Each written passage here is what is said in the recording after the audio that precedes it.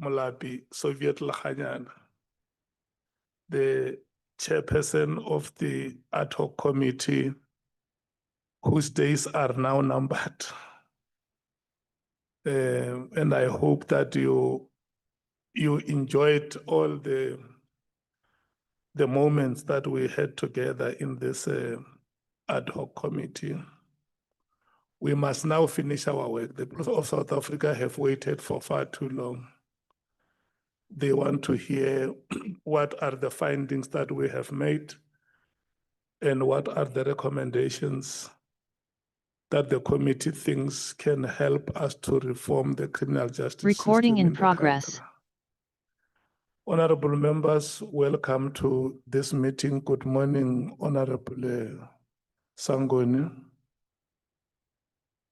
Good morning, Honorable Chair. My name is Kusela Lwandlekazi Nobathembu Sangoni. Thank you so much. So lovely to see you and all honorable members. Good morning, Honorable Kusela Sangoni. Uzwile Skosan. Sangoni, thank you, Chair.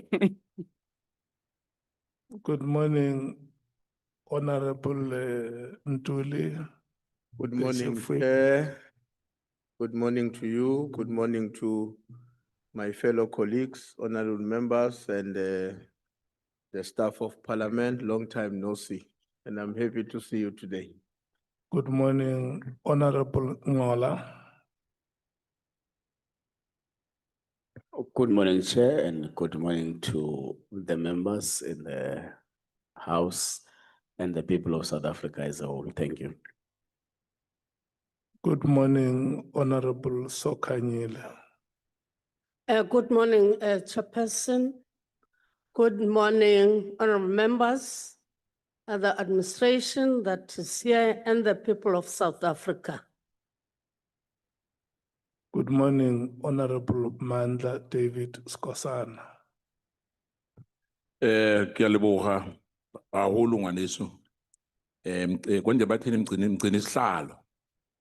Ngithokoza ne staff esikhona la namalunga weParliament ephezulu. Ngithi lotshani. Thank you so much, Honorable Breitenbach. Good morning to you. Morning, Chair. Remember, I brought you the tea so that you would move it along, not have these long, drawn-out discussions. But I just want to tell you that the newspaper has just reported that the Specialized Commercial Crime Court has rejected the sentence in the Cat Matlala plea bargain. Correctly so. Yes. Yeah, but you must say it that you must say it that you, Honorable Breitenbach, you must say that you came to me and said that you disagree with the sentence. I disagree with it on every possible level with every fiber of my being. Okay. Honorable Thopa, good morning. Morning, Chairperson. Honorable Matthews, good morning to you. Good morning, Chair. Good morning, everybody. Yes, let me extend greetings to the staff of Parliament, Good morning, Tree. Good morning. Ms. Nicolette van Zyl-Gous and Ms. Christine Silkstone. Good morning to you. Dr. Anikok, good morning. Good morning to you. Good morning, Chair. Good morning, honorable members. Thank you so much. Let me see the staff of political parties represented in Parliament and in this committee. Good morning to you. Good morning to you.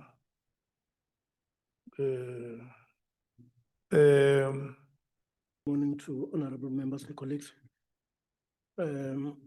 We have an apology from Honorable Kola Barnard, who could not come down due to the situation in KZN. Honorable Vessels is on a study tour. And then Honorable James will join us later. Those are the only three, Chair. Okay. Can I check with the African National Congress if we have apologies? All the hardworking and conscientious members of the African National Congress are here. Thank you, Chair. Conscientious. The MKP, Thank you, Chair. Apology for Honorable Chongwe and Honorable Nomvalo. Thank you. okay. The DA, Thank you, Chair. Honourable Carla Barnard will not be joining us. She's busy in KZN with the issues they're experiencing there. And Honourable Cameron will join us later. okay. Honorable Matthies, Thank you, Chair. Honorable Malema, please note his apology. Some conscientious revolutionaries also have other revolutionary duties to attend to. Thank you, Chair. okay. For today, the word conscientious has been sufficiently used in this meeting. I'm no longer going to allow anybody to use it. Otherwise, if you use it, you leave my meeting. Do we have apologies from the IFP, PA, anyone? Ani? No apologies, Chair. Okay, thank you so much. Honorable Sokanyile, we must thank you for your commitment and your presence in this meeting. I've been told that you have a family situation, but you still made yourself available for the meeting, and for that, we want you to know that it has not gone unnoticed. We want to thank you so much for your commitment to the work of this committee. Can I check, honorable members, if there is any one of you who has any matter to raise before we proceed with today's agenda? There is only one item, which is deliberations on the committee report. I see the hand of Honorable Matthies is up. You are recognized. Thank you, Chair. Chair, just before we proceed into our deliberations, we wanted to bring it to the attention of the committee. Yesterday, one of our committee members, Honorable, how's my head just leaving me, Shongwe, appeared before the commission. And he made statements in the commission that is borderline, and is not here, but also Honorable Kosana has left, but it made statements to the commission, or is given testimony under oath, that a decision to not bring a particular witness here, in particular Major General Khan, to the committee was based on Honorable Malema, the EFF in particular, one member. And decisions are not processed like that. So when we go and we put such information out in public, in other words, it's saying that there's 11 members of this committee who have the rights to vote, and one person runs this committee. And I think that must be corrected, and that it must be noted, and it might have to be that we even have to write to the commission and clarify that the decision on why Khan did not appear here was a decision that was made by the committee, and it was not made by one member of the committee, because it's reducing this committee to a one-man show, and that's not correct. Is there any other matter that members want to raise? Honorable Breitenbach. Thank you, Chair. Yes, I would like to, I forgot to mention, I'd like to be excused between 12 and 12:30, please. I have a party matter to attend to. Okay. And then adding on to what the Honourable Matthies said about the evidence given yesterday before the Madlanga Commission, I did not listen to it, and so I cannot vouch for the correctness of what I have been told, but I have had complaints from more than one person who had appeared before this committee, whose evidence was then discussed at the Madlanga Commission and criticized, with them having no opportunity to defend themselves, and them being placed under the impression by this committee that their position here was protected.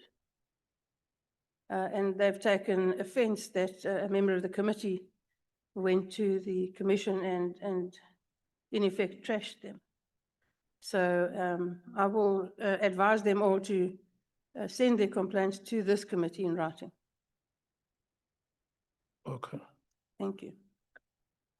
Is there any other matter before we agree on how we process these matters going forward? Okay, I'm not seeing any further hands. I'm going to now rotate to the members to hear what their views are on the two matters. One is the matter which has been raised by Honorable Matthews and the other by Honorable Breitenbach. So I need the guidance of the committee, whether the committee wants to discuss these matters now, or the committee will want the affected parties to formally write to the committee with full details, so that when we go into discussions, we know exactly what we are discussing. The African National Congress. Thank you very much, Honorable Chairperson. Chair, maybe not responding to the two issues directly. As the ANC, I think that the committee needs to agree on a treatment on revelations that have come out subsequent to the committee finishing its work in the Madlanga Commission. I think the piecemeal approach is not going to help us. Honorable Breitenbach just now was celebrating the issue of the rejection of the plea bargain by Mr. Matlala. Sentence. Yes, and my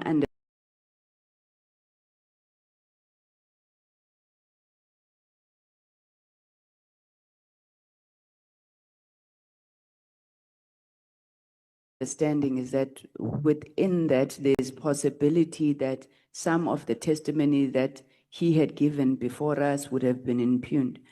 Similarly, on the issue of allegations that would also come out against members of this committee in an adverse manner at the Madlanga Commission, including the assertions made by Honorable Shongo. So I think, Chair. Honorable Ntuli. Honorable Ngola. Chair, just one issue, which I think for the record is important for us to say, particularly in respect to how the committee treated the then proposed appearance of General Khan before the committee. We'll recall that the committee's decision not to call General Khan was based on the evidence that was tabled by our principal witness, General Mkhwanazi, of how he has come to vindicate General Khan in respect of the DC matters that he presided over. I think, Chair, it is important that we say it here that that's what in the main made the committee not to consider calling General Khan to appear before the committee. Just for the record, Chair, I think we should repeat that. Of course, members would have echoed their own views, but what binds us together now is that we took a decision not to call General Khan for a testimony. Of course, had I known some of these issues that are developing now, I would have went for him to appear, but it was a committee decision. I don't want us to appear clumsy by pointing out our decision to individual members. Thank you so much, Chair. Okay. Honorable Sokanyile. No, I'm covered by what has been said by the members of the African National Congress. Thank you. Honorable Skosana. Thank you, Chair. You know, I will hate to say chicken are coming home to roost. I will hate that. But I want to put it clearly here in this meeting. You know, it will be perhaps like I'm a bit hard on some of our members here. But I said it and I'm still repeating it again. We fought over the issue of General Khan many times, and I was told there's no substantiated evidence before us, and it's not about why are we bringing Khan after Khan's name was mentioned by several witnesses here. Several witnesses, and I still have that video. There was an issue about Khan, but eventually it sounded like one is personal. And it was not personal. I mean, I've spoken to Khan myself. I've spoken to so many generals who came before here because we want information. But the issue of Khan is haunting me here because I'm saying when this matter was raised by witnesses here, in almost 4 or 5 witnesses, I said it in this meeting, that his name is coming in. All these witnesses are mentioning him. Now, the Madlanga Commission called him. And we must own up. Khan was supposed to be called here. On that one, we've dropped the ball on that one. But be that as it may, is history. But the issue of Khan was discussed here, I think, twice. But because, as you know, when you have to, majority rules, it's a fact. We cannot change that. It's recorded. You can go to Hansa. It's recorded there, the issue of General Khan. But for now, I'm not sure whether it's proper for us to write to Madlanga because I thought we've got our own thing here as an ad hoc committee to deal with. Let Madlanga deal with that issue of Khan. And us here, because it didn't appear before us, let's accept that we have dropped the ball. Thank you, Chair. Honorable Breitenbach. I'm comfortable with the approach suggested by my colleagues, Chair. And yes, the decisions in this committee were taken as a committee. There were no individual decisions taken here. Okay. Honorable Tlhopha. Thank you, Chair. No, I'm comfortable. I'm covered by Honorable Breitenbach. Thank you. Honorable Matthews. Thank you, Chair. Honorable Kosana was out when I raised the matter, so I just wanted to clarify some issues, or maybe that you missed, Honorable Kosana. The issue is not about the appearance and whether we have dropped the ball as a committee or not, right? And that's something that we can process. That's not the issue here. The issue is that we had a member of this committee give a testimony that it was because of a political party, and in particular, a member of that political party, the EFF, who was the reason Major Khan did not appear. Not that it was a committee decision. So that is what we are asking, that matter be clarified. And clarifying it to the commission has got nothing to do with the fact that the committee made that decision. Whether or not we dropped the ball, it was a wrong decision. That is something that can be discussed. But it can't be that we go and we say one person influenced a decision of 10 members of this committee. It's bringing the committee into disrepute. Let's take a collective ownership. There are many things that even as the EFF, we lobbied for, and we didn't get it. I mean, the issue, we wanted to get a case opened for Brown Mkhwanazi when he came here and he purged himself. The committee didn't agree that we should go to the speaker. We didn't go and say that, we just went and we opened a case. So it's more from that. It's not about the merits of the case. I also think, Honorable Kosana, that you must give submissions to the committee, because this is going to end up becoming a hot topic, right? And give submissions of all the witnesses that implicated Khan here in the committee. And then we can take it from there, because from our understanding and where we were at, and when we were also making those discussions, it was Lieutenant General Mkhwanazi who brought up Khan to that drug bust, and that he cleared him. and there was nothing subsequently. So if there was and we missed it, let's submit it. And if we need to make a decision that we drop the ball, I think there's many other witnesses that we didn't have have here in the committee. But that was our input. It wasn't about whether or not we should have made the decision for Khan to appear here, but it was that it was presented to the commission that it was Malema, the EFF, that stopped the commission, that stopped Khan from appearing here, and that's where we're at. But we're happy that this matter we can discuss at a later stage, and that it's just noted for now so we can continue with our deliberations. Chair, thank you. Honorable Sauls. Good morning, Chair. Chairperson, for me, it's always important for us to protect the integrity of this committee.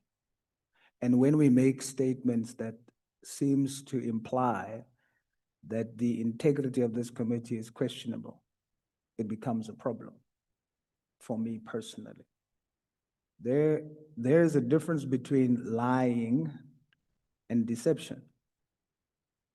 Lying, you can just say this person is not speaking the truth. Deception is more deeper. It is speaking the truth untruthfully.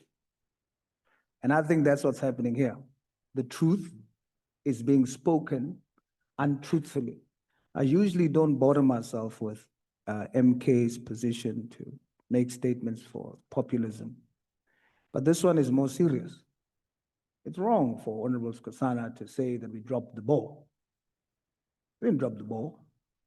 The committee, there's many witnesses that was placed or proposed that was not seen or heard. To say that we dropped the ball is to say that we are not doing the same thing as what the Madlanga Commission is doing in terms of the overarching aim. We made a contribution to what is happening in our country today, and we should not take that away from the committee. So I have a problem with the statement making it look like the committee intentionally, as a joint body, made a decision to protect General Khan, when none of us, or in my case, doesn't know him. And that's my problem.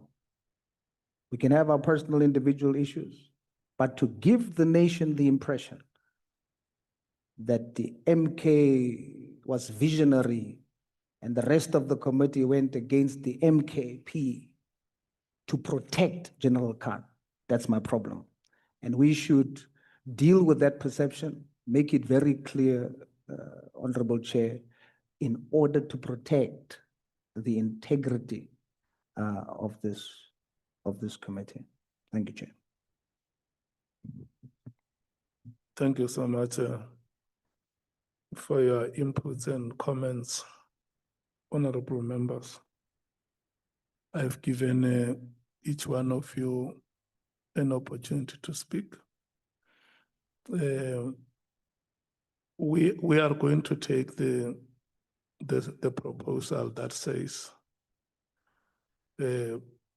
towards the end of our work, sometime before we do the final adoption of the report, we will come back and do an overview of whatever issues that would have emerged and make decisions on those issues. Honorable Sangoni has raised a matter here together with Honorable Breitenbach about some of the matters that appeared before us relating to some of the witnesses. Some of the witnesses would have appeared before us and made statements that were not truthful. And later, outside the committee, it emerges that those statements that were made before us were indeed not truthful. So we may have to pick up such issues and later come back as a committee to make our own observation on such matters and decide how we move forward, including the matter which Honorable Breitenbach raises on the protection of witnesses that had appeared before us. Honorable Mathis has also raised a matter here about the integrity of our process or processes. Those are the issues that we must come and discuss one day. We'll agree on the date on which such matters will appear. And if members have more issues that they want to put on the agenda, they may make such submissions. We take ownership of the decisions that we have taken here as the committee. As the chairperson, I can assure you that in all the meetings that I presided over, I was at my highest level of sobriety. And that is why I always kept my notebook with me here, taking notes on what we were discussing. There is not any other decision that has been taken in our meeting that we were induced, that we were under duress, that we would have been bribed to arrive at such a decision. And if the members of the committee remember very well, it was our decision that we will rather postpone the commencement of our proceedings to allow General Mkhwanazi to be the first witness to appear before the committee, so that once we have listened to his appearance, the committee can then determine the list of witnesses that were going to appear before it. And the committee further emphasized, honorable members, that it had the sole authority to decide on who was going to appear before it. And evidence leaders were also given an opportunity to propose a list of witnesses that they thought could appear before the committee, but without the power to decide who must appear before the committee. Members of the committee were also at one stage given an opportunity to make their own submissions about who must appear before it. And decisions were taken. We are going to stand by those decisions because they are our decisions. Nevertheless, we will still have time, like honorable members have said, in case there are further observations before we wound up the work of the committee. Those matters must come up for discussions. Chief Whip, maybe before we start, just to take the people of South Africa on board before we go to deliberations, they need to understand what we are doing. And allow me to take this opportunity to invite the people of South Africa to join us and follow us in our proceedings today. South Africans, we are at a point where we are deliberating on the first preliminary draft, on the first draft preliminary report of the committee. Members of this committee have been given sufficient time to go through the report and make their own inputs. They have made inputs. The inputs were incorporated into the draft that today is up for deliberation. It's our first day today. We have planned to start discussions today. If we cannot conclude, we will continue tomorrow. Number two is that after we shall have finalized the report this week, we will send it out to all the affected parties or those that would have appeared before us for a period of 10 days. And then after 10 days, the committee will come back for the final adoption of the report. And I hope that catch-up, Chief Whip, was necessary for people to understand where we are and what we are doing. Once the report has been adopted by the committee, it will be sent to the office of the Speaker. And I want to make this plea with you, honorable members, that there is no one amongst us, including myself as the chair, who will speak about the report of this committee until the Speaker officially tables it in the National Assembly. This is not, the report that we will be adopting here is not a report of the committee, it's a report of the National Assembly. So once we submit to the office of the Speaker, all of us are going to, we must exercise self-restraint and allow the Speaker to table the report before the National Assembly. And when the report has been tabled and accepted by the National Assembly, we can all go out and start talking about the report. We are at this point because of the support, the unqualified support that we got from our support staff, the coordinator of the committee, Mr. Raman. Thank you so much for the sterling work that you have done. And I must also thank the content team, Ms. Van Zyl-Goos, Ms. Silkstone, and Dr. Annie Kok for the outstanding work. I mean, to produce such a voluminous report is no mean feat. We want to thank you so much.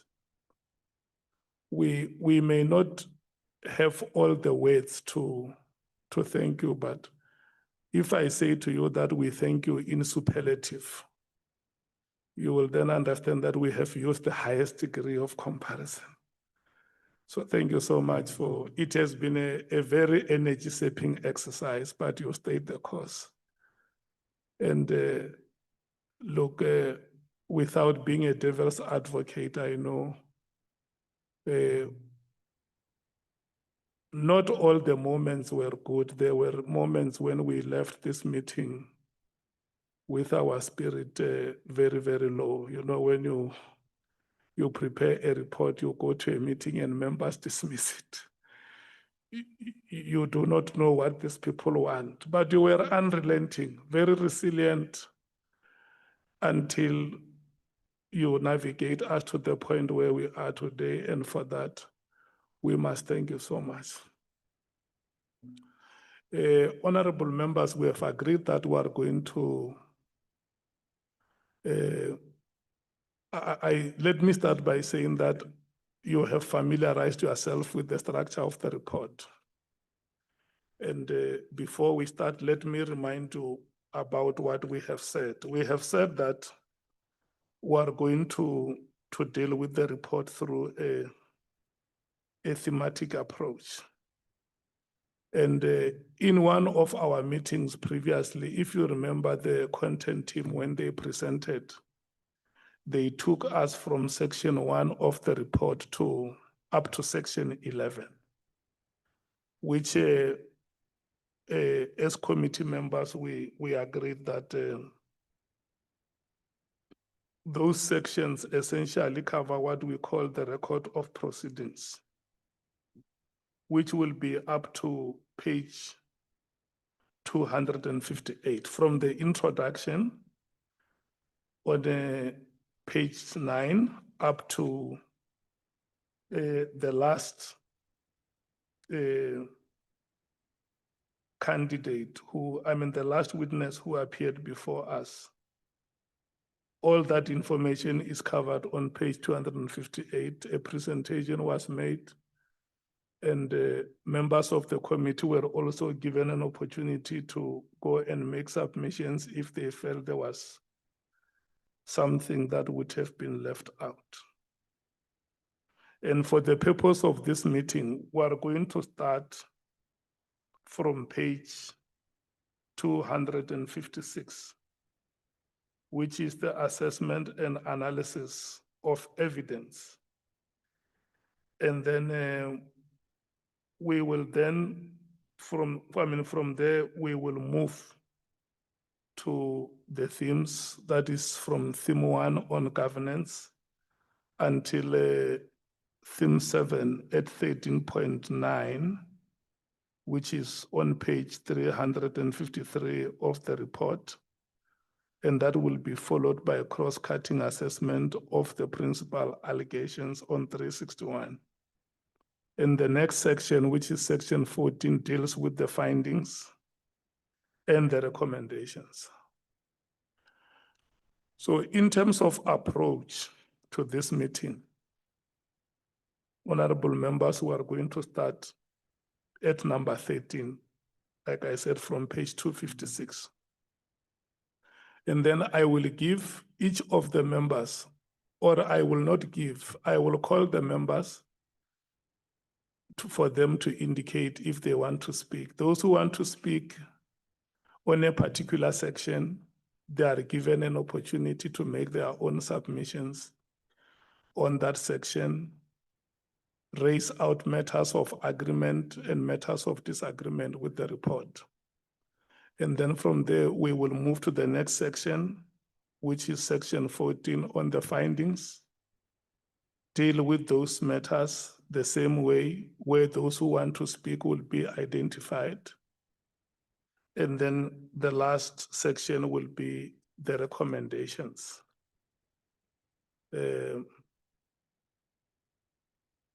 Yeah. Can I check if there is any one of you who wants to speak before we get into deliberations? Honorable Skosana. Thank you, Chair. I just want to find out that dissenting opinion, dissenting views on opinion, is it allowed? Am I right? Disagreements. Yes. Points of disagreement. Yes. Yeah. Thank you.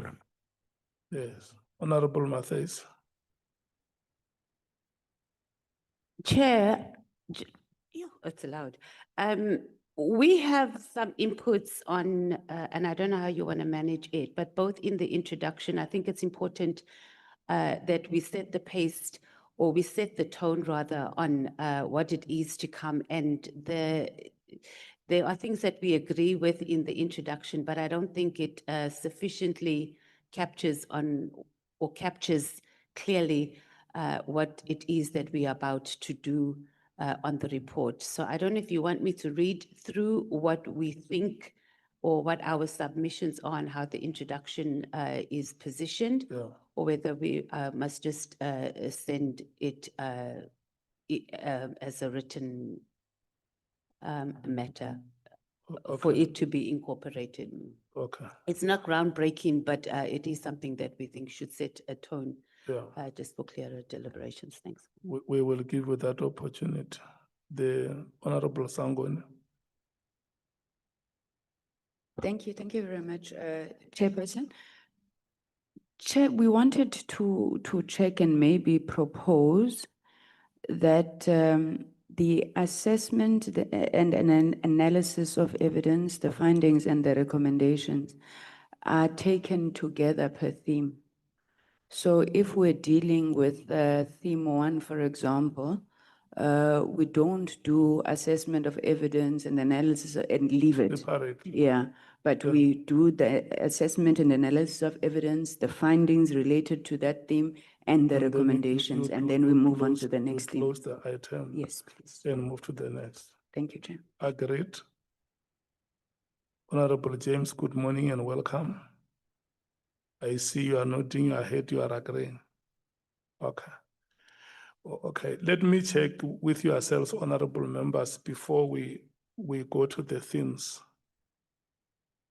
On the introduction or the part that was previously presented in the meeting, from section 1 until section 13, as Honorable Mathis proposes. Can I check if there is any amongst you who has inputs or comments to make? Honorable Thopa, I see your hand is up, Honorable. Chairperson, I don't have many inputs. I just want one correction. It's a Yeah. spelling mistake. Yeah, Further, I don't have any other corrections. It's on the footnotes. Mkhwanazi is spelled incorrect throughout the whole report. oh, yeah. It's Mkhwanazi. It's Mkhwanazi. Mkhwanazi. Yeah. It may be a surname elsewhere in Africa, but not in South Africa. Elsewhere on the continent, but not in this country, rather. So that is the only correction you wanted to make. Okay, It's for this section, yeah, Chairperson. and then Honorable Sols, I saw your hand is up. You have inputs to make.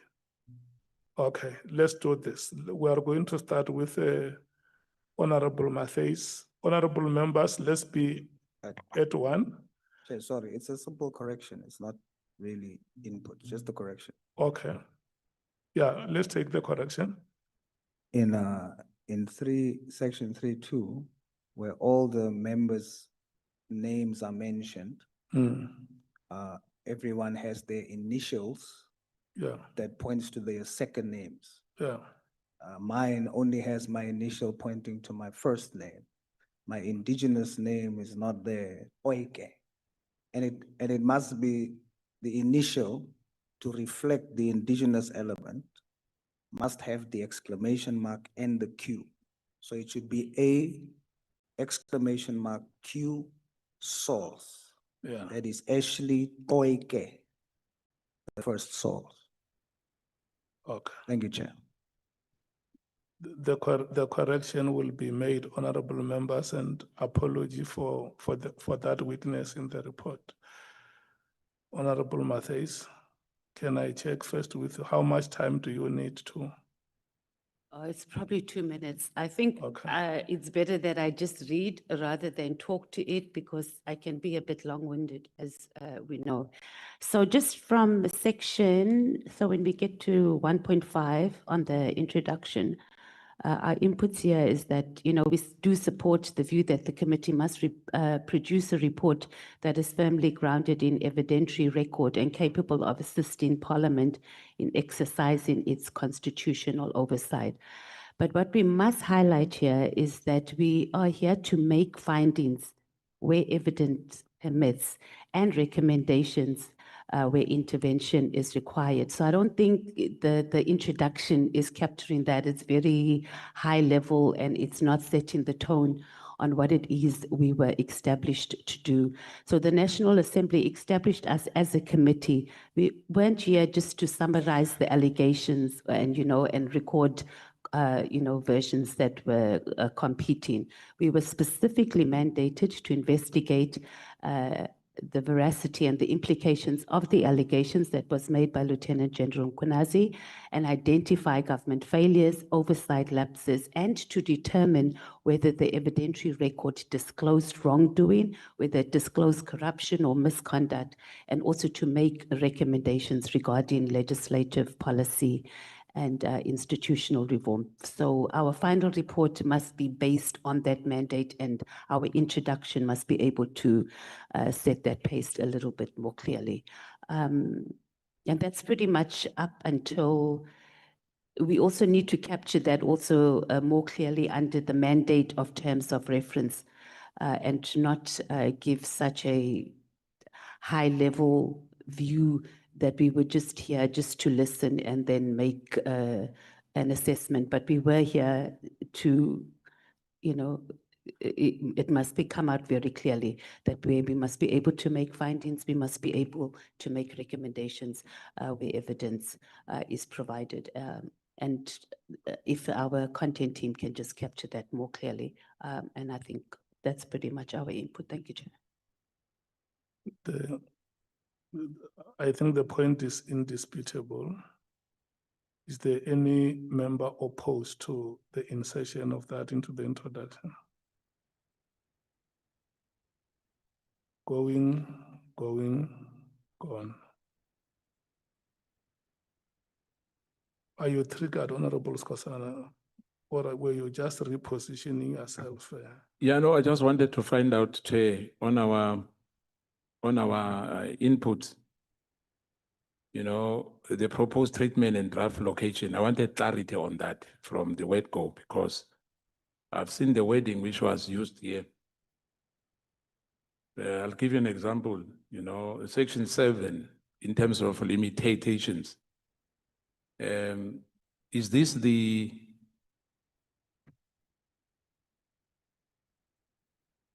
this limitation found by the legal team, or is it by the admin staff? Because I'm looking at one example, the issue of Morgan Maumela. That the record is untested allegation and considered referral only where identifiable evidence exists is on location 7, 13, and 15. So my question is that, are we going to debate these issues? Are we going to deliberate these matters?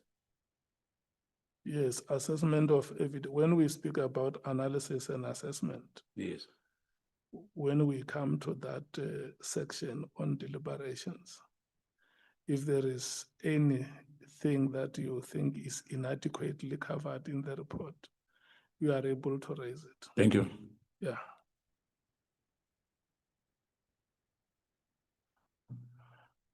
Okay, are we ready to go, honorable members?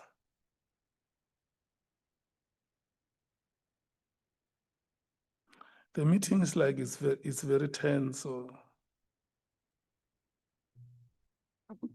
is there anything you have heard which I do not know, which makes you so nervous?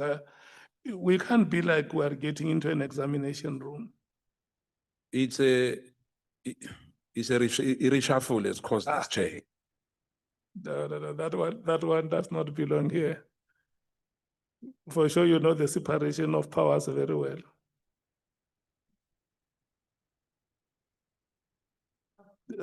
This is not an examination, it's deliberations. Honorable Matthews.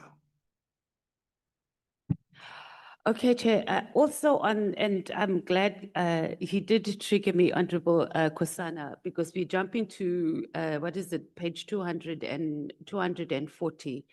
But we also have inputs on, you know,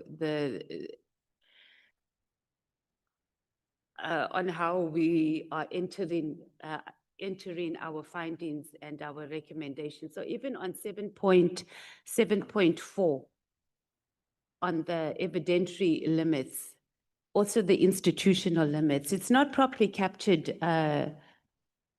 It gives a very high level view of what the committee had to deal with. It should be noted clearly here what were the resources that the committee requested in its terms of reference and was adopted by the National Assembly, and what was made available to us by the Office of the Speaker.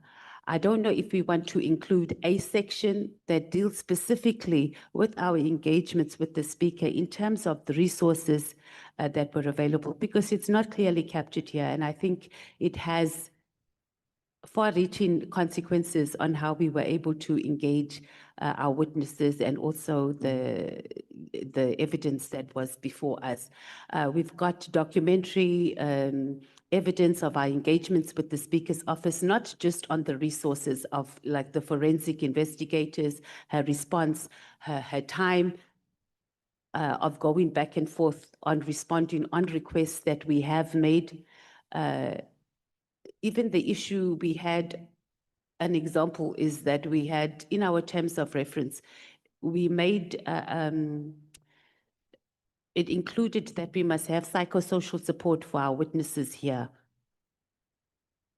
That was not made available, and that matter was needed on that day when we had one of the witnesses that was crying uncontrollably since she arrived.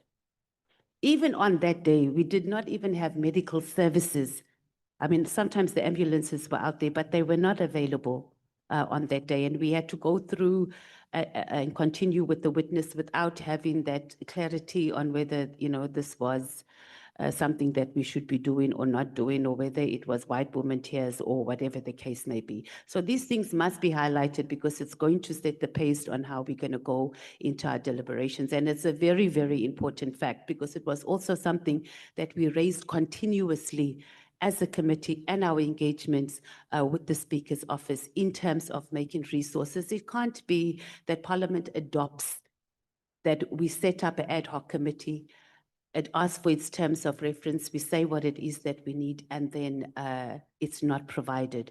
And these should also form part of our recommendations.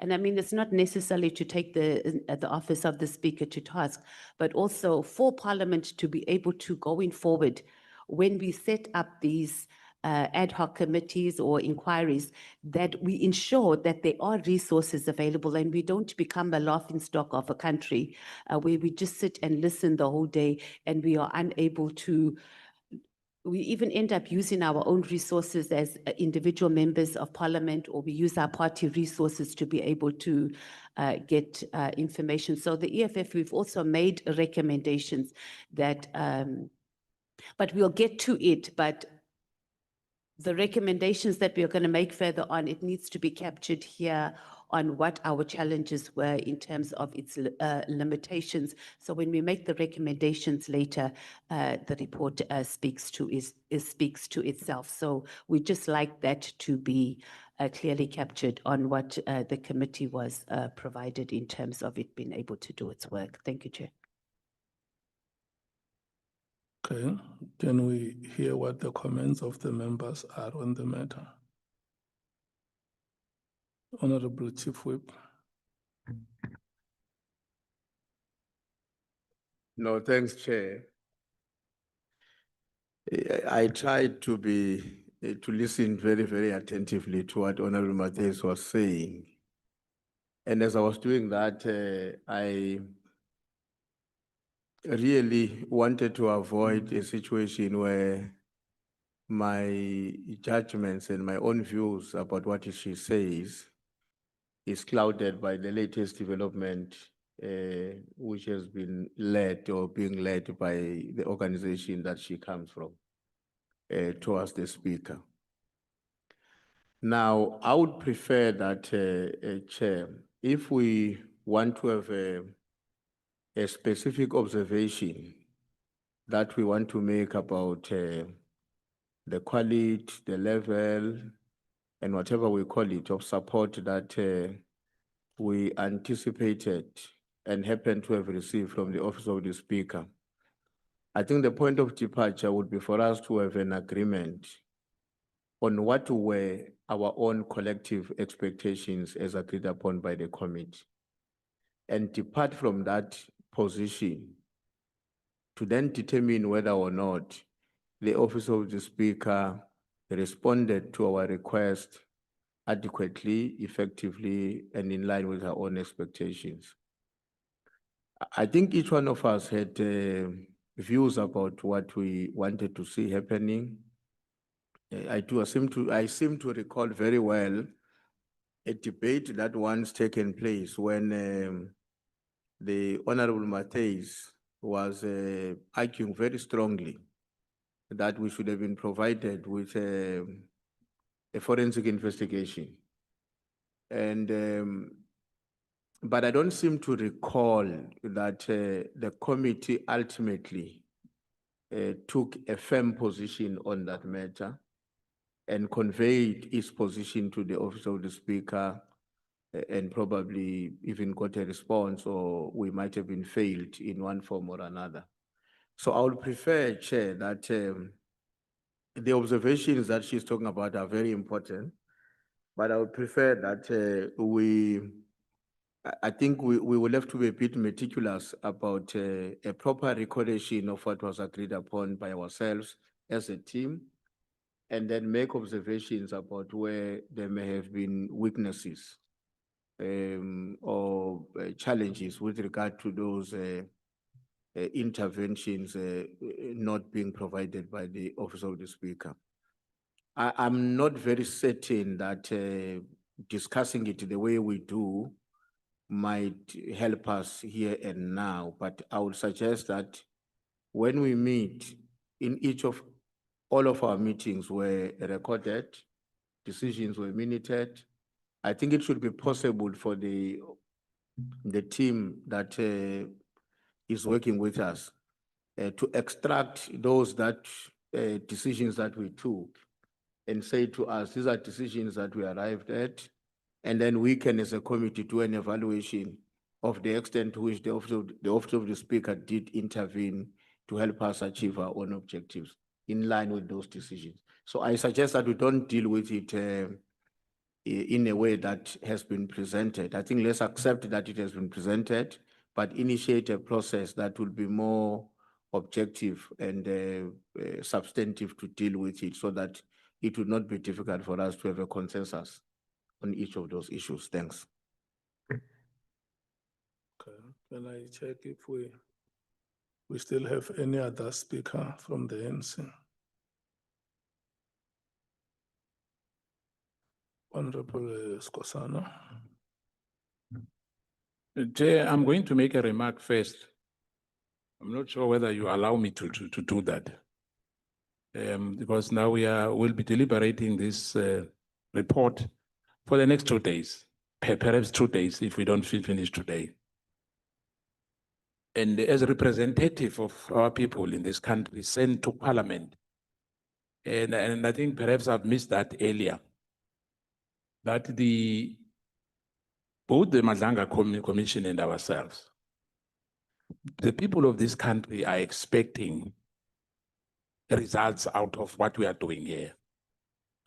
And as such, I just want to applaud South Africans as well, you know, that the behavior yesterday in the so-called march to march behave in a manner that it befits South African, real South Africans, besides the incidents which happened. And the police has shown yesterday that they've got the capacity to defend South Africans.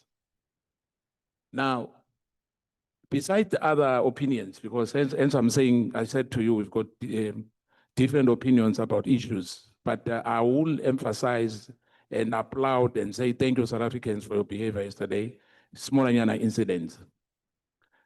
And coming to the issue here, Chair, I think this draft report, hence you said that we read it, you know, all of us here, I believe.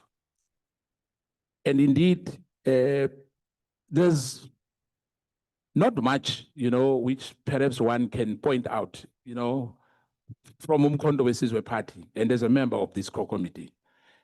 Dissenting views will always be there, and there's nothing wrong. You know, even in the Constitutional Court, even in the Supreme Court of Appeal, sometimes they differ. And there's nothing wrong that we abide as if there's something wrong, then somebody must be afraid to say, no, I differ. No, if I differ, I differ. But the majority rules. You know, and we'll accept that. But it doesn't mean that we must keep quiet when we said things here and we are pointing them out clearly, openly, because this committee, millions of people are watching this. And we cannot change facts. Because there's broadcasters here. They've got these recordings here. So one cannot change it because he wants to certify somebody else. There's no one who's judging anyone. But indeed, Chair, let's start. Okay. Thank you. Can I check Honorable Breitenbach? Thank you, Chair. I largely agree with the input of Honorable Mthuli. I'm not a praise singer for the speaker, but I think that our domestic issues should remain just that, domestic issues. We can discuss, matters that we thought we did well and thought that we did less well, and lessons learned amongst ourselves, but I don't think we need to air them in a different context. Okay. Thank you. Honorable Copper. Honorable Sauls. Thank you, Chair. I think the issues are covered sufficiently in section 7. Thank you, Chair. Honorable James. I tend to agree, Chair. I think at this stage, our submissions and our recommendations needs to ultimately foster public trust. So if we're going to be reflecting and having a sort of separate space where we highlight the shortcomings, where we feel that, we were shortchanged, we were delayed, we didn't have the relevant support, how does that instill the public trust and confidence, in whatever recommendations we're going to be making? If we're going to have it's almost like I'm not even sure how to put it, but I agree with Honorable Tuli. Okay. Thank you so much. Honorable Matthies. Thank you, Chair. Honorable Chief Whip, I can assure you that this has nothing to do with the vote of no confidence in the Speaker. And you'd know that the EFF has always been passionate about resources being available and being able to fully capacitate the committee. We can take the position that we don't have to go to the extent of highlighting the office of the Speaker in that regard. But I agree with you, Honorable Ntuli, that there is, and that's what I did say, is that there is the whole record of our communication, and I think that must just be captured, because it's quite possible that our report is also going to be taken on review, and we might make recommendations and stuff that is not, I'm not anticipating, but it can be. So that's what the section is about. It's our limits. It's not saying that we are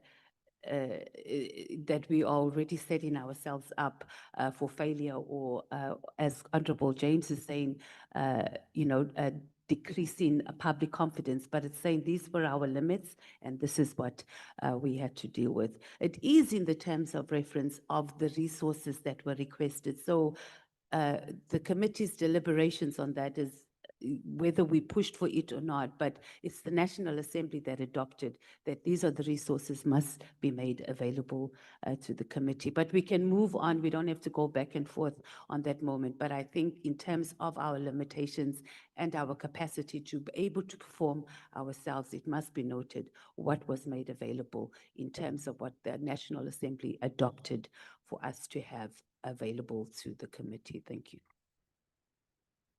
Okay, honorable members, we are going to move forward.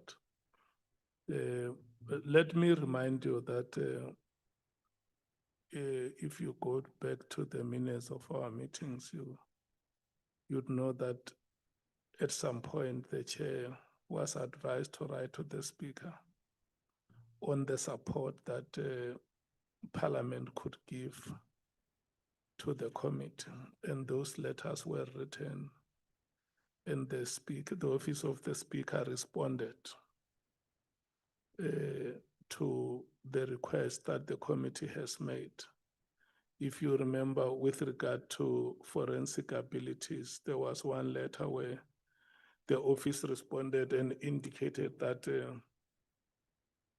amongst the evidence leaders, there was one of the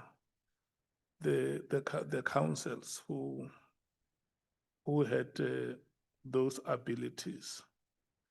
Maybe on our part as the committee, we might have not indicated the areas where we needed such services to be employed.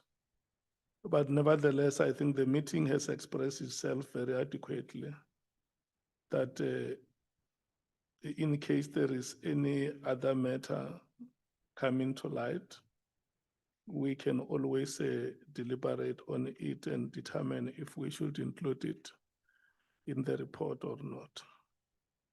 What I hear coming out of the members is a reminder to all of us that we have been put as a committee to investigate. And we were not only investigating, but we were investigating the veracity of allegations that have been made. And so it means the whole report at the end, especially with regard to its assessment of evidence, should be able to indicate where we agree that here we agree that those allegations that have been made have been verified. And for sure, those allegations that would not have been verified, the committee can say there is a case to be investigated here. And whoever is responsible for investigating can investigate, but where the committee is convinced that sufficient evidence has been presented, there have been malpractices, there have been, or there is prima facie evidence that criminal activities would have been committed, the committee should be able to make those findings and recommend what action has to be taken. I'm just saying this so that we have an understanding on how we deal with the analysis, assessment of evidence, findings and recommendations, like it has been suggested here that let's treat them together and not separately. So I'm now going to move honorable members to page 256.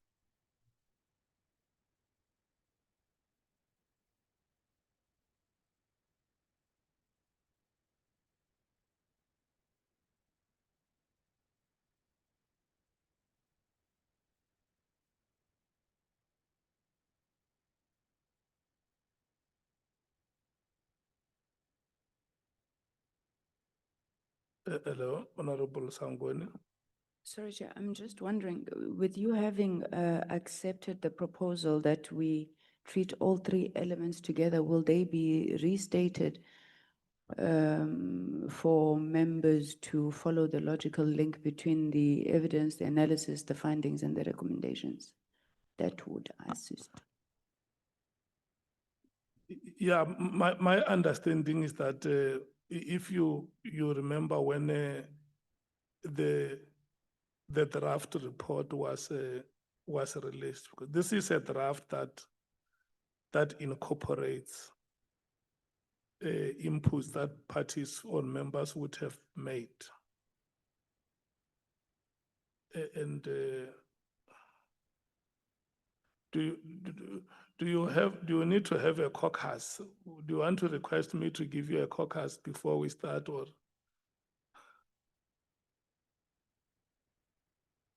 Because there must never be any confusion before we start the meeting. Because I see you are talking between yourselves across parties. Do you want me to give you a caucus? Okay, let me give you a 15 minutes break so that you agree amongst yourselves if there are any issues. Because you see, once the meeting starts, there is no way stopping the chair. Yeah. So you need to talk between yourselves and understand this procedure properly. Yeah. Okay, I'm giving 15 minutes break. It's a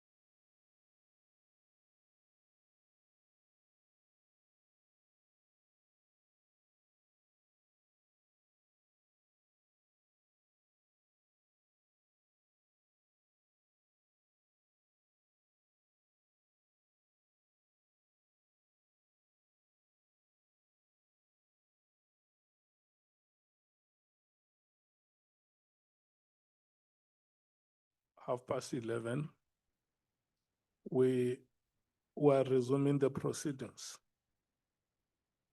And I think that members have had enough time to talk between themselves. The sense I get is that the approach that we are taking, even though agreed to, it may be somewhat complex. So we will exercise that with some degree of flexibility so that members do due diligence to the report.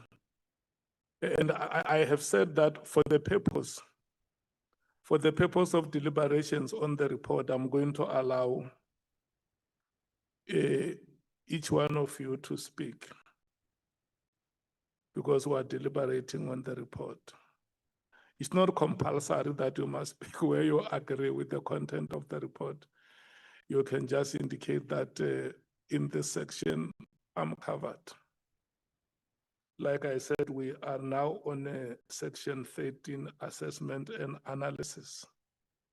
And we have said that we will take the assessment together with the findings and recommendations. But what I said, Honorable Matthys, is that we will exercise some degree of flexibility so that members are satisfied that the process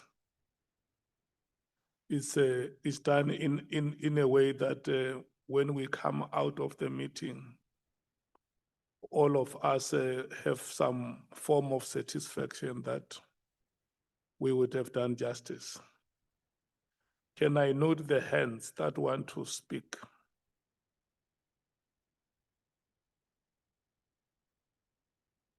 Yeah? No, I said to you that we are on page 266.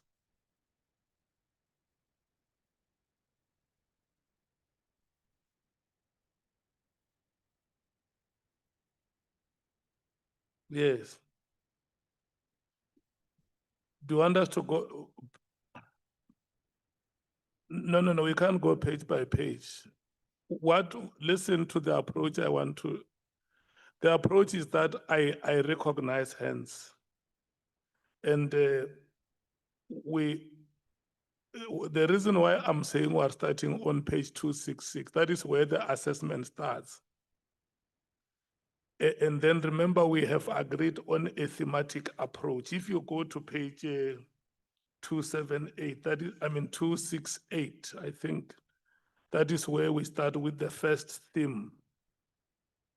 Is 268, yes. This theme 1, governance, executive authority, and leadership accountability. So the assessment is done theme by theme. Can we all of us be on page 268, where it says theme 1, governance, executive authority, and leadership? Is there anyone having a difficulty? Honorable Klopa. You're asking two things now, Chair. You're saying hands to foot deliberation and if you've got difficulty. So I don't have a difficulty, but you asked if I would like to deliberate or speak on this. Yeah, hold it. I now want to recognize the speakers from theme 1 on page 268 up to page 278.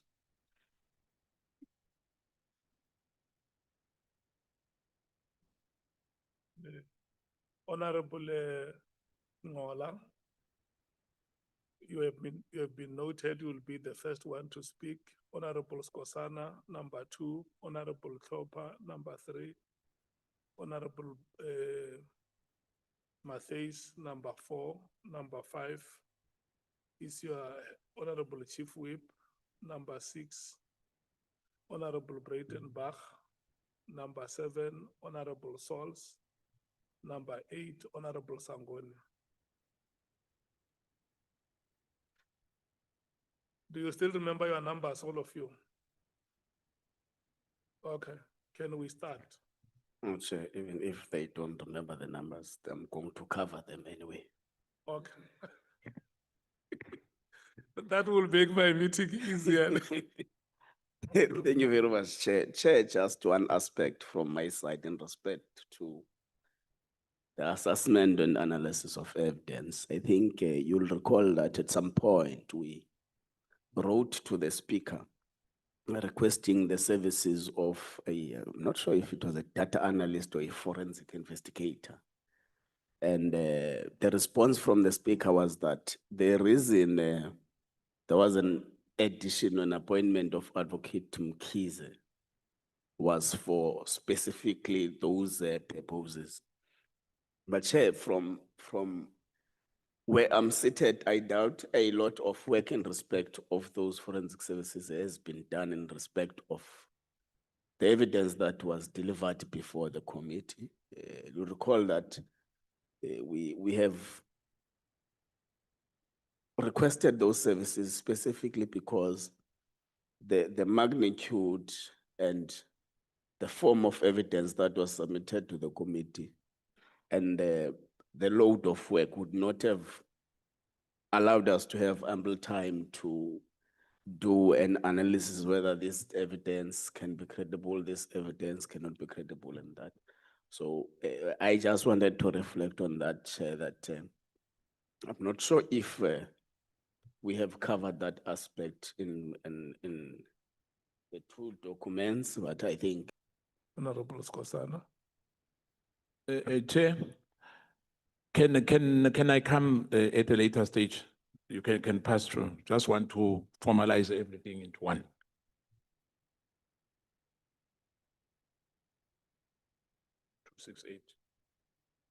Topa. Thank you, Chairperson. I only have two things to speak on here. On the first is on page 274, it's D&E, where the former Minister Bekitele was sitting here and giving his evidence.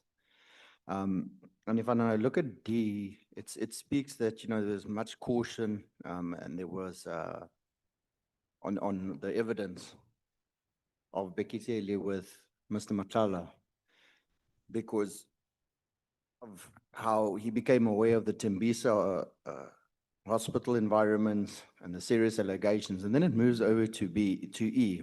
So obviously it's already a red flag if you're already aware of these allegations and you're staying. Then we move over to E, where it speaks of the plot, or the alleged plot against SAPS officials. And the allegations was hearsay. And I'm not sure if this is 100% correct. The allegation might be hearsay, but Mr. Katmantlala, according to Bekitele, was confessing to him about plotting against the police officials, giving a affidavit that was fake. And I still asked the former minister, is this not then perjury? So what plot completely was he speaking of that hasn't been tested? This was his own admission that he had made those affidavits that were false. And then it was later withdrawn. And then it goes on to say that both the former minister was a minister as well as a national commissioner, and that it raises accountability concerns. And I think it's just that part there which says, you know, allegations was hearsay. This was said by Katmantlala that he had indeed given those false affidavits. And that part just concerns me slightly in that paragraph.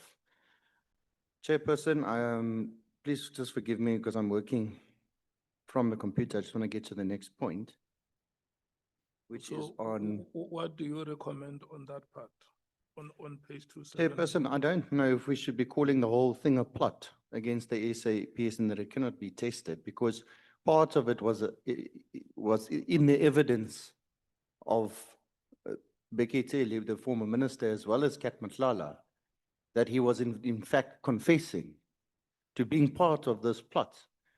And can it only be tested then as an allegation of hearsay if both just think that we should just be cautious in this paragraph of using the word hearsay when it was part of a testimony given here by Bikitele, as well as Kat Matlala, confirming that there was an affidavit given. Okay. All right, sorry, Chair, let me just quickly get to the next one. I only have one more point. I just need to get to it. Please forgive me.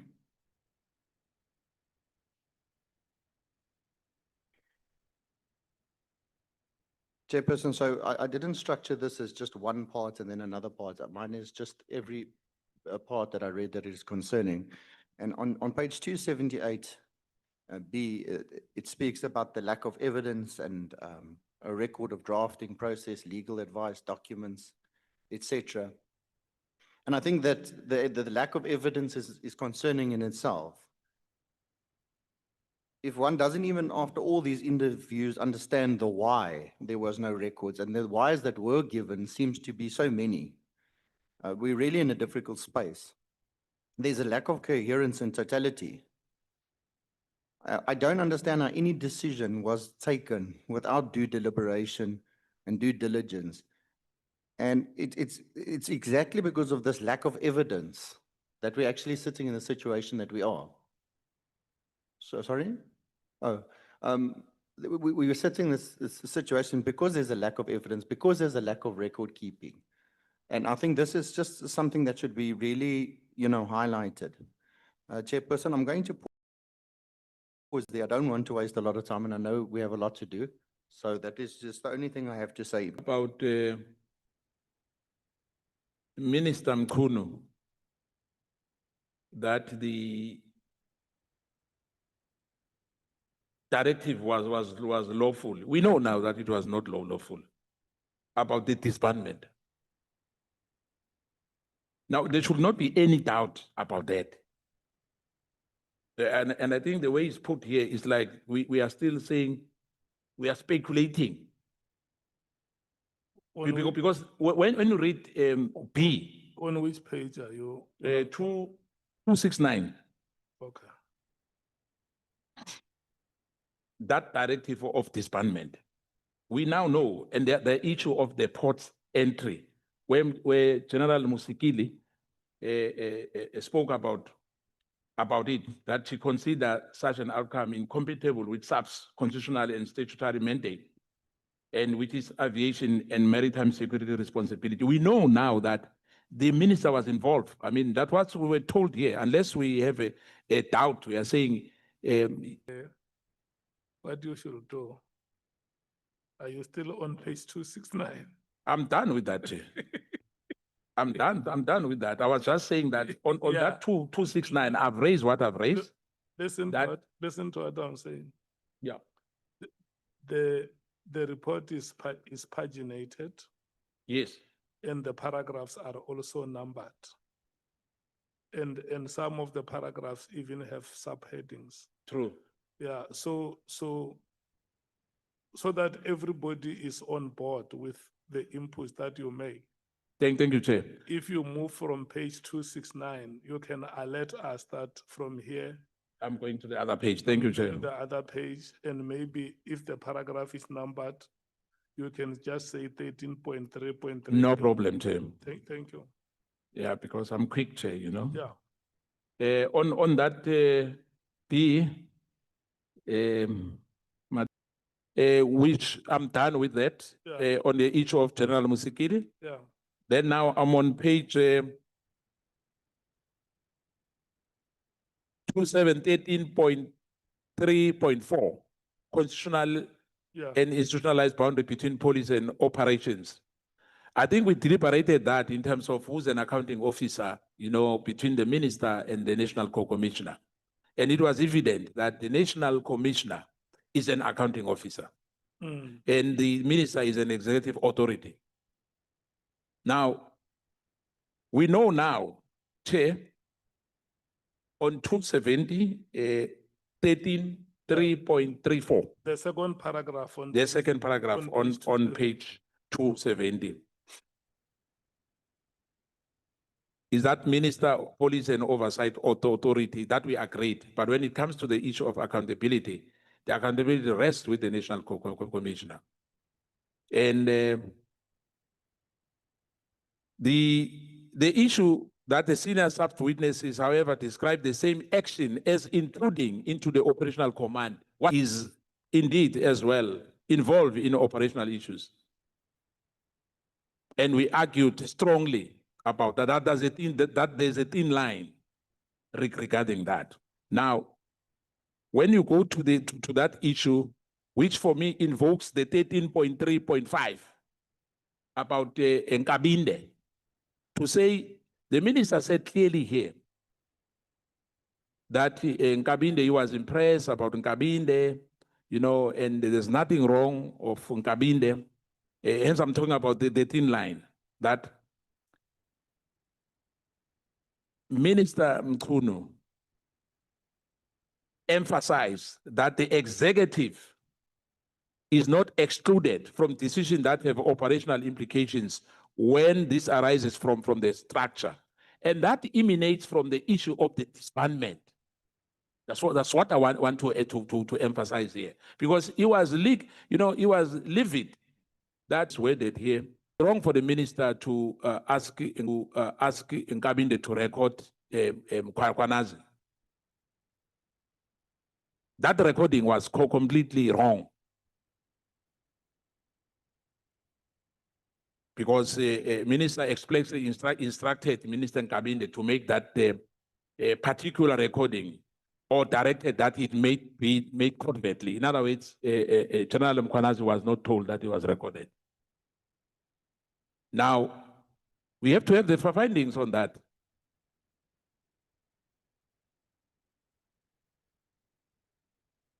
Thank you, Chair. Okay. Then we proceed. Honorable Matthews.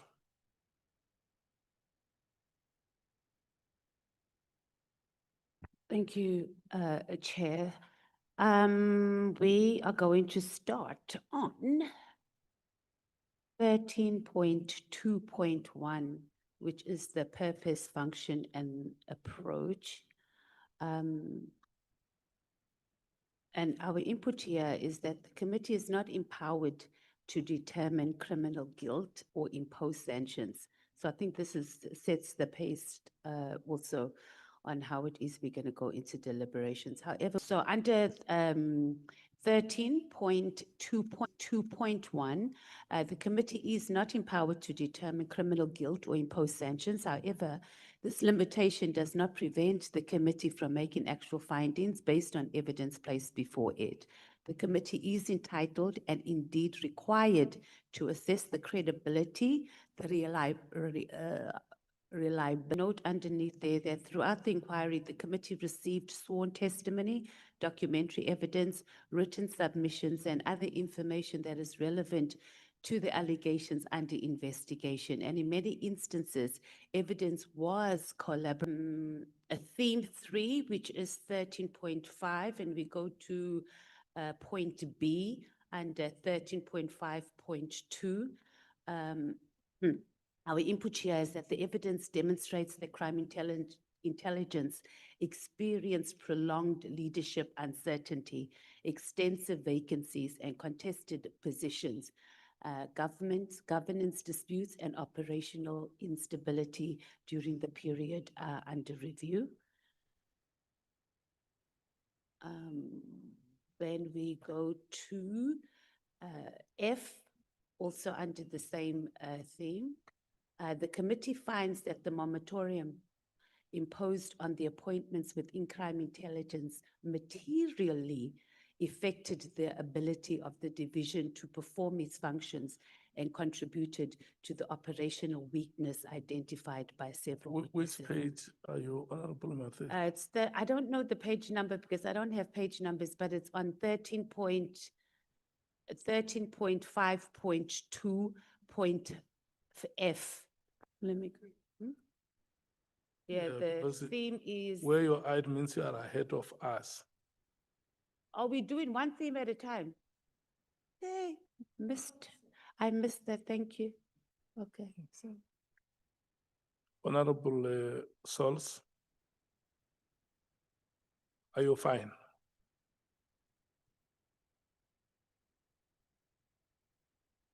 We are between 268 and 278.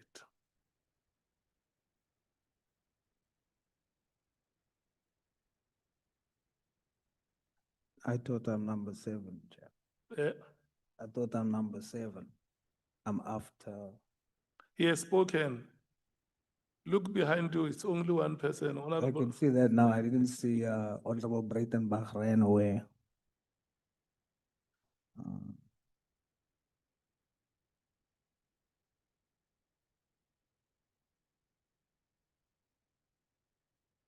So we're dealing with Theme one is on from page 268. Governance, executive authority and leadership accountability. And then it ends in the middle of page 278. yes.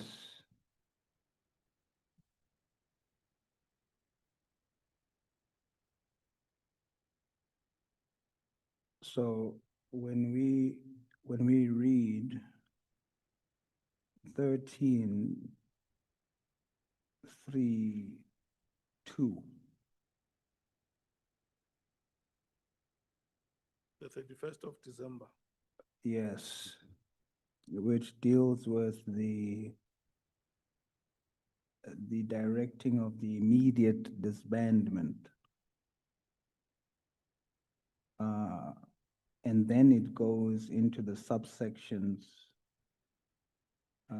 You have got B there where it talks about General Mkhwanazi and General Masemola characterize the directive as having direct operational impact, as having been issued without prior consultation, etc. I feel that there is an imbalance in the posture that the report is taking. It gives the impression that the committee is, even though we don't have any evidence of the allegations, but it seems like we are leaning more towards the testimony of General Mkhwanazi and General Masemola and ignoring the counter evidence to those allegations. Because there was contention around what was immediate and what was not immediate.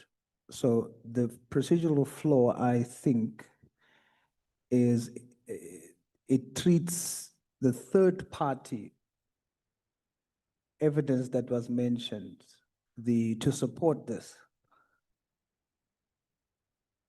It was accepted, it was hearsay, but here it seems like, although we don't mention it in the report, but it seems like we are treating it as hard evidence, that it was proved that the disbandment was unlawful. So I think we should insert something along the following lines.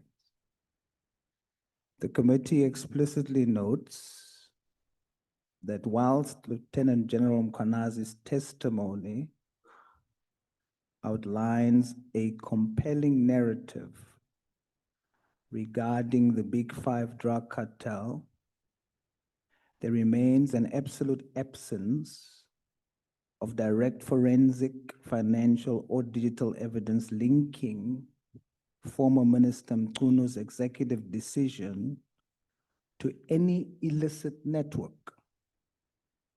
Allegations stemming from inmate interviews and unvetted audio clips do not meet the threshold of verified fact and must be treated as unsubstantiated assertions pending formal judicial outcome.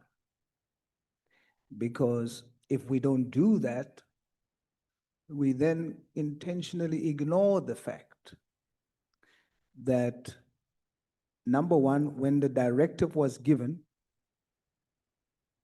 the disbandment did not happen immediately. There was agreement amongst SEP's officials, the National Commissioner together with the Minister, that it will then happen over time. And that was the testimony here, but it seems like there's no emphasis on that. Two, I specifically asked directly to our main witness, is Minister Mkhwanazi corrupt? There was no answer to that. As a matter of fact, our main witness, General Mkhwanazi, said he can't answer that. So we can't ignore the fact that there wasn't real evidence on this issue. We must not treat it as though there was conclusive evidence to us that there was this links to drugs or to a drug cartel.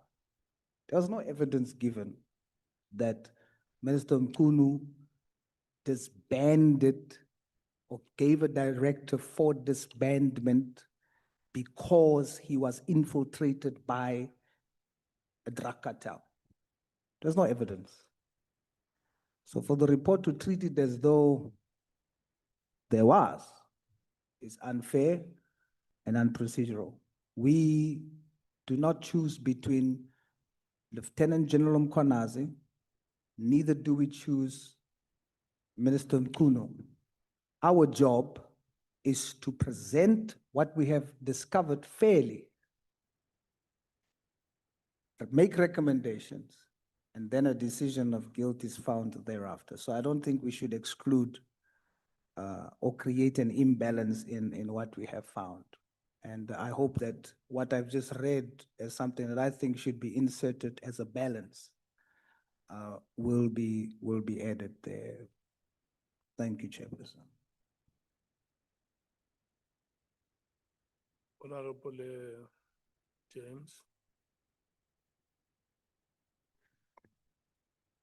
I'm partially covered, Chair. I'm still battling to understand as we are going through the report right now, what we have before us, because we seem to be making and giving our recommendations now already. Yeah, we're still coming to recommendations. So we're just assessing what's in the report. We are making a thematic assessment between pages 268 and 278. But remember what we said is that we will exercise some degree of flexibility so that if there are certain submissions that you think may escape you, you can make recommendations at once so that such points do not go missing. No, I'm fine for now, Chair. We've made our submissions and I'll Yeah. wait until that point to give input. I don't think Yeah. I'm going to deliberate on. So any- if we come to findings and recommendations and you Yes. feel that there are points that you want to submit, you are allowed. Okay. Yes, I'm going to wait until then. I think that's the important and that's our Yeah. mandate here today. Thank you, Chair. In fact, what a thematic approach means for the benefit of you and the Chief Whip is that the report is organized in 7 themes. So theme 1 deals with governance and the exercise of executive authority. So what it means is that when we are in this section,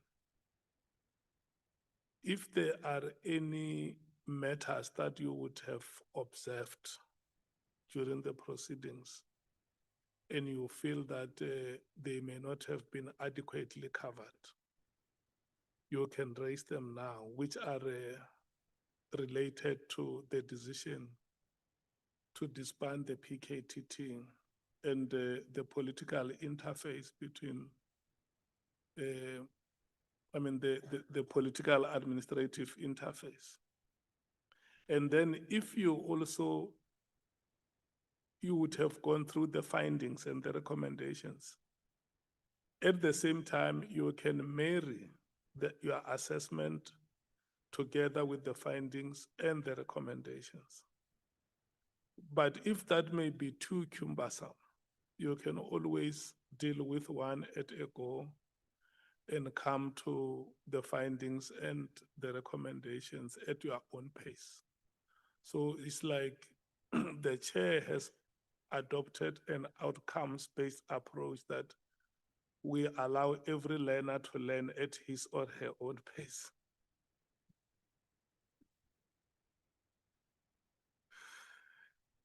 The next speaker was the chief whip.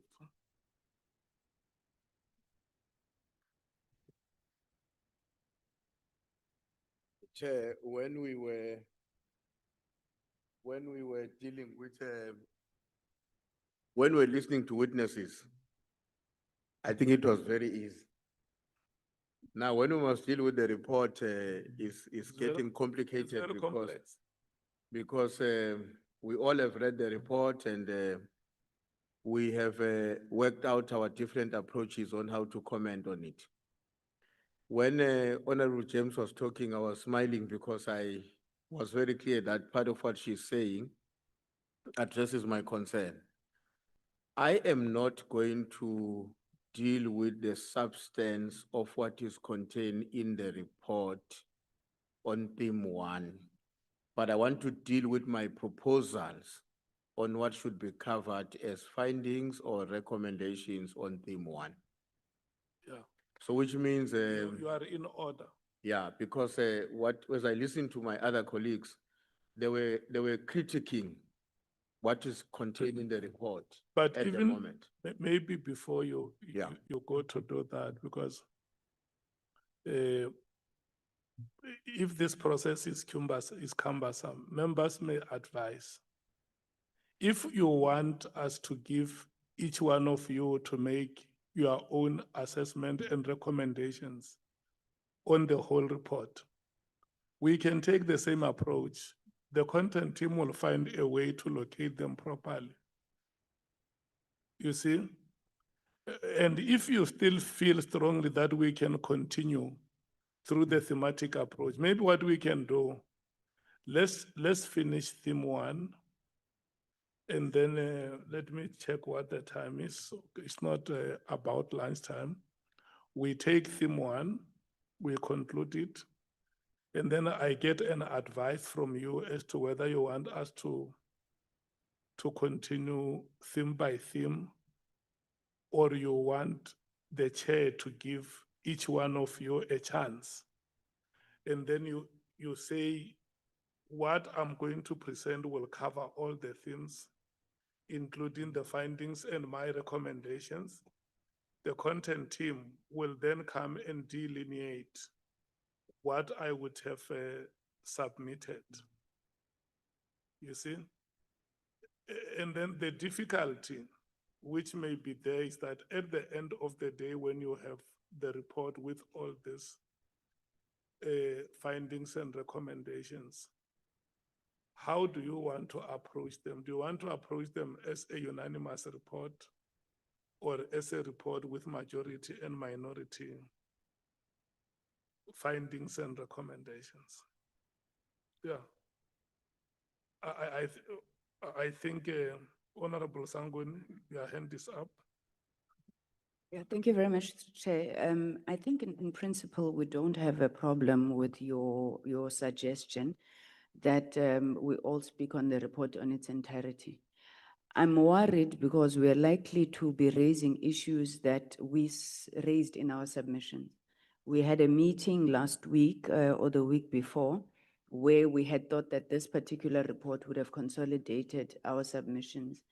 And to be honest, I don't see the African National Congress's views in the document as it currently stands. Now, in the event that we were to take that approach, it then means that the report is going to go back and get reworked again, and then we must sit and look at it again? Or are we finalizing it during these next 2 days? That is where my biggest challenge is, because I feel like we've already done this. We're going to go through our report and tell you what we said. I know that you're trying to figure out, Chair, whether we're looking at a consensus, unanimity, or we're going to have minority, majority views. Are we going to deliberate all those issues here? So it's not just about depositing as we did the last time, and they were not adequately covered. Thanks, Chair. Yeah. Honorable Nkosana. I think, Chair, what you've already proposed, I think that will work wonders. Even if that will have dissenting views, because we'll have dissenting views, that's for sure, it's normal. Unless we agree, maybe there's a miracle that will make us to agree, to say this report, all of us, there's majority, if there's majority, so be it. We won't object to that for the sake of objecting it.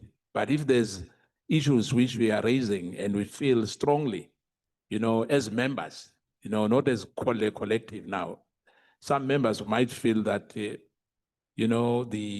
the recommendations are not appropriate or are not as hard enough as some of us want us to be. Though I think the way you are saying it now, it will help, because if we go by theme to theme, I can tell you now, we'll finish on Friday. I'm not rushing. I'm prepared to stay here until the weekend. No problem, Chair. Thank you. Honorable Matthews. Chair.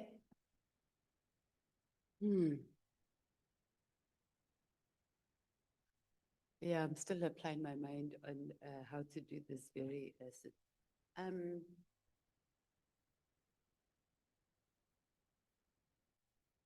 So when we had our discussion, I think we discussed our evidentiary assessment in detail when we did it on that day.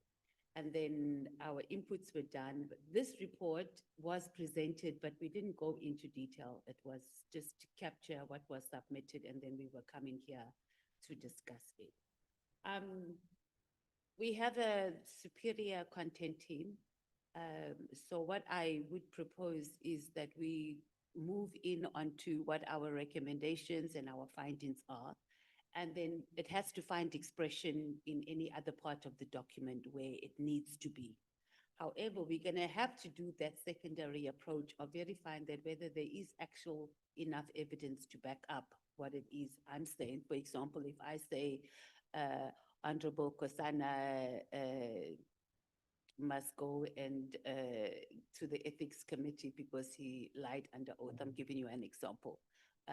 We must be able to go and under Honorable Nkosana's evidentiary assessment, etc., and be able to do that. Because what I'm concerned about, if we just rush and we get to our recommendations and findings, and then the rest does not find expression under all the other themes and headings, we're going to look extremely clumsy. So someone who reads this report without having the back knowledge, it's going to be like, but how did they come up with this? Because it's not sufficiently covered. So I think the content team can run with it and must be able to find and make sure that if we agree that this must be a recommendation or finding, that it's adequately covered in any themes or any headings above in the report. And I think that would be progressive.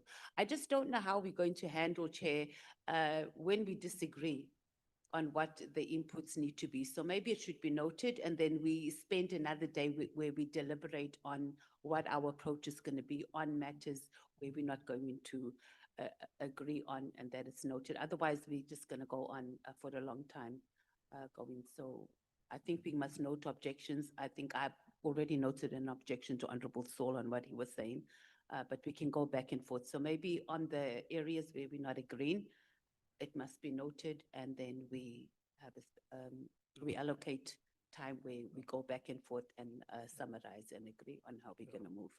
Thank you, Chair. You listen, honorable members. You are not disagreeing between yourselves in terms of approach, because if you remember the initial proposal that Honorable Sangweni made was that let's take the report theme by theme. And in a theme where a member would want to make findings, you make those findings and suggest recommendations. So we will be done with that theme. And so now, because I can see that, and that is why I was very worried that you look very nervous and tense. It's like you are going to the examination room. And that was a sign to me that there is a difficulty in terms of how we're approaching the report. And that's why the second proposal then is to allow every member to say whatever they want to say on the report. And then if you want the content team to go back and say, we have factored all your inputs, your findings and recommendations. Let's say, for instance, on theme 1, these are the areas of agreement. And these are the areas of disagreement. Where there is agreement amongst committee members, it means it's a unanimous resolution. And then where there are areas of disagreement, that is where we will then develop an approach on how we discuss. And if we disagree, we can then agree to take an approach of majority and minority recommendations. So now, when I rotated with yourselves, I wanted to check whether you still want us to proceed with the approach of going theme by theme, or you desire the approach of allocating each one of us time to make their own observations, findings, and recommendations. And then we conclude the meeting. Honorable Souls, you were next. Chair, I know that we are not deciding on which approach we're going to use now, but Yeah. I'm just thinking, let me say what I think. I lean more towards the theme by theme, Yeah, because when we deal with the findings and the recommendations, we are now making sure that it speaks to each other in the themes yeah, when we get to the findings. And Chair, you will sympathize with me, because what this has done in the public court of opinion yeah, is we all as members has received certain labels by South Africans. yeah, For example, I have the label that I'm protecting the drug cartel. yeah, Now I'm sitting here, and to propose a balanced view, and I mention Minister Mkhwanazi, I will again be looked at as I'm protecting Minister Mkhwanazi and others. But I'd rather risk that and maintain the integrity of this committee that says we will present our findings in a fair and balanced way. yeah, What we found about General Mkhwanazi, the positives and the negatives. What we found about Minister Mkhwanazi, the positives and the negatives. We present without no emotions. So what I was raising earlier was just to say, what I've spotted is the things that Minister Mkhwanazi raised is not, there's not a balanced reflection. And so I will emphasize that. For example, another one, and I close with this, is there's no mentioning or even alluding to the fact that Minister Mkhwanazi is the one who canceled the Ketmatlala tender. So it should speak of executive intention that we are dealing with here. So we must zoom into what is our posture in the report. So I'll rather run the risk, but I will fight for a report that presents fairness and it preserves the integrity of this committee. Thank you, Chair. Honorable James. Anything to say? Honorable Breitenbach.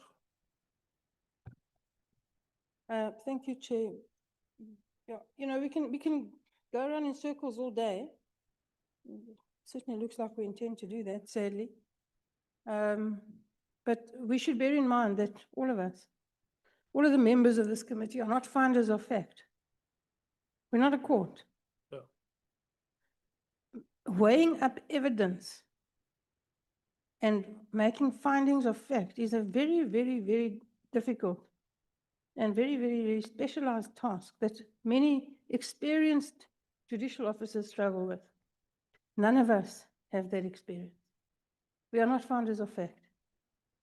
Our job is to find weaknesses and problems present in the current system that governs the South African Police Service, the National Prosecuting Authority, and the wider criminal justice system, and to make recommendations on how we best think those can be resolved. We cannot find people guilty. We cannot find people innocent. We can find that people have misled us when the objective, glaring facts suggest that, and we can make recommendations in that regard. But we cannot find guilt and innocence. So we needn't waste our time, with respect, debating those issues.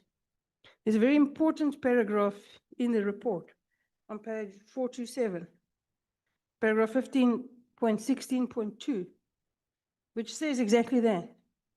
The evidence before, and evidence is used in the widest possible sense here, because what we heard here was not evidence, it was information.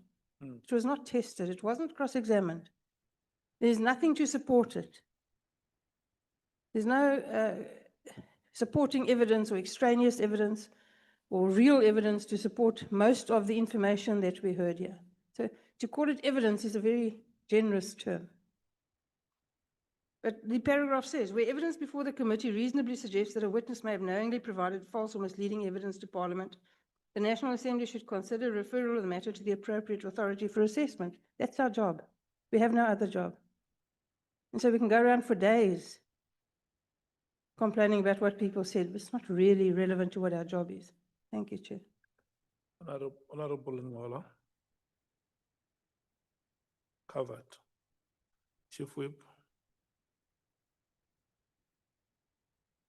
Yeah, Me, I'm getting to business. okay. Yeah, I'm. So honorable members, for progress sake, we are going to take this approach. We will take the report theme by theme.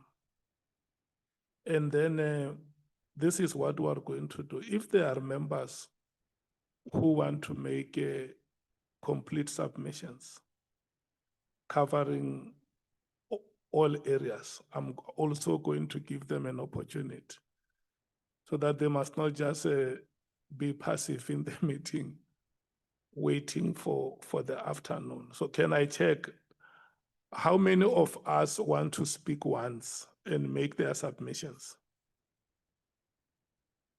It's Honorable Skosana, Honorable Matthews, Honorable James.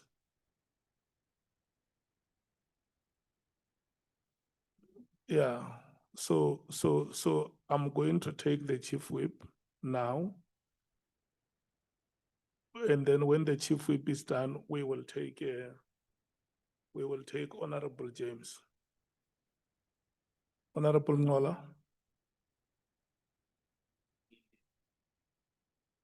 Who want to speak?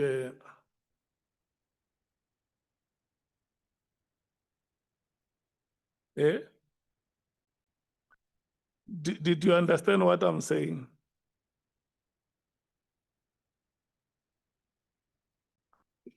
Yeah. Do you have inputs to make on theme one? Oh, okay. Chief Whip, may you proceed? No, thanks, Chair. Chair, I'm going to make a proposals. I'm departing from the understanding that we all have read the report. We have our own views about what the report says in terms of the substance. And I want to start off by raising issues that, in my view, have not been properly canvassed in the report. The first one, and it's part of the recommendations that I'm going to be making, so that at some point when you decide that there must be a debate in the committee to determine whether the majority or all of us or some of us agree with this recommendation, you know that it's a specific recommendation. We leave it to your discretion to decide at what point will you want us to discuss and address areas of divergence on various recommendations? So the first one deals with the matter of the directive on the halting of the crime intelligence post.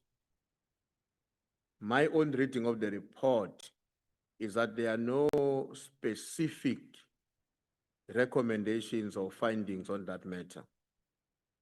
And I want to make the following submission. So that it's easier for the meeting chair, I'm going to read it on record. That a decision by an executive or administrative authority should rationally relate to the purpose for which a power was given. So a decision must also bear a rational connection to facts and the information available to the decision maker on which the decision is proposed to be based on. The SAPS Act and the regulations promulgated by the minister grant the National Commissioner authority to decide on the creation and filling of posts within SAPS. The minister, that is now the point I want to emphasize, that the minister, in my view, misconstrued his powers as there was no empowering provision in law that gave him the authority to unilaterally decide that the post should not be filled. So that's the first point that I want to make with regard to the directive on how to handle the intelligence, the crime intelligence post. The second, that's Finding. my proposal that we should make as It's a finding. On the matter. Yeah. The second one I want to make, Chair, relates to the directive of the minister, because as you would notice, I'm dealing with the three aspects of the directive first and foremost, because that is what occasion our existence as this committee following the press conference by Lieutenant General Mkhwanazi. The second one has to do with the directive on ports, or the ports of entry, as were recorded on the intervention by the minister. Here, I'm also making an observation of something that has not been explicitly found in the report before us. And the point that I'm making there is as follows: that the minister was within his powers to issue a directive in terms of Section 207, subsection 2, directing that the National Commissioner develop a plan to assess the personnel impact and efficiency of police at the ports of entry. So that's the finding number 2 that I would like to put before the committee for consideration. The third one is on the disestablishment of the PKTT. Again, here I'm going to be making a point on a matter that does not appear on the report explicitly covered on the findings by our team on this report before us. And the point there is that there was no meaningful consultation between the minister, the president, and the IMC and other stakeholders. The assessment of work of the PKTT was not conducted, and the minister's reasons for disbanding is not entirely supported by what would have been a sequence of well-grounded facts before or at his disposal. So that is the third point that I want to make as an observation of the findings, having listened to everybody who appeared before us, including the minister, as well as you remember, the affidavit from the President of the Republic of South Africa. And then the fourth point I want to talk to, is it 4? Is 5. Point number 5. Number 4. Number 4. I'm not sure if I'm still within the same theme, but I want to take 4 or 5 points and stop, even if they are not in the same theme. This one deals with the allegations that the minister is a member of a criminal syndicate. Again, I want to make a point here, which I suggest should constitute one of our findings. That is not also coming out on the report, coming up on the report. And the point is that the allegations cannot be, in my view, cannot be sustained and be supported by evidence before the committee. So with all that we have listened, I have a sense that the report recognizes the fact that we listened to this issue about criminal syndicates, but it doesn't spell out clearly whether we should be considering a finding which implicates the minister on this matter. And that is why I'm making the point that I've already explained. The last 2 points I want to make, Chairperson, is that the first of the last two deals with the existence of what is called the drug cartel or the Big Five, as it has been commonly known. Again, the point there is that the evidence of its existence and the coordination, I think we need to make the point that is inconclusive in terms of what has appeared before us. We can't stand up and firmly say, we can say with certainty that does exist the big cartel or the the Big Five, as it has been argued before us. The last one, Chair, that I think I want to weigh in on is the alleged corrupt relationship between Minister Mkhunu, Mr. Mkhwanazi, as well as and between Mr. Mkhwanazi and Mr. Matlala.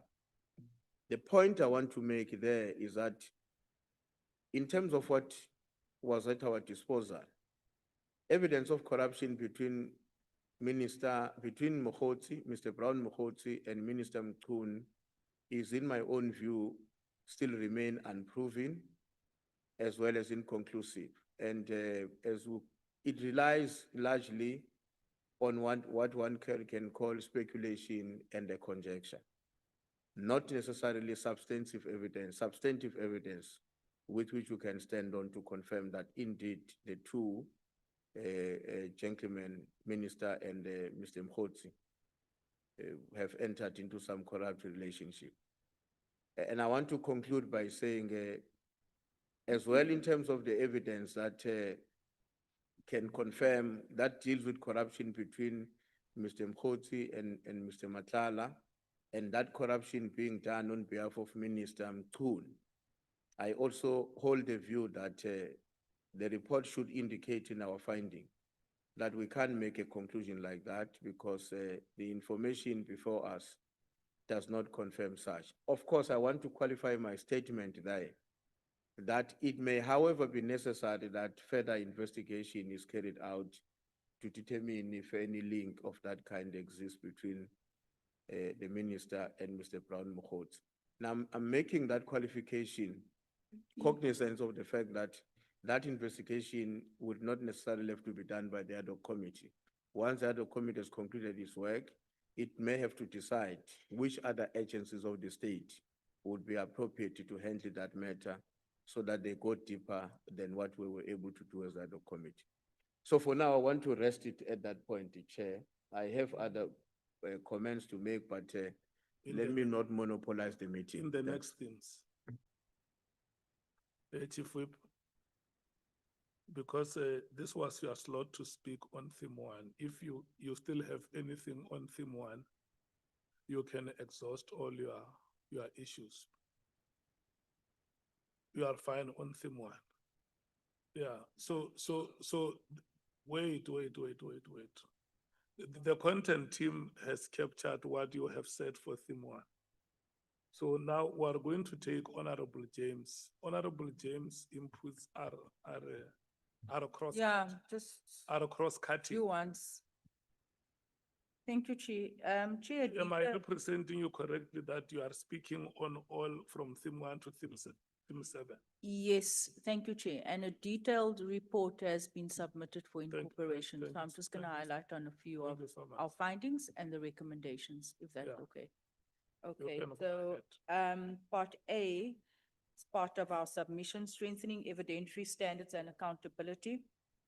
Authentication of the evidence. The finding there The committee received various forms of evidence, including video material relating to General Mkhwanazi without any accompanying evidentiary framework governing authentication, verification, or chain of custody, right? This creates a risk that findings may be based on material whose reliability cannot be independently established.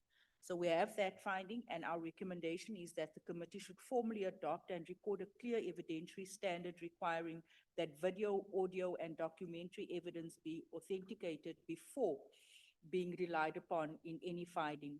Authentication should include, where appropriate, forensic investigation, documented chain of custody records, corroborating witness testimony, and/or other recognized methods of evidentiary verification. Where evidence cannot be satisfactorily authenticated, the committee's final report should expressly record this fact and refrain from drawing adverse findings based on such evidence.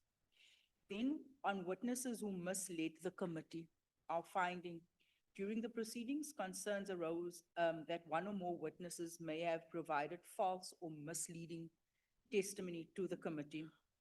Recommendation: the committee should resolve that any witness reasonably suspected of having knowingly misled the committee should be referred to the appropriate authorities for investigation, and where warranted, prosecution under the powers, privileges, and immunities of Parliament and Provincial Legislator Act 2004. Such referrals are necessary to uphold the integrity of parliamentary oversight processes and deter further misconduct. B, security vetting, access control, and senior appointments. Security clearance as a precondition for access. The finding: evidence before the committee highlighted significant weaknesses in SAPS's security vetting regime, including instances where members occupied sensitive positions or accessed classified information without valid security clearances. This extends to Mr. Nkabindi's appointment, his prior relationship with the minister through the IPID matter, the informality of the chief of staff role, the changed evidence, the preconceived inoccurrences, and COVID recording episode collectively point to a minister's office operating without the adequate institutional guardrails. The recommendation: SAP's policy, regulations, and when necessary, legislation should be amended to entrench a strict no clearance, no access principle, whereby no member may access classified information systems or facilities without an appropriate and valid security clearance. Security clearances must be periodically renewed and reviewed, and access privileges must automatically lapse upon the expiry, suspension, or downgrading of a member's security clearance.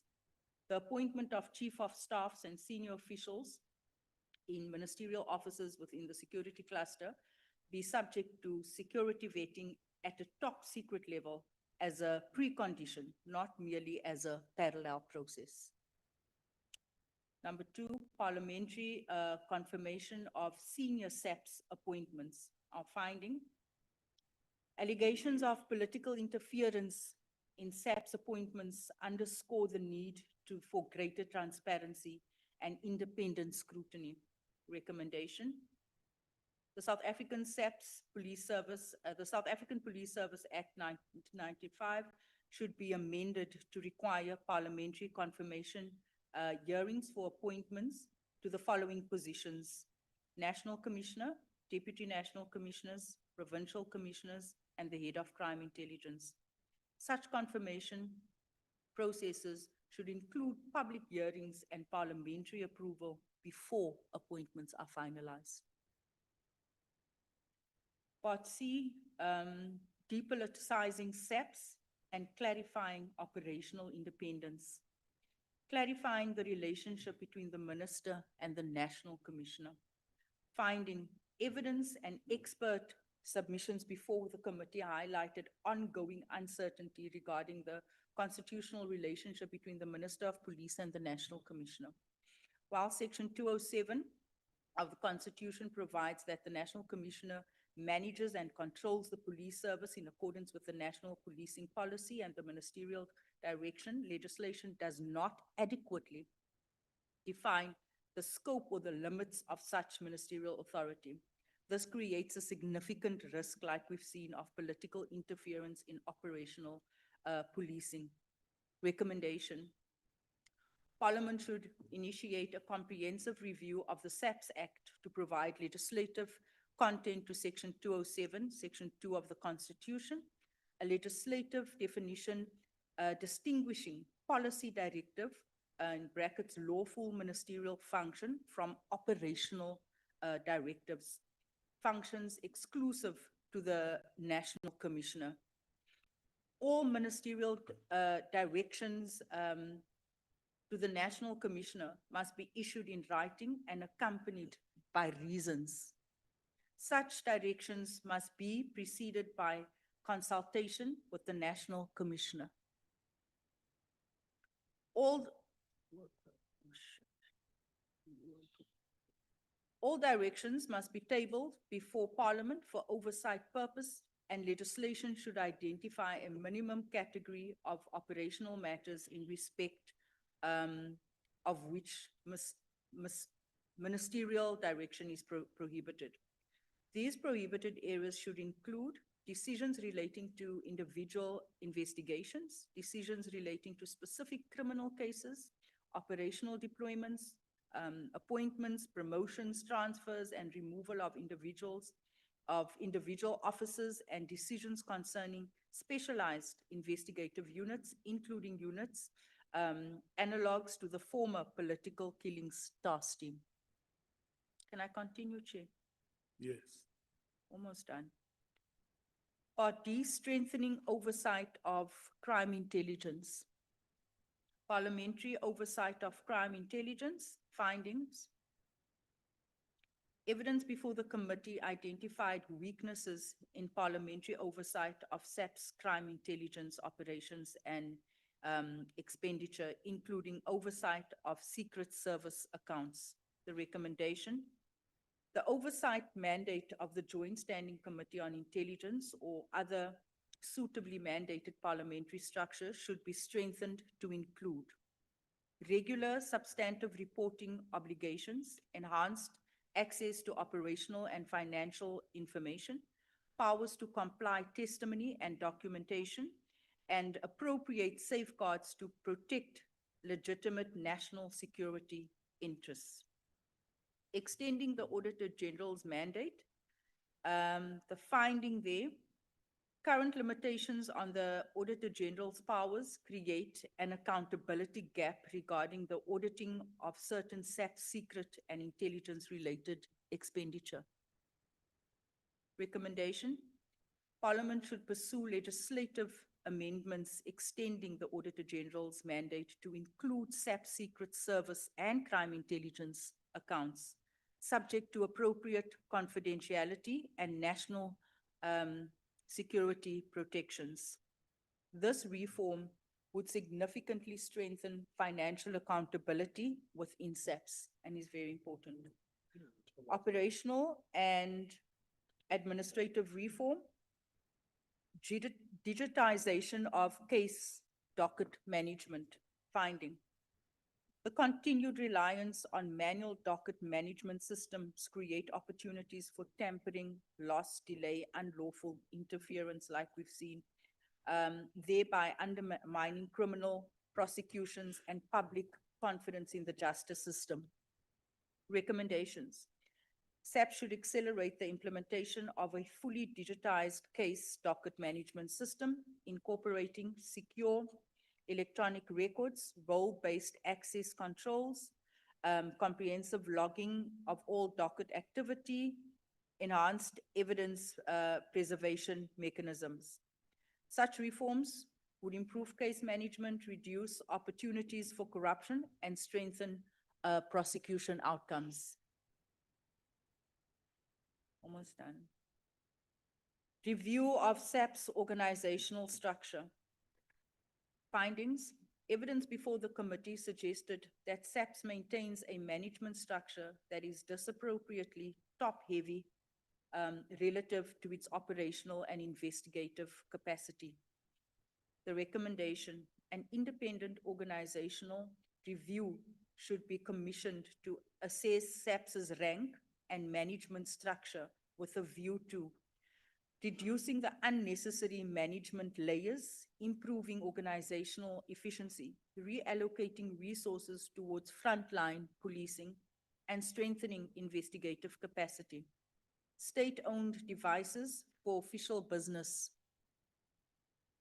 Findings: the use of personal device for official SAPS communications and operational matters impedes oversight, weakens evidentiary integrity, and undermines institutional accountability. The recommendation: all SAPS officials, particularly those in senior management, intelligence, and oversight sensitive roles, should be issued with state-owned phones, laptops, and other official device work for related work purposes.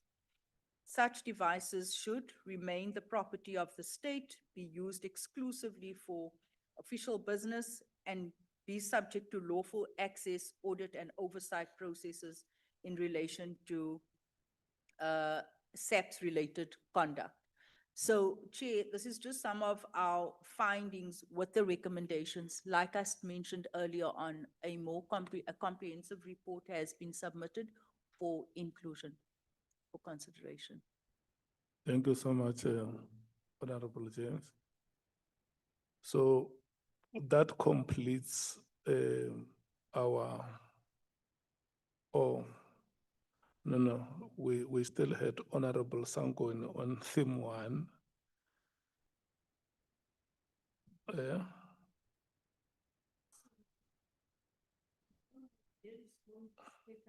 No, she has spoken to all the things. You want to do it like her.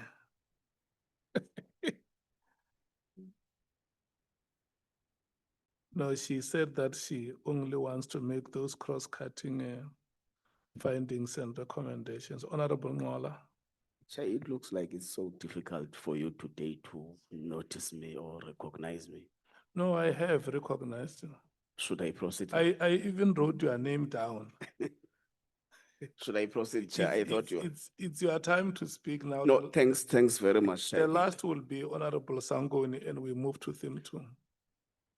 Thanks, Chair. I also wish to adopt the process done by Honorable James. Just try to speak on everything. I think the first thing, Chair, which stands out, particularly on theme 1, is the issue which the Chief Whip has touched on also, which relates to executive authority, which I think some of the members would have misunderstood the issue. And executive authority, Chair, isn't derived from evidence tabled in the meeting.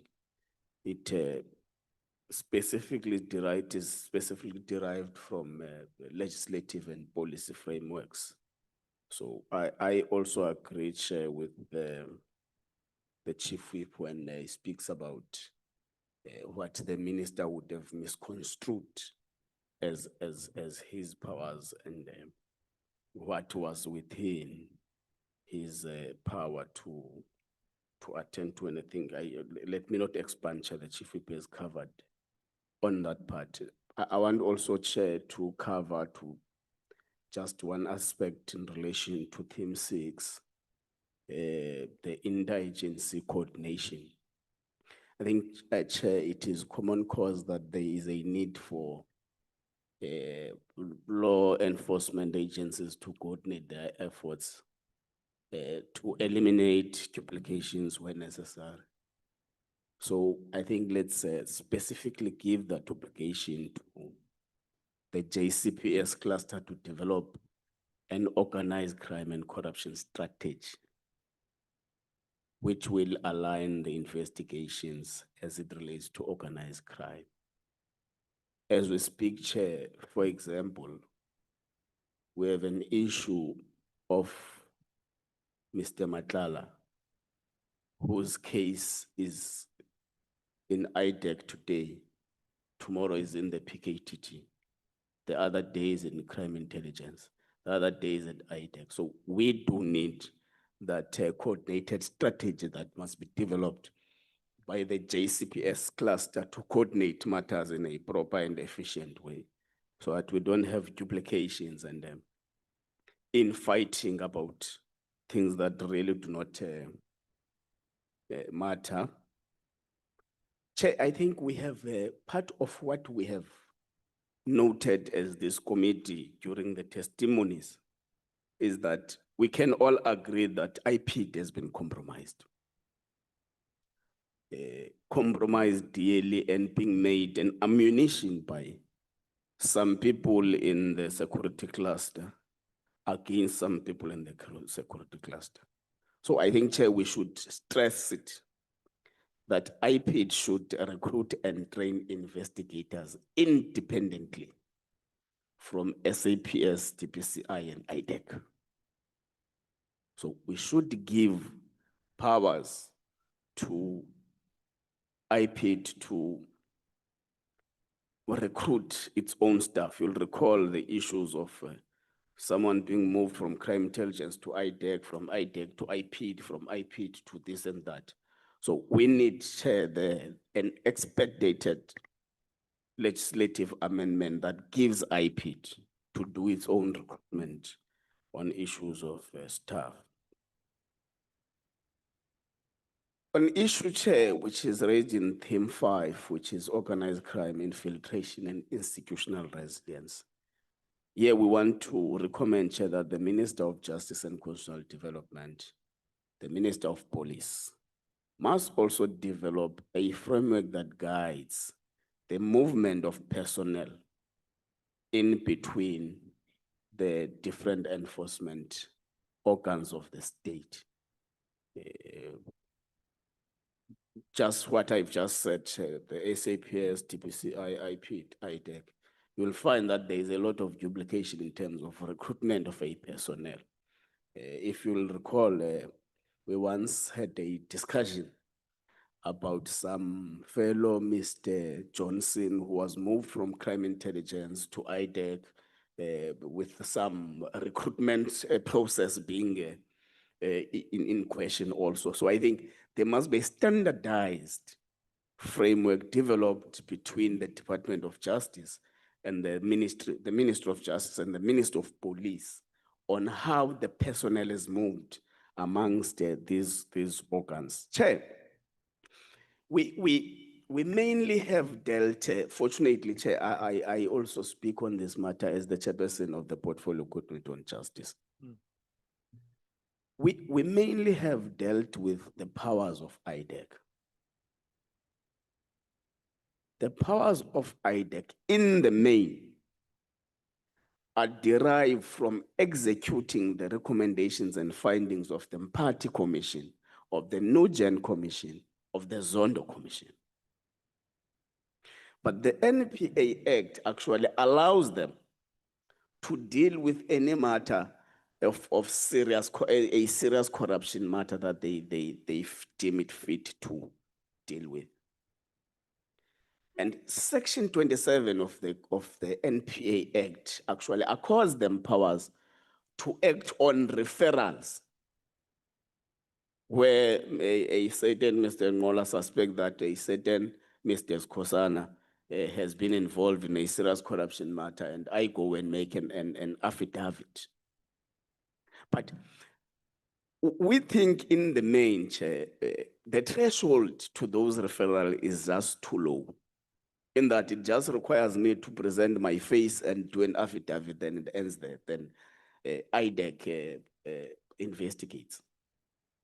So our thinking, Chair, around this aspect is that the Portfolio Committee on Justice should look at amending the NPA Act, in particular, Section 27 that gives powers to IDEC to act on referrals. Was the allegation at the face of our people is that IDEC, through that Section 27, is now being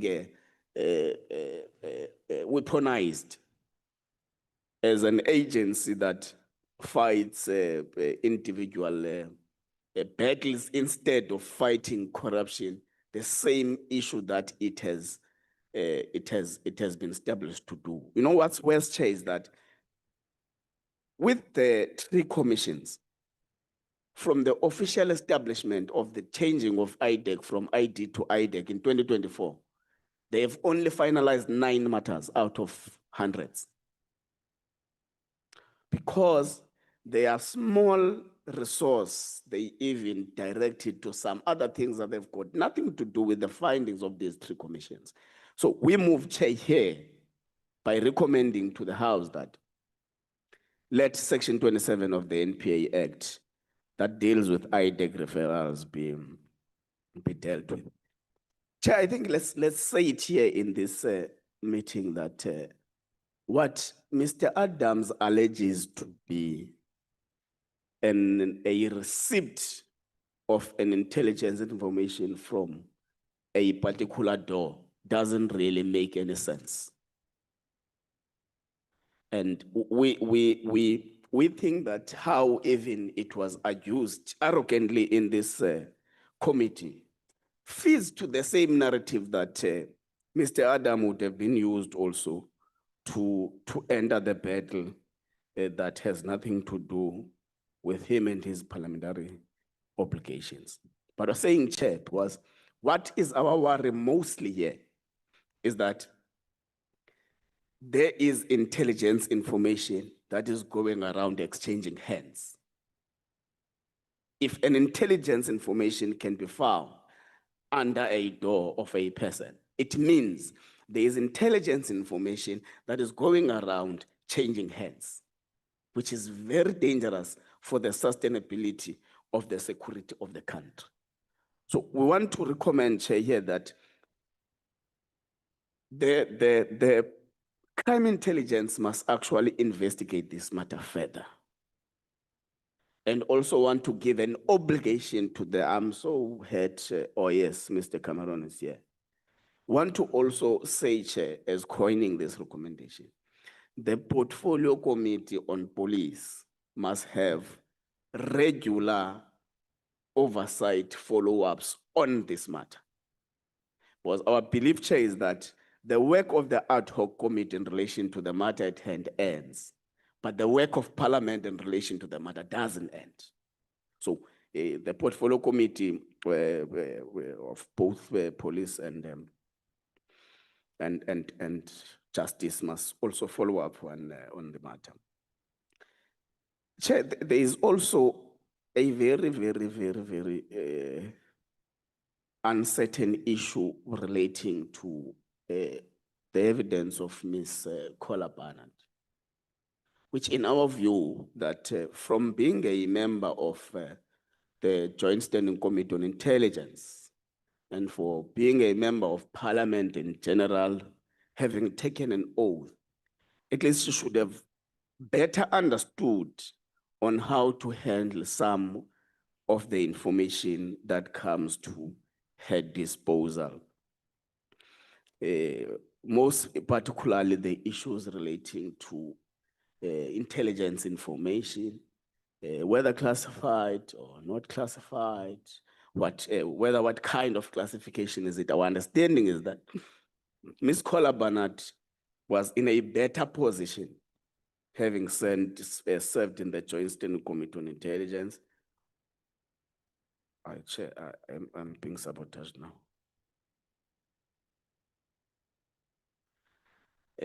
Chair, that Your battery went flat. I think so, Chair, but I'll stop on this part, then I can come back later.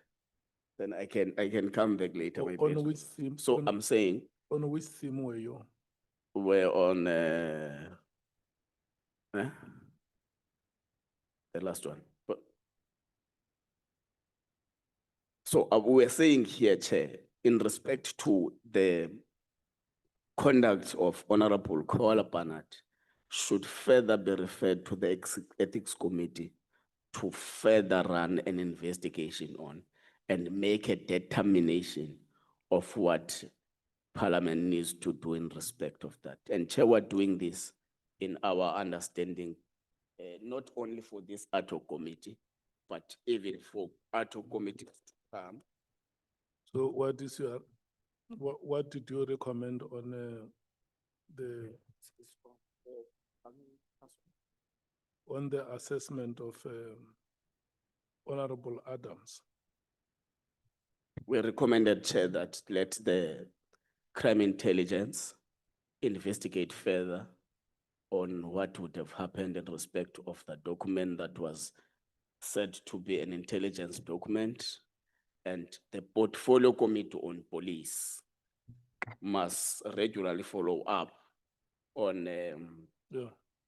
on What is the reason for exempting him from the Ethics Committee of Parliament? we can also, Chair, add and say we can add him that the Ethics Committee of Parliament must also Yeah, because follow you, up on. if you recommend one and you leave the other, all of them are members of Parliament, and the Ethics Committee regulates the conduct of. Yeah, I mean, if that recommendation is accepted, just for completeness sake.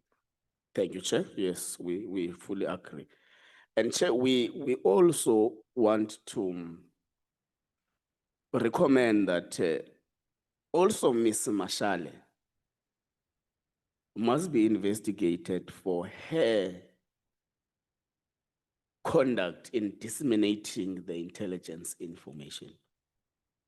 You'll recall, Chair, that she also said that she exchanged information with Mr. Adams, and some of which was even posted on some portions of it was even posted on social media platforms. Chair, I think we part of what becomes our observation is that we have got a serious vetting problem within crime intelligence. Because you find that crime intelligence vets itself. It's more like, Chair, you come, we vet ourselves. So it becomes easy for those who want to deal with a certain Mr. Nduli to deal with him in respect of the vetting outcomes. So we recommend, Chair, that crime intelligence must have an agency for vetting, both crime intelligence and SSA. There must be an establishment of an agency that deals with vetting. You'll recall, Chair, that here we even got allegations of people having been employed within crime intelligence whilst having criminal records. So there are a lot of things that are said. So to curtail that, we recommend that there must be an agency established to deal with such kind of vetting. I think, Chair, the issue of the spending, I think Honorable James touched on issues relating to the Auditor General and all that. I think we also, Chair, would wish that let there be an audit on the spending of crime intelligence. You'll recall, Chair, that we have had numerous testimonies that alleging that there's a misuse of the secret fund account within crime intelligence. The bills have been escalating. We even went to an extent of calling the CFO. You want to introduce auditing or accountability mechanism? Accountability Okay. mechanisms, Chair. Let me try to move fast, Chair. The issue, Chair, of employment conditions within crime intelligence is also becoming some kind of a loophole that may have driven some of those within the employ of crime intelligence to be found less accountable, solely because they are not part of what they call the employment, the basic conditions of employment act, the Labor Relations Act, blah, blah, blah. So we propose, Chair, that even in crime intelligence, the personnel, the human resource of crime intelligence and SSA and defense intelligence must also be subjected to the Conditions of Employment Act and the Labor Relations Act. Chair, there's an issue about the missed document, which doesn't really give authority to anyone where an intelligence information gets stored.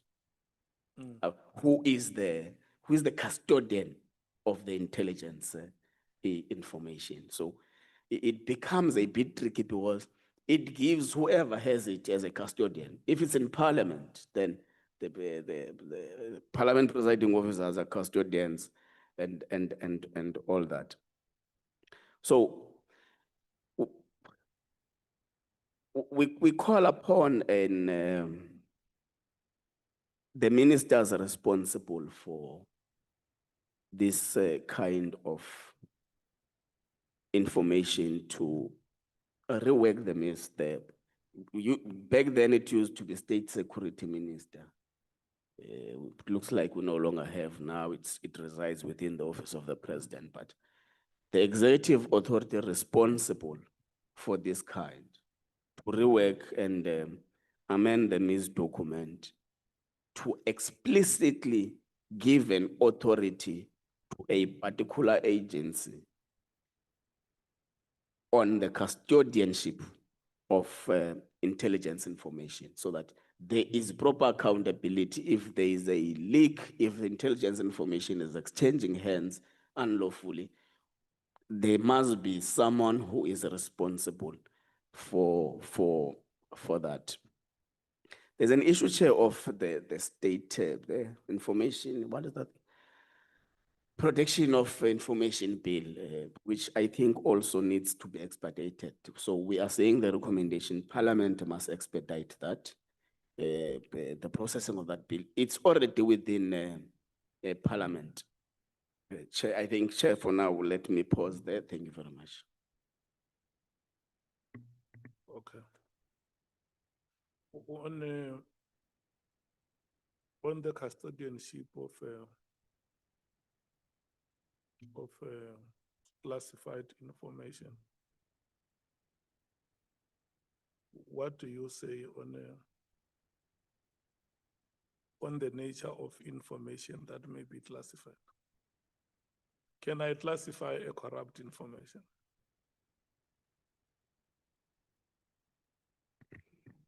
No, Chair, that's one of the reasons we want an authority to know what it's.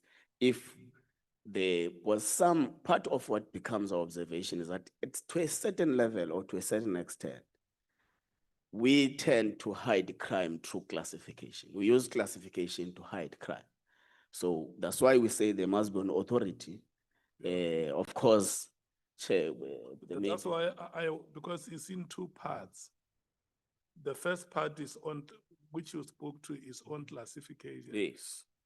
Which you recommend that there should be one central agency. Because now, as it stands, the author of the document is the one who has the power to classify or declassify. Yes. And then secondly, you are also adding to that recommendation that maybe even the nature of information that is to be classified, you need to categorize what kind of information can be classified and what kind of information may not be classified. If I want to protect myself from my corrupt activities and I'm the author of the document, or I have power over the document being authored, I can Yes. say it must be classified, Yes. and it gets classified. Okay. Are you done? Yes, Chair, for now. Yeah, no, it's not for now. You're not going to abuse my members in the meeting. Ah, Yes, Because, Chair, I'm done. Okay, Honorable Bradenbach, do you want to say something? Oh, okay. Welcome, Honorable Cameron and Honorable Mwango.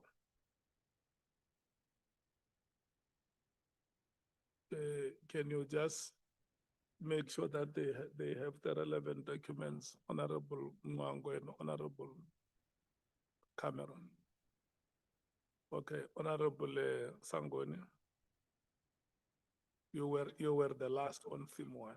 Thank you very much, Chairperson. The truly superior content of Honorable Nduli and Honorable Ngola has covered me. I just want to make just one addition, I think, to the issues that Honorable Ngola was dealing with around the IGI. And we are obviously concerned about the conduct of the IGI when he had been requested by the minister to profile Ms. Mashel. And we think that there should be an investigation by the relevant intelligence authorities into that. And then on the matter of the Border Management Agency that Honorable Nduli had raised, we also wanted to propose, in line with the report, a referral to the portfolio committees on Home Affairs and Police, but also the vetting of personnel at the BMA. I think at the center of the dispute that arose between General Musigiri, I think, and the minister was the implementation and interpretation of a section of the BMA, which specifically says that, and I just want to refer to it now, Section 4.2 of the BMA Act, which provides that border law enforcement functions within the border law enforcement area and at ports of entry must be performed exclusively by officers of the authority. So we support the referral of that to the portfolio committees on police and home affairs, but that the SAFs must also ensure that all members who are deployed to these ports are vetted as a matter of agency, and lifestyle audits when necessary should be conducted. Thank you, Chair. Thank you so much. And I'm going to request to members that where we propose that matters or recommend that matters must be referred to respective law enforcement agencies. We may also need to come with timeframes on the regularity of reporting before Parliament, so that you don't have an ad hoc committee this year and 15 years later, the recommendations remain unimplemented. It's something that Van Zyl goes, we may have to look into on the timeframes on our recommendations, so that we become action orientated. Can we move to theme 2?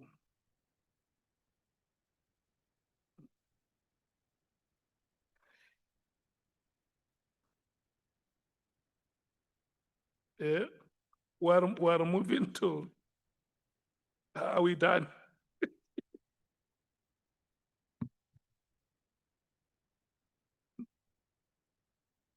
Theme 2, honorable members, is on operational effectiveness, task team governance, and case management. There are some of the recommendations that have been made by Honorable James and Honorable Ngola, which pertain to this theme that we are dealing with. Can I check those who want to speak to theme 2?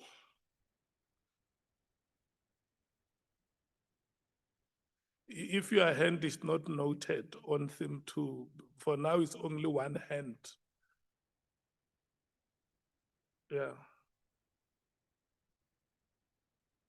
So for now, Chair, we are taking themes, not the, No. I said I'm going to exercise the degree of flexibility. okay? I know that you yourself and Honorable Mathis, you want to make cross-cutting submissions. Yes, But if you checked, I took Honorable James and I took yes. Honorable Ngola. They are gone. So they're not going to speak for the whole duration of these deliberations because they have now been given a chance Okay. to make their own submissions.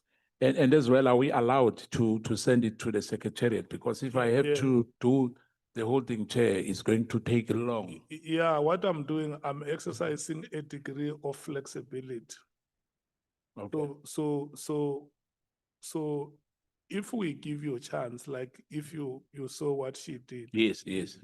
she said, I'm not going to read everything because I've already made a submission, but I have points that I want to emphasize in this meeting. You see, it's particularly on the findings and the recommendations.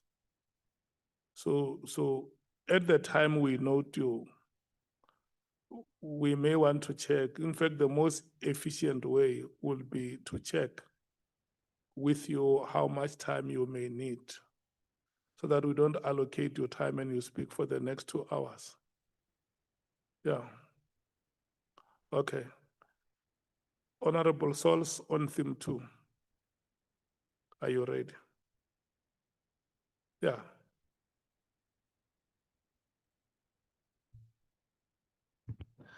All right, thank you, Chair. I think maybe I should start with what Honorable Ngala has recommended and just make a remark on that. The issue of us recommending that Honorable Adams must go to the Ethics Committee. And also that Ms. Mashale, we must recommend that she should be investigated. I want to state for the record that it is those two people, amongst others,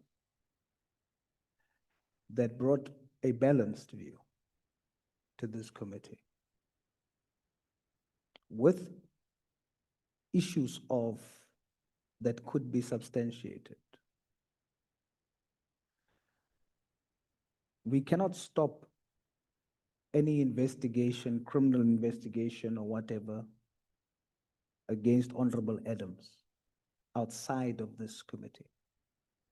But for this committee now to, by implication, treat him as someone whom we have concluded has done something wrong or hasn't assisted the committee, I disagree with that. Order, Chair. Okay. Sorry, Honorable Souls. No, before you speak. Honorable Cameron and Honorable Mwango. Theme 2 is from page 278 to 298 of the draft preliminary report. Okay, Honorable Mathis, can we hear the point of order? Chair, we've just resolved that we are going to give our inputs on findings, recommendations, and on the themes. And we'll note where we don't agree, and then we will set time aside to have discussions and deliberate on the points where we do not agree, Honorable Souls. So I think we must move in that direction, otherwise we're gonna go back and forth. And it was something that we had agreed to as a committee, Chair, that we deal with the points of contestation amongst us at a different time. And right now, we are just providing our inputs on what we can capture. Thank you, Chair. Point sustained. Chair, I am making a remark for noting, not discussing. Honorable Nwala has made his input. I'm stating mine for noting. We're not discussing. Later on, we can deal with the merits, but I have to state that we must not treat it as though there was no contribution made. When we look at what was presented, he was correct when he said the dockets was locked up in an office. That was a true and tested testimony. Now to treat it as if it's unethical and so on, it's something up for debate. But I must make a remark, similar to Ms. Mashale, who was a whistleblower. She brought her evidence here. Now we want to treat it as if it was criminal in a sense. So I'm making a remark, and I have a right to do so. Point of order. I'm making a remark. We can discuss it Can I rise later, on a point of order? Chair? but I'm merely making a remark. Okay, let's hold it there. Honorable Souls, here I see there are two hands, Honorable Nola and Honorable Skosan. Chair, it is basically deliberately misleading to say what we have submitted suggests that we have found people guilty. Hence, our argument, Chair, was that let there be an extensive investigation on the matters. And the matters we have raised, Chair, are undisputed matters. It's not disputed, Chair, that Honorable Adams found a paper or an envelope under the door. He said it himself. It's not disputed, Chair, that Honorable Kola Barnard acted on a particular information, went to the public, went to the minister and all that. She said it herself.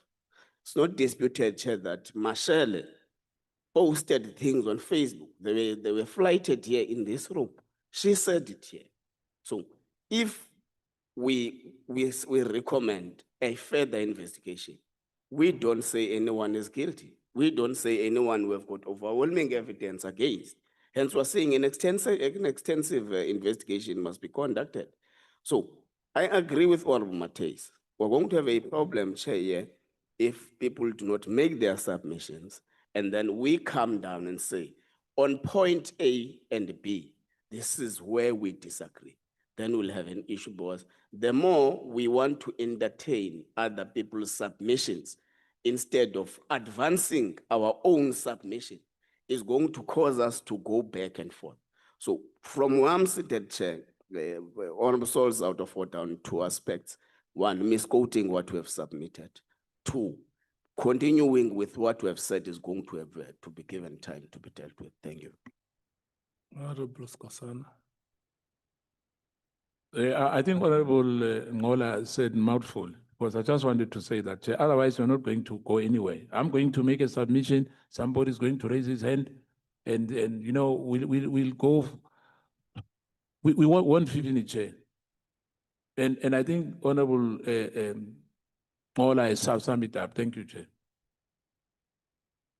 Honorable Souls, the point of order is sustained. Chair, is that not considered input on the matter? Are you saying that the point of order is that I must raise what I'm raising in a later part of the meeting?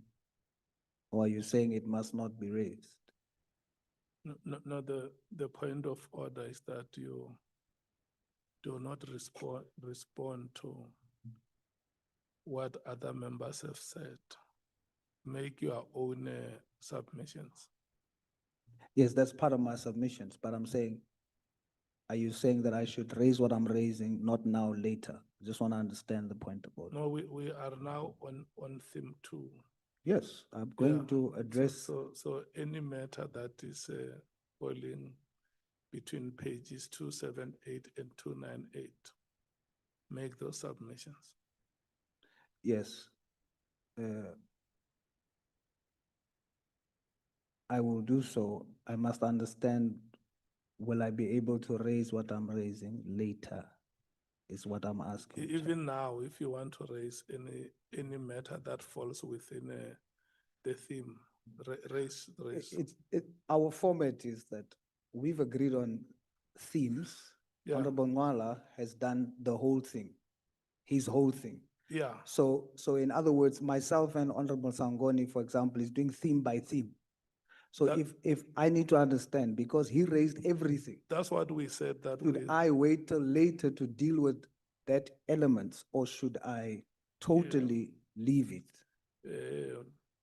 you know, when I checked with members who want to do cross-cutting presentations or submissions, it was very few.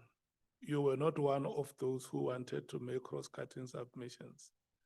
And that's why we said we will exercise a degree of flexibility. We will take those who want to take the report theme by theme.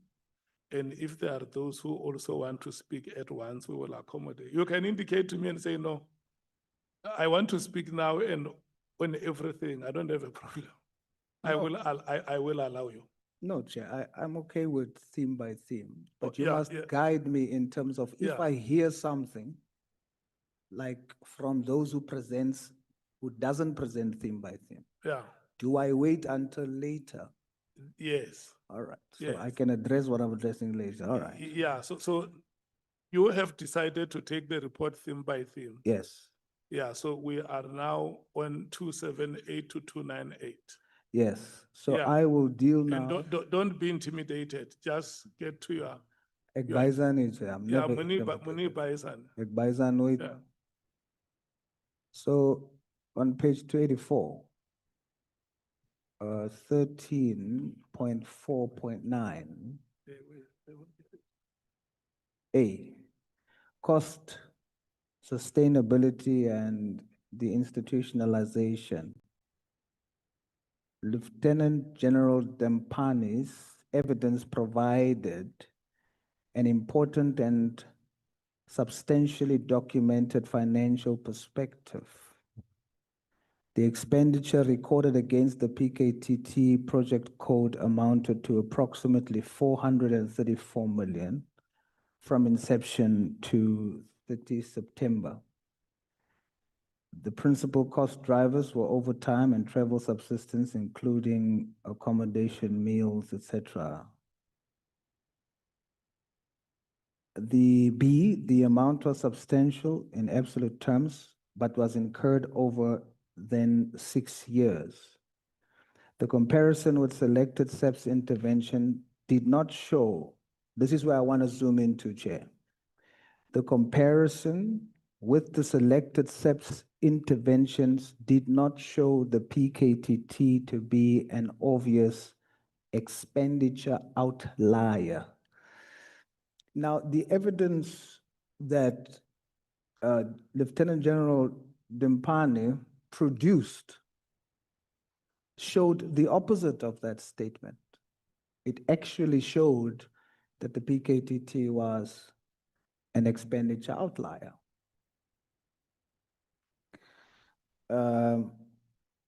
So that should be reconsidered. On page 18 of what she presented to us, table B, she gave to us to show that the expenditure over the years, when you exclude the CARA funding, which she testified is not part of the SEP's funding or budget, it's separate. So you can't include that when you measure whether or not PKTT was a financial outlier or not. So when you exclude CARA, which was 1.1 billion, and you exclude the 2021 unrests, which in the financial year 2025, 2026 was 0, so you can't consider that either in determining whether PKTT was an expenditure outlier. So when removing those two and then comparing the PKTT with Thunder in Cape Town, with the March shutdown and the Amanguzi cross-border KZN, it then becomes clear that PKTT, in comparison, was the expenditure outlier. It's there, but the report says something else. So I make that submission, Chairperson, that it is not correct for the report to say that the testimony of Lieutenant General Dimpani was saying that the PKTT was not the expenditure outlier. Most was spent. Most of the budget over 5 years was spent on the PKTT. That's the fact.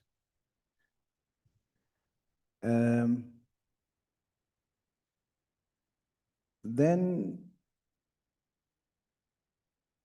I would like to see an addition also, because again, I'm dealing with having a balanced approach of testimonies, not so that the report must not lean more to one side, even though we are not finding anybody guilty, but it seems like we are not presenting a balanced view of the facts. So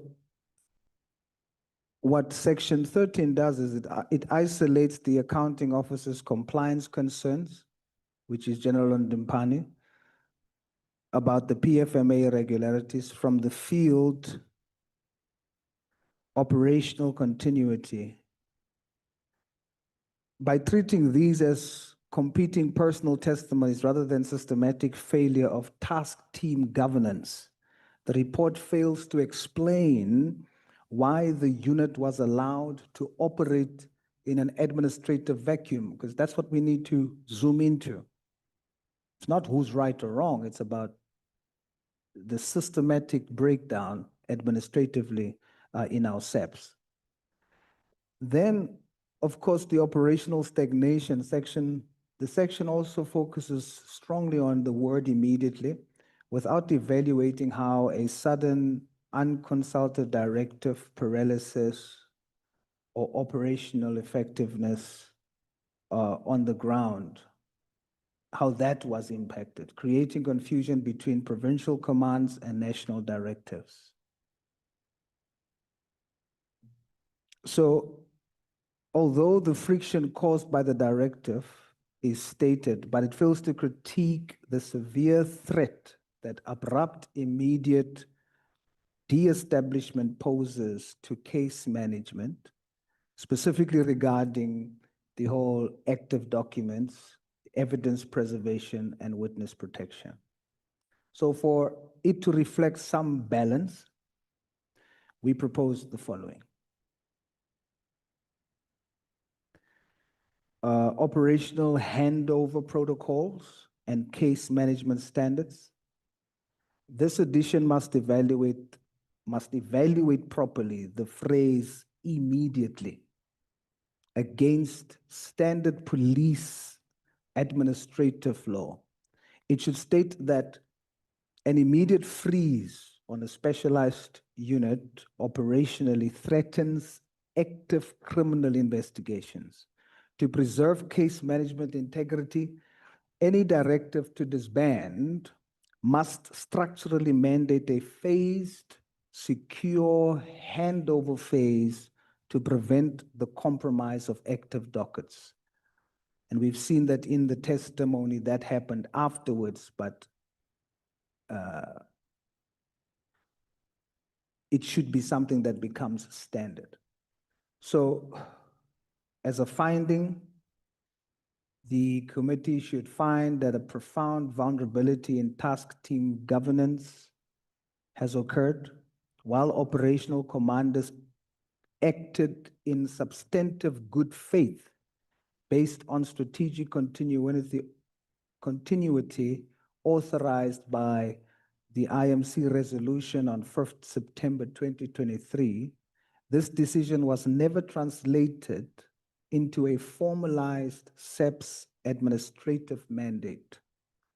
This omission left the unit technically non-compliant under the PFMA, creating a structural governance gap. Another finding proposed from our side the operational effectiveness and case management, the committee finds that issuing a directive for immediate disbandment without prior operational consultation or a predefined transition period severely compromised operational effectiveness. It created acute risks to case management by threatening the continuity of active dockets, confusing the chain of command between national and provincial levels, and stalling active investigations. Recommendations. We propose the following recommendations in this regard. It is recommended that the National Commissioner implement a mandatory standard operating procedure for specialized units within 45 days. This blueprint must require that any task team established via strategic political directives must possess an internal SEPS charter co-signed by the accounting officer, defining its explicit lifespan, budget lines, and compliance milestones. Last recommendation, for case management preservation, it is recommended that a strict case management preservation protocol be introduced. No executive or administrative directive to dissolve an active investigative unit may take effect instantly.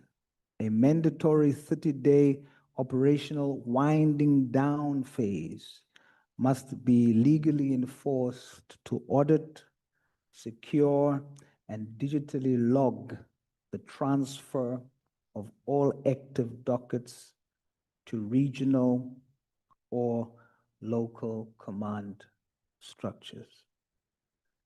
That's it for theme 2, Chairperson. Thank you. Brilliant. Thank you so much. Can I check if we still have more speakers on theme 2? Going, gone. Is 2. Is Honorable Matthys and Honorable Sangun who are breaking for lunch now. And then we will come back at 2:10. May you still? We're taking team lunch break. No, we're now breaking. When we come back, it's only 2 last speakers on theme 2. It's Yeah. team lunch break. You are ordered to stand up and leave. It's only 2 speakers here. And you? Okay.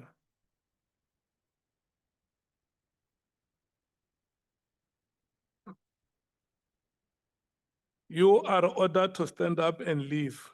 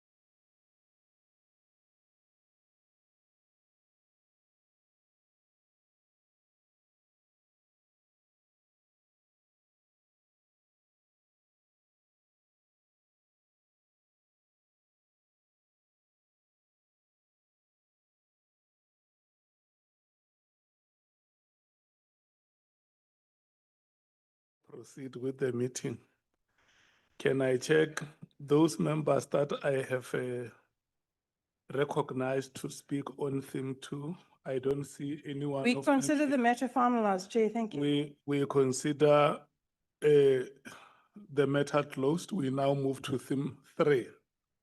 Can I note hands of members who want to speak on theme 3? Theme 3, we are on page 298. The theme is crime intelligence, instability, and intelligence-led policy. Honorable Thorper. Thank you, Chair. I'm going to go through everything I want to say. Is that fine? Hello? Can I go through everything with the flexibility arrangement? Yeah. Chair, How much time do you need? I won't be long, Chair. Okay, yeah. I won't be. Yeah. Chairperson, on page 376, 14.2.8, it speaks to, I just need to get there, sorry, with the device, the IDAC and the MPA structures and so forth. And it speaks also on 392, 14.15.4. So I bring those two together, and as well as the recommendation of 5.2, that the wording of the MPA, including IDAC under MPA, should say truly independent, free from executive overreach, and as well as financial independence. I'm not of the option that the MPA is currently independent, as what the report would suggest. There is a recommendation that they have independence, but I think that they should have their own budget. They should be financially independent, Chairperson. So that speaks to recommendation 15.2 as well. Chairperson, then I will move to page 382. Chairperson, I don't agree with this paragraph at all in the sentiments that it gives. And it says that, and I'm not arguing that there is enough evidence to say that the guilt can be placed at the feet of either the minister or the SAP's leadership. But the buck needs to stop at the actors that are at the top of their respective spheres, whether it be executive or operational. And that this responsibility then needs to be shared, but the buck does stop by them. And to say that it is just, how can you say, overall accountability of governance, it's almost like a cop-out. And I think, Chairperson, that we must really word this, that the people who are responsible for their specific tasks need to shoulder that responsibility. Otherwise, we can, every time something goes wrong, just call it a governance accountability issue or a trouble, without those who are actually in charge and receive the salary to actually take accountability for their actions. Chairperson, that would be 14.7. And then in 14.5.8, it speaks of the IGI. And I think that is also very important because the IGI report never saw the daylight in this committee. And I think it's being used as a smokescreen. And I think that the recommendations need to really speak to where IGI or where secrecy ends and accountability starts. Chairperson, we can move to page 384.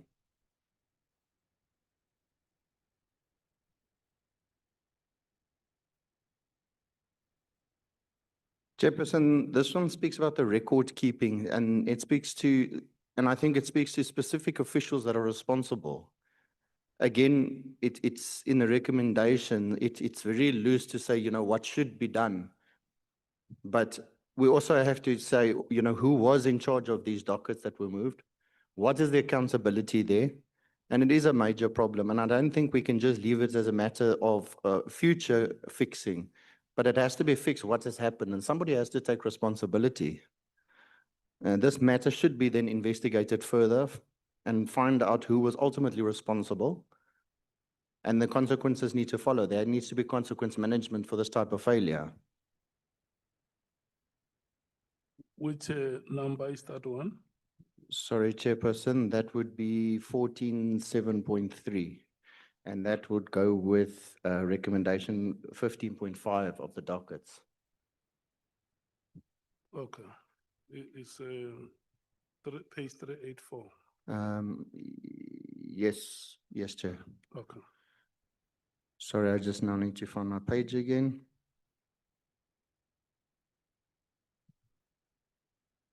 On 14.75, Chairperson, it lists risks. And it says that the risks are loss of institutional memory, delay, evidentiary compromise, duplication, so forth. But it seems that it misses the most important risk, and that's of the South Africans. If there's cases or damage to this exact loss of dockets, and that we might be speaking about high-profile cases here, but if we are going to name the risks that losing and moving dockets causes, then South Africans' dockets that are lost should come first on that list. Chairperson, so the recommendation is that it must, in those risks, include the damage that it causes to South African citizens as a major risk concern. Chairperson, I'm just keeping it short because of time. I really don't have too many. I just want to check quickly. I covered 592.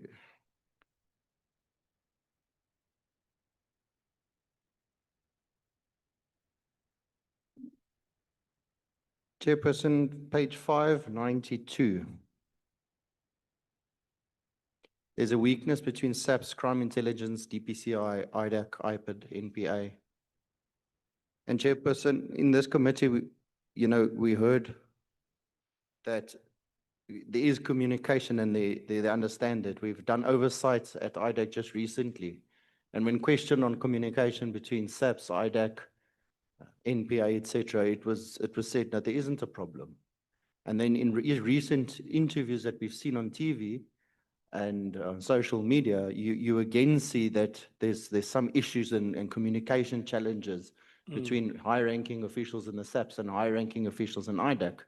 So there's obviously an issue within this communication, and I think in the recommendation there needs to really be a structure of communication between SAPS, IDAC, NPA, DPCI, and so forth. Is it communication or competition between? I would say communication because the questions were all on communication.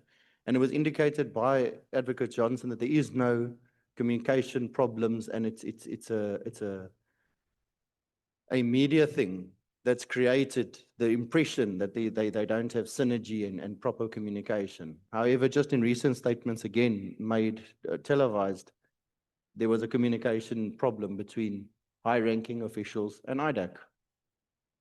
So I think that this recommendation needs to be boldly stated, Chairperson. Chairperson, I won't repeat the point, but again, 5.29 is the wording of the NPA must have true independence of financial independence. It must include financial independence, Chairperson. Chairperson, I will end there. Thank you very much. Okay. Thank you so much. Can I check? Do we still have members who want to speak? Yeah? No. We have now just concluded theme 3 because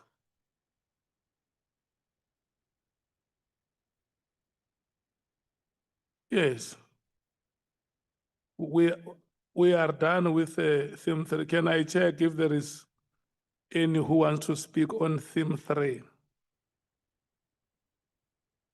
Yeah? Honorable Matthews. Thank you, Chair. Chair, theme 2, theme 3, all the themes we have inputs as the EFF. So I don't know if you would, I wouldn't mind us just going through and presenting what it is that we have as the EFF across, including our recommendations and findings. And then we just close and, or you want me to only deal with the How input? much time do you need to go through all of them? Maybe about 4 hours. I'm joking. I don't think it'll be more than 15 minutes. Yeah. Okay, So on, so you go through all the things, yeah, okay. and I can go under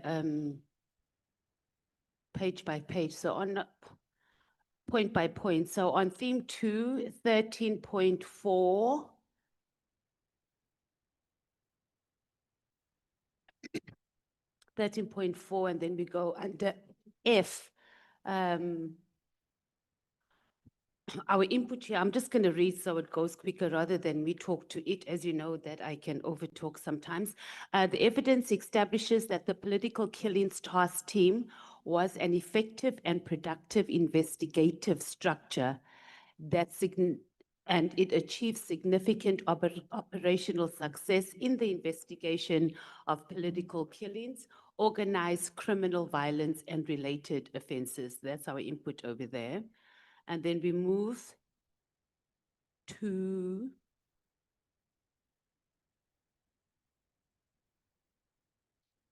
I wish I had just extracted our inputs rather than having to scroll through the entire report.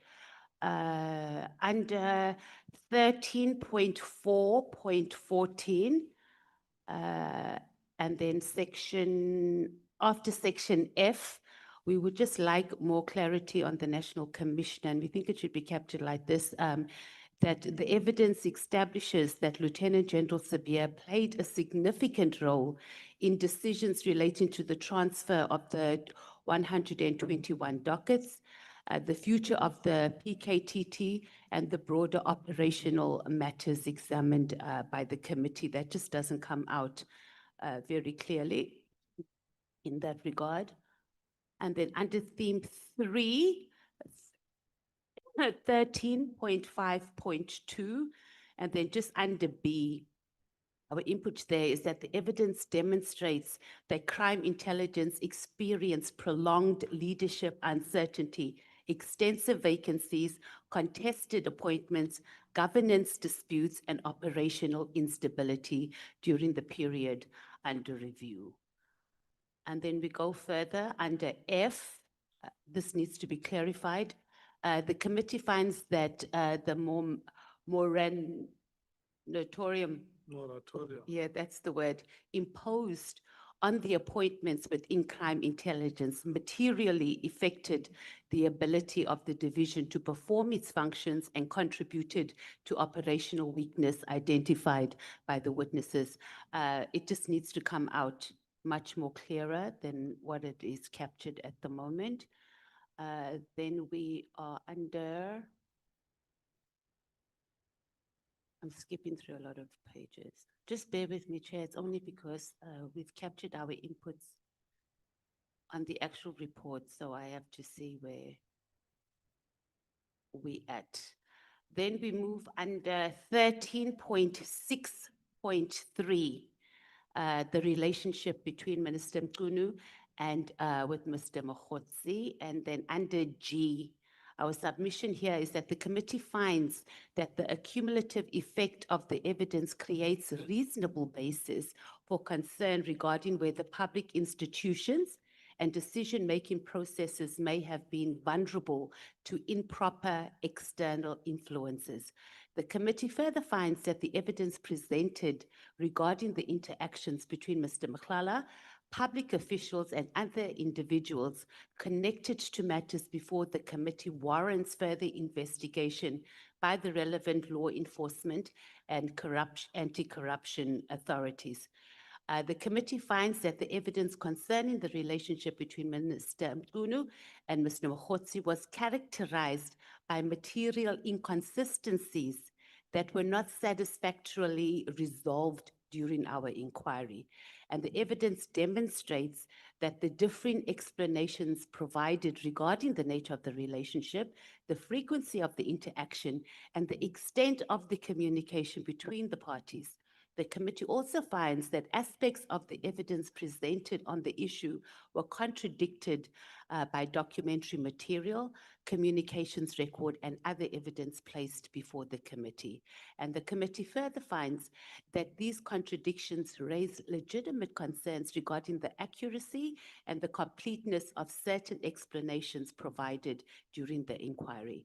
The committee finds that the evidentiary record establishes sufficient grounds for a comprehensive ethics and integrity investigation into the relationships, communications, and interactions between public officials and private individuals implicated in matters before the committee.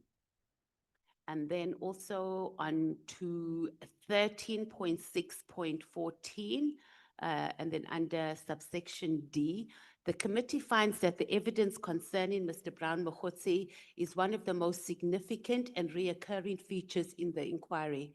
This evidence demonstrates that Mr. Mkhwanazi's name appears repeatedly across multiple and otherwise unrelated evidentiary strands examined by the committee. And the committee finds that the evidence relating to Mr. Mkhwanazi emerged in relation to communications provided by senior public officials, matters concerning the PKTT, issues related to Makhlala, interactions involving the Ministry of Police, and broader allegations. The committee further finds that the reoccurring appearance of Mr. Mkhwanazi across multiple evidentiary stands cannot reasonably be regarded as incidental. The evidence establishes that Mr. Mkhwanazi occupied a position of unusual proximity to individuals exercising public power despite not holding a formal position within SAPS, the Ministry of Police, or any other relevant law enforcement structures. The committee finds that the evidence raises serious concerns regarding the extent of Mr. Mkhwanazi's access to information, decision makers, and matters falling within operational responsibilities of state institutions. The committee further finds that the explanations provided regarding the nature, the extent, and the purpose of Mr. Mkhwanazi's involvement were not always consistent, and it did not satisfactorily address concerns raising from the evidentiary record. The committee finds that the evidence demonstrates the existence of communication and interaction that warrants further investigation by competent authorities. The committee further finds that the evidence establishes prima facie basis for investigating whether improper influence was exercised over public officials, law enforcement institutions, or operational policing matters. Then we move on to 3.7.7 under D. However, the committee finds that the evidentiary record discloses sufficient grounds to justify further investigation into the nature of Mr. Mkhwanazi's relationship, activities, and interactions. I just read that, didn't I?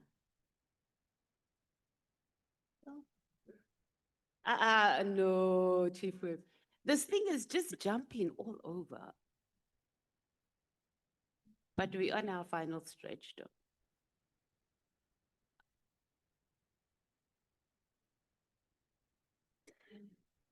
You learned from me, Chief Whip.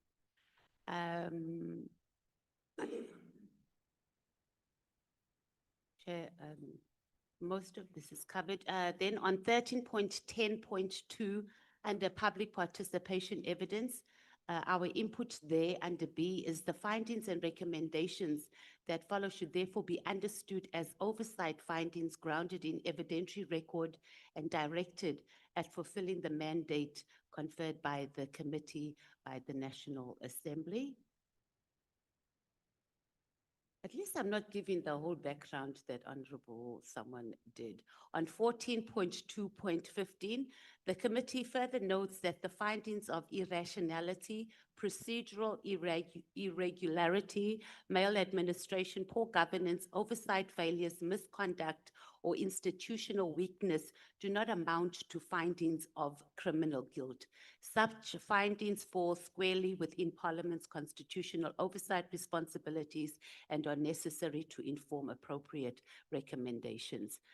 In undertaking this responsibility, it is necessary to distinguish between findings of fact falling within the committee's oversight mandate and the determinations of criminal or civic liability, which properly falls within the jurisdiction of courts and other competent authorities.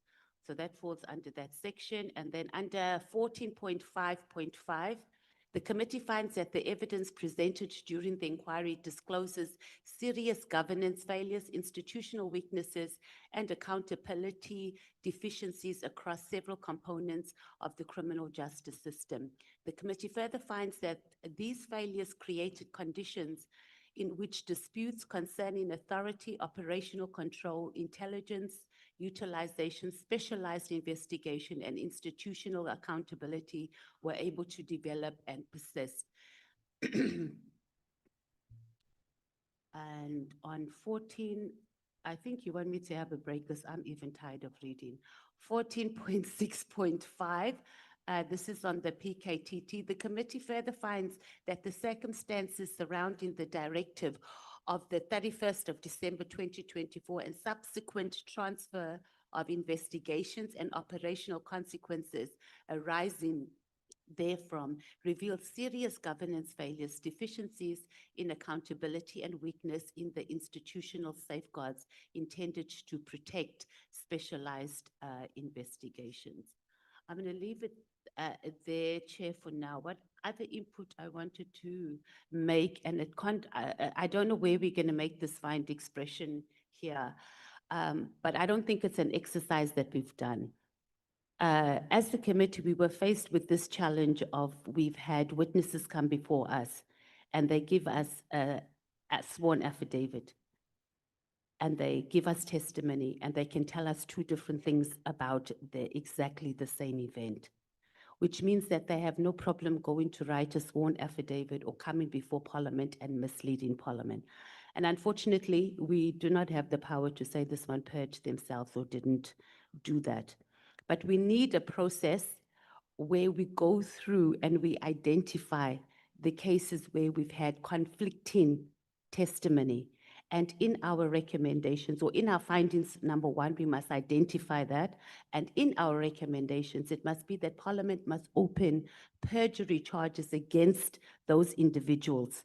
And obviously, they would need to go and answer, and the court of law will decide whether they purge themselves. I mean, some of the matters are not necessarily strongly related, Chair, to what we were investigating, but we need to give a very strong message that we must take sworn affidavits in this country very seriously. It cannot be that senior officials in our criminal justice system can just write a sworn affidavit, come and sit here and mislead us, and we don't do anything about it. One such example is not necessarily, well, one of them is the Robert McBride and the issue of him having or not having a sexual encounters or relationship with Sarah Jane Train. So that matter must come to the fore because he came here under testimony. He said he didn't. She came here and she said she did. Clearly. So that must be one of the matters that must go, and we must open a case of perjury against them and let the court decide who purged themselves while they were before us. Thank you, Chair. Thank you so much. So, Honorable Matthias, are you done with your submissions? Did you want to speak, Honorable Sokanyila? Yes, Chairperson. What do you want to say? Can I talk? Yeah, I want you to tell me first, do you want to make cross-cutting submissions or you only speak on theme 3? No, I will talk to cross-cutting issues that have been raised by honorable members, some of them. Okay. Yeah, You are allowed. Thank you, Chairperson. Chair, looking at the issues that have been raised by honorable members, referring to referrals and consequences, there are some that have been left out.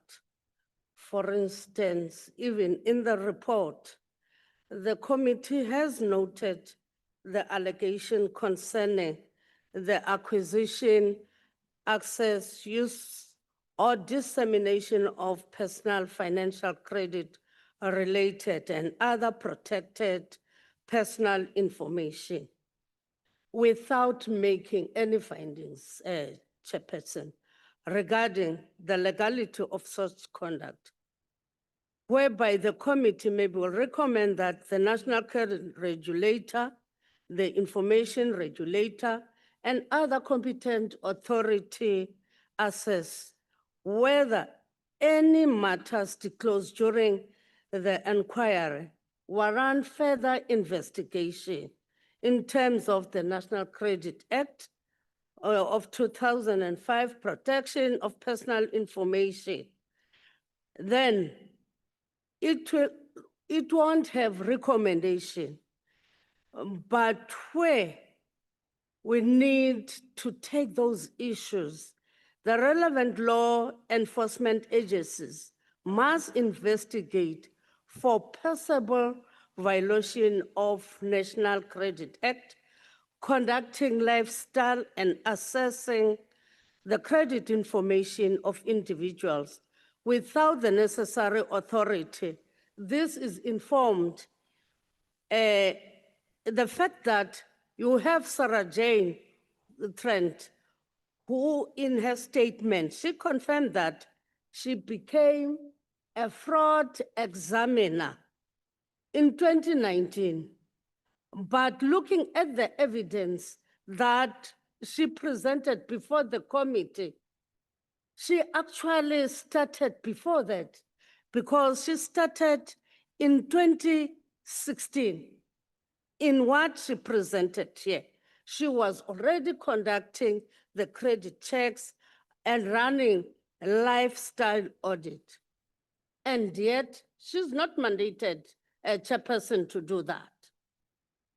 So your observation is that at the time she was practicing in that responsibility, she did not have the certificate. She didn't Okay. in 2016. You can, And we're leaving that hanging as the committee. yeah. We're not referring it to the relevant law enforcement agencies. So your suggestion is that it must It be must be, included in the assessment and findings and recommendations. surely. What is the recommendation? I'm saying that it must be investigated, taken to the relevant law enforcement. I'm going further. Yes, it's your time. Oh, okay. With regard to Paul O'Sullivan, must be investigated for violation of National Credit Act, for assessing credit information without necessary authority. Has referred that. Then if we're going to look at the investigation into fraud and theft by South African police and other statutory enforcement agencies, conduct such an investigation, O'Sullivan and Associate is not a law enforcement agency, but he did behave as if he was one. We cannot leave Paul O'Sullivan.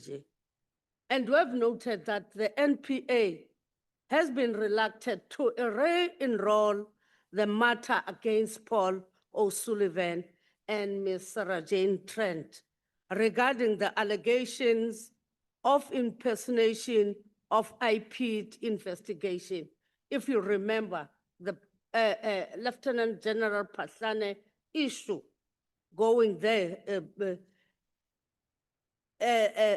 disguising as IP'd investigators and intimidating General Pahlane, that warrants an investigation by the law enforcement for statutory crime of intimidation and common law of offense of attempted extortion. Because if we are looking at what Lieutenant General Pahlane placed on record, he placed on record emails before the committee that was sent by Mr. Paul O'Sullivan to him, which stated that in January 2016, where he was pressuring to pursue criminal charges against certain police officials, he was purportedly investigating.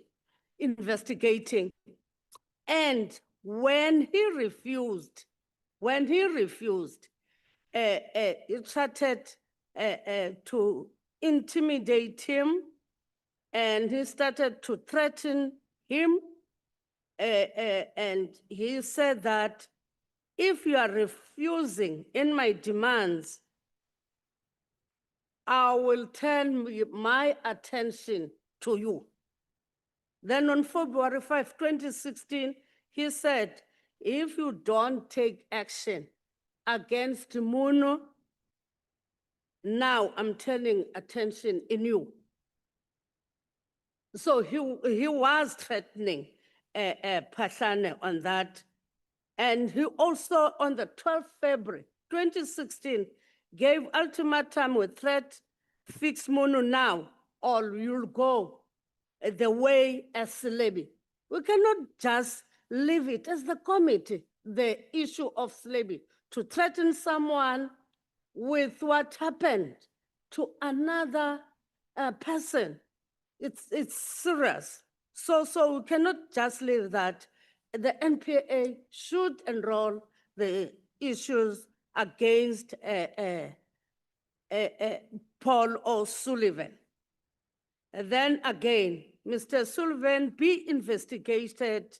That one is not included. Be investigated for violation of Section 3 of the Protection of Information Act.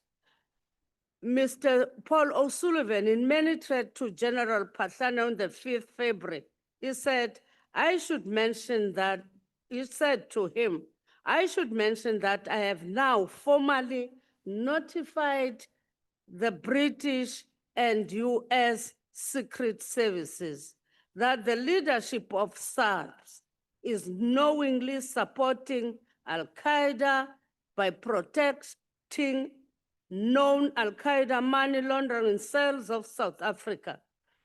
You know, those issues that were raised by O'Sullivan, and also in his own admission, under questioning, he testified that he worked for the British government. So we cannot just see here, Kenji, talking also about the terrorism placing South Africa and other things that we don't know. We cannot just leave it. And then another thing, Chairperson, the delegated role of deputy ministers. I think I should talk to that, whereby the presidency should develop a framework regulating the delegation of responsibilities to deputy ministers and associated parliamentary accountability arrangement in order to strengthen transparency and responsible and oversight. The president must develop a framework that guides the assigning of delegated responsibilities to deputy ministers by ministers. You know, when the presentation was done here, some of the committee members, they wanted to say that we don't need any deputy minister. We need those deputy ministers, but there must be a delegated framework that must be done by the presidency and with delegated functions to be shared with Parliament for its oversight function in accordance with Section 93(2) of the Constitution. And then again, in institutional culture, discipline, and ethics, the government should assess whether additional safeguards are required concerning the movement of former members of specialized intelligence, covert, technical, and high-risk operational environment to private security industry, where such movement may create security intelligence or conflict of interest risk. This is according to the evidence that was given by former Minister Bheki Cele. The state spends about 1.1 million to train one member of police special force. We lose these members to the taxi industry. That's what he said. And the private security industry. If we're going to look at Mr. Matlala's security, he said there are former police special force members who are working for him and they're earning big monies there.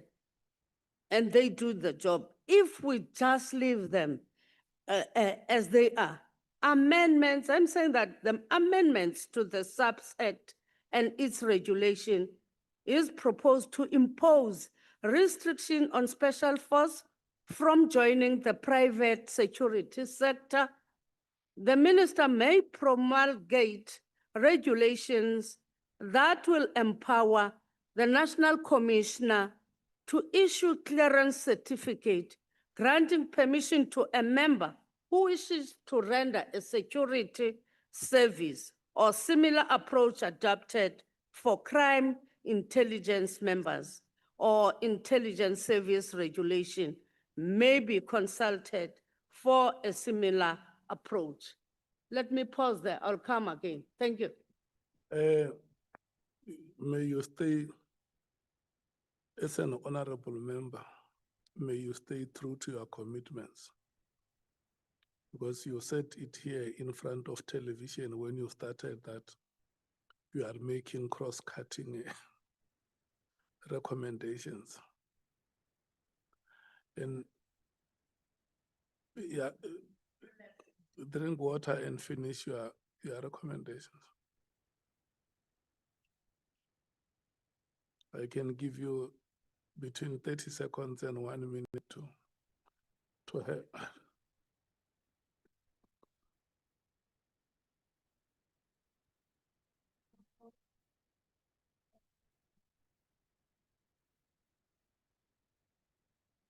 Thank you very much, Chairperson, for giving me that time.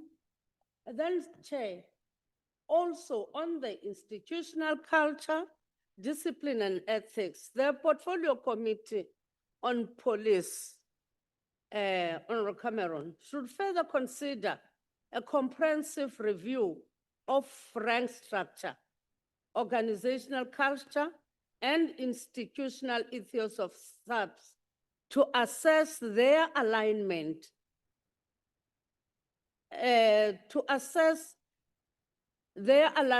with the constitutional principle of democratic, accountable, and service-oriented policing. Such review should consider the implication of existing organizational arrangement for leadership, accountability, public trust, community-centered policing, and professionalization, Chair. And whether any legislative, policy, or administrative reforms are required to strengthen a policing culture grounded in constitutional values, responsiveness, transparency, and respect for human rights. Hence, we're saying that in the final analysis, the extent of corruption, abuse of power, lack of accountability, and disregard for the law by senior members of the SAPS is a matter of grave concern. This cannot be viewed in isolation from the militarization of the police service.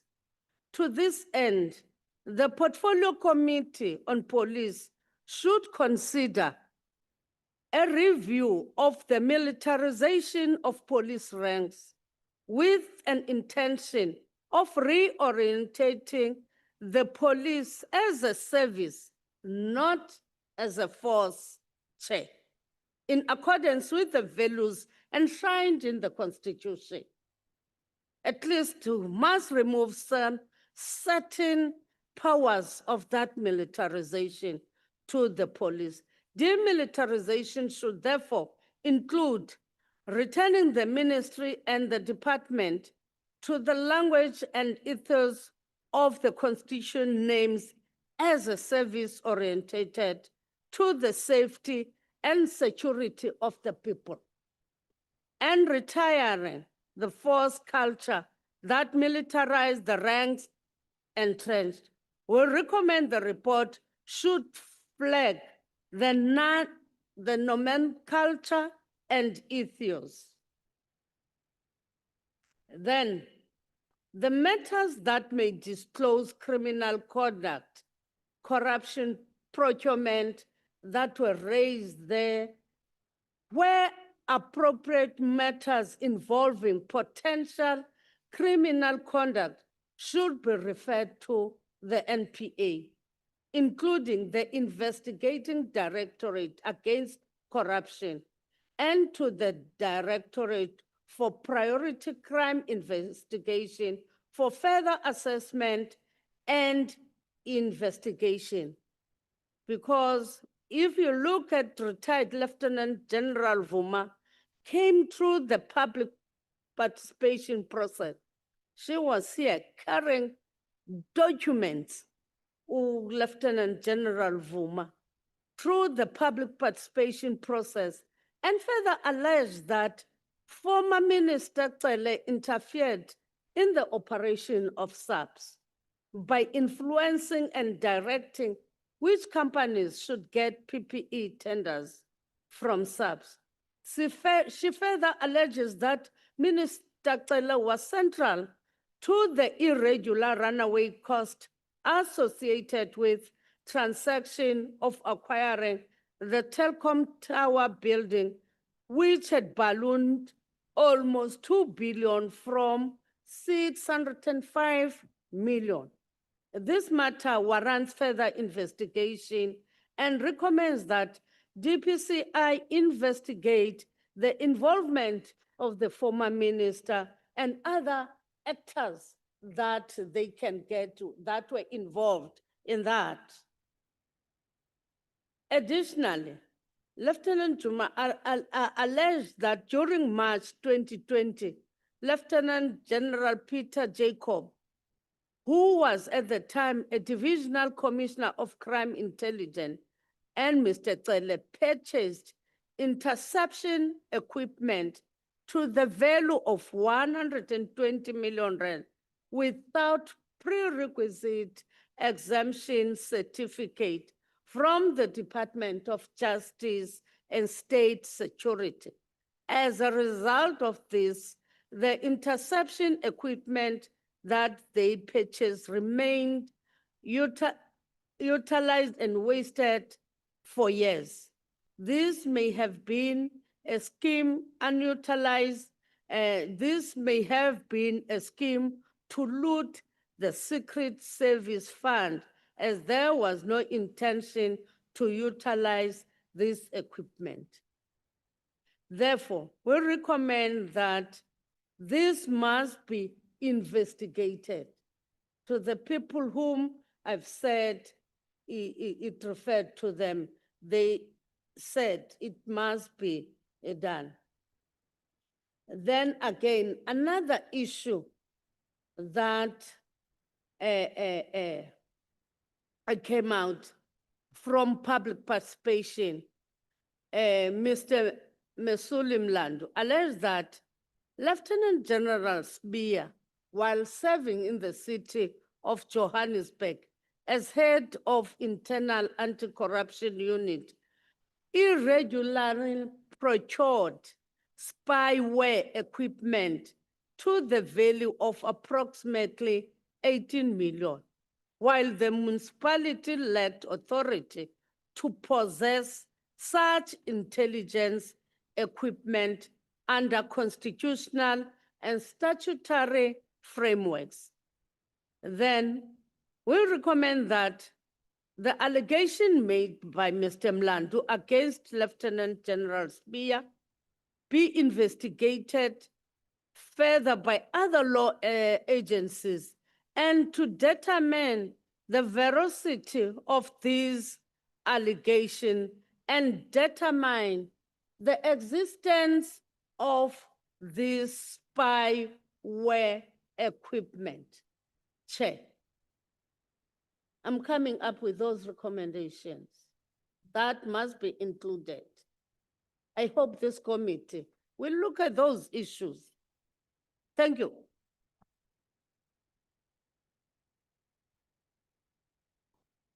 I listened to you very carefully. On the reorientation of the police system in this country, whether you want it to be a police force or whether you want to render police services. Yes. And the observations that you would have made on the witnesses, some of them who appeared before us, Mr. McBride and Ms. Sargent and Mr. Apollo Sullivan, and lastly, with that official from Joburg Metro, Mr. Mlandu. Now, I heard all those things. And even our superior content team, Ms. Van Zyl-Gous and Ms. Silkstone and Dr. Dr. Kok.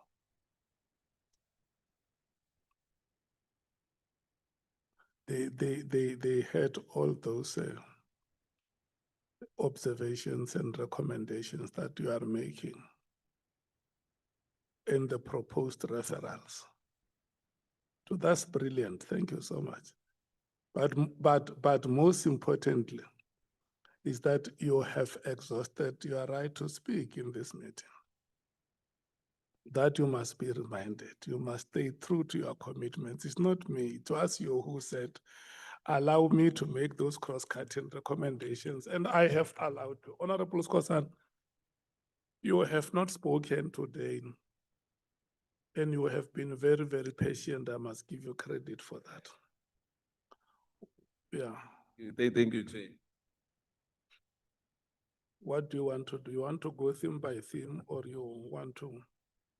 Now I'm going across. Okay. Yeah.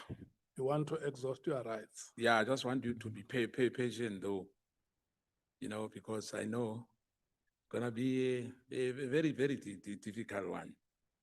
But obviously you gave everyone a chance. So I was listening, I never interrupted anyone, and hopefully no one is going to interrupt me. Yeah. Thank you, Chair. As I was saying, I'm going to not only going on theme, I just want to make sure that I cover everything here, especially I'm alone today. The MK party submits this comprehensive review of the ad hoc committee draft preliminary report, 23 June 2026. To ensure that the factual accuracy and transparency is in line with the committee mandates. This submission draws on the latest evidence on hazard witness statement to correct any misstatement or omissions to align the draft report with the verified record. Our aim is to strengthen the report's integrity by incorporating the MKP input consistently with prior submission and the public deliberation while avoiding substantive policy debate on those input themselves. I think you remember, Chair, that I think it is us, the EFF and the ANC, who have put inputs, after we received that draft report. And I guess that would be as well, be incorporated, into the final report. First, we presented a refinement matrix summarizing how the MKP proposals are related to each section of the draft. We then offer a chapter by chapter critique, highlighting factual corrections, proposed wording changes, and underlying rationale. All changes suggest are substantiated by official sources, and we note where the draft already accords with evidence. Citations from the committee owns record and related documentation are provided. This submission is laid out as a formal committee document with cross-reference to the evidence. It is intended to supplement, not supplant, the draft report, and all final decision remains with the committee. Summary of the key input from us as refinement metrics. Section 7, limitations. Added a limitation noting that no oral evidence was given by the president, although he provided written response to the committee. Questions, and note that Major General Feroz Khan, crime intelligence, was not called to testify. Record that certain plain witnesses, e.g. Khan, remain outstanding, and that some evidence, e.g. promise annexure to Advocate Johnson statement is still missing. And I think the committee will recall that. Advocate Johnson promised us that within two weeks, he will submit a response on what Honorable Nomvalo in particular asked. But that was not done up to date, Chair. Now, that issue which we started earlier this morning talking about, the PGM, if I remember, they've got records. The Hansard's got record of what transpired here. And I'm not going to withdraw anything. I'm still saying that I've said that many times, 3 times, the issue of Khan that he must appear here. And as I said, I even call him. Section 7, again, number 5, note that the unresolved allegations regarding Katiso Molefe and Morgan Maumela and General Mkhwanazi identify Mr. Molefe and Ms. Maumela as members of the criminal syndicate, but their roles remain untested. The report should record this as unexplored allegation, as the evidence leaders did. Now, the public participation, no specific input from us and from other parties beyond the standard process, but note that the public submission raised many of issues listed above.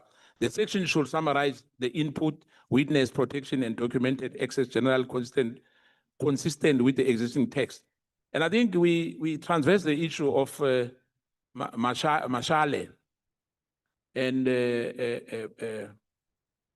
for better word, Professor Dihas. I'm not sure, but yeah. If you remember, Chair, that this so-called social media tweets, because Mashale was lying on that, he was testing the minister, Mkhwanazi, and, same as O'Sullivan bragging that he will bring every, in fact, as a matter of fact, it's him who said that, that he brought down then Commissioner Silebi. And the only thing which also even to me, which he accepted from this committee is one, that he was a rapist, because he pleaded guilty on that matter, in Randburg. He accepted on that. He pleaded guilty on that. But on the other issues, there were a lot of speculation from him. Section 12 on evidentiary overview. Update to reflect an outstanding documentary evidence.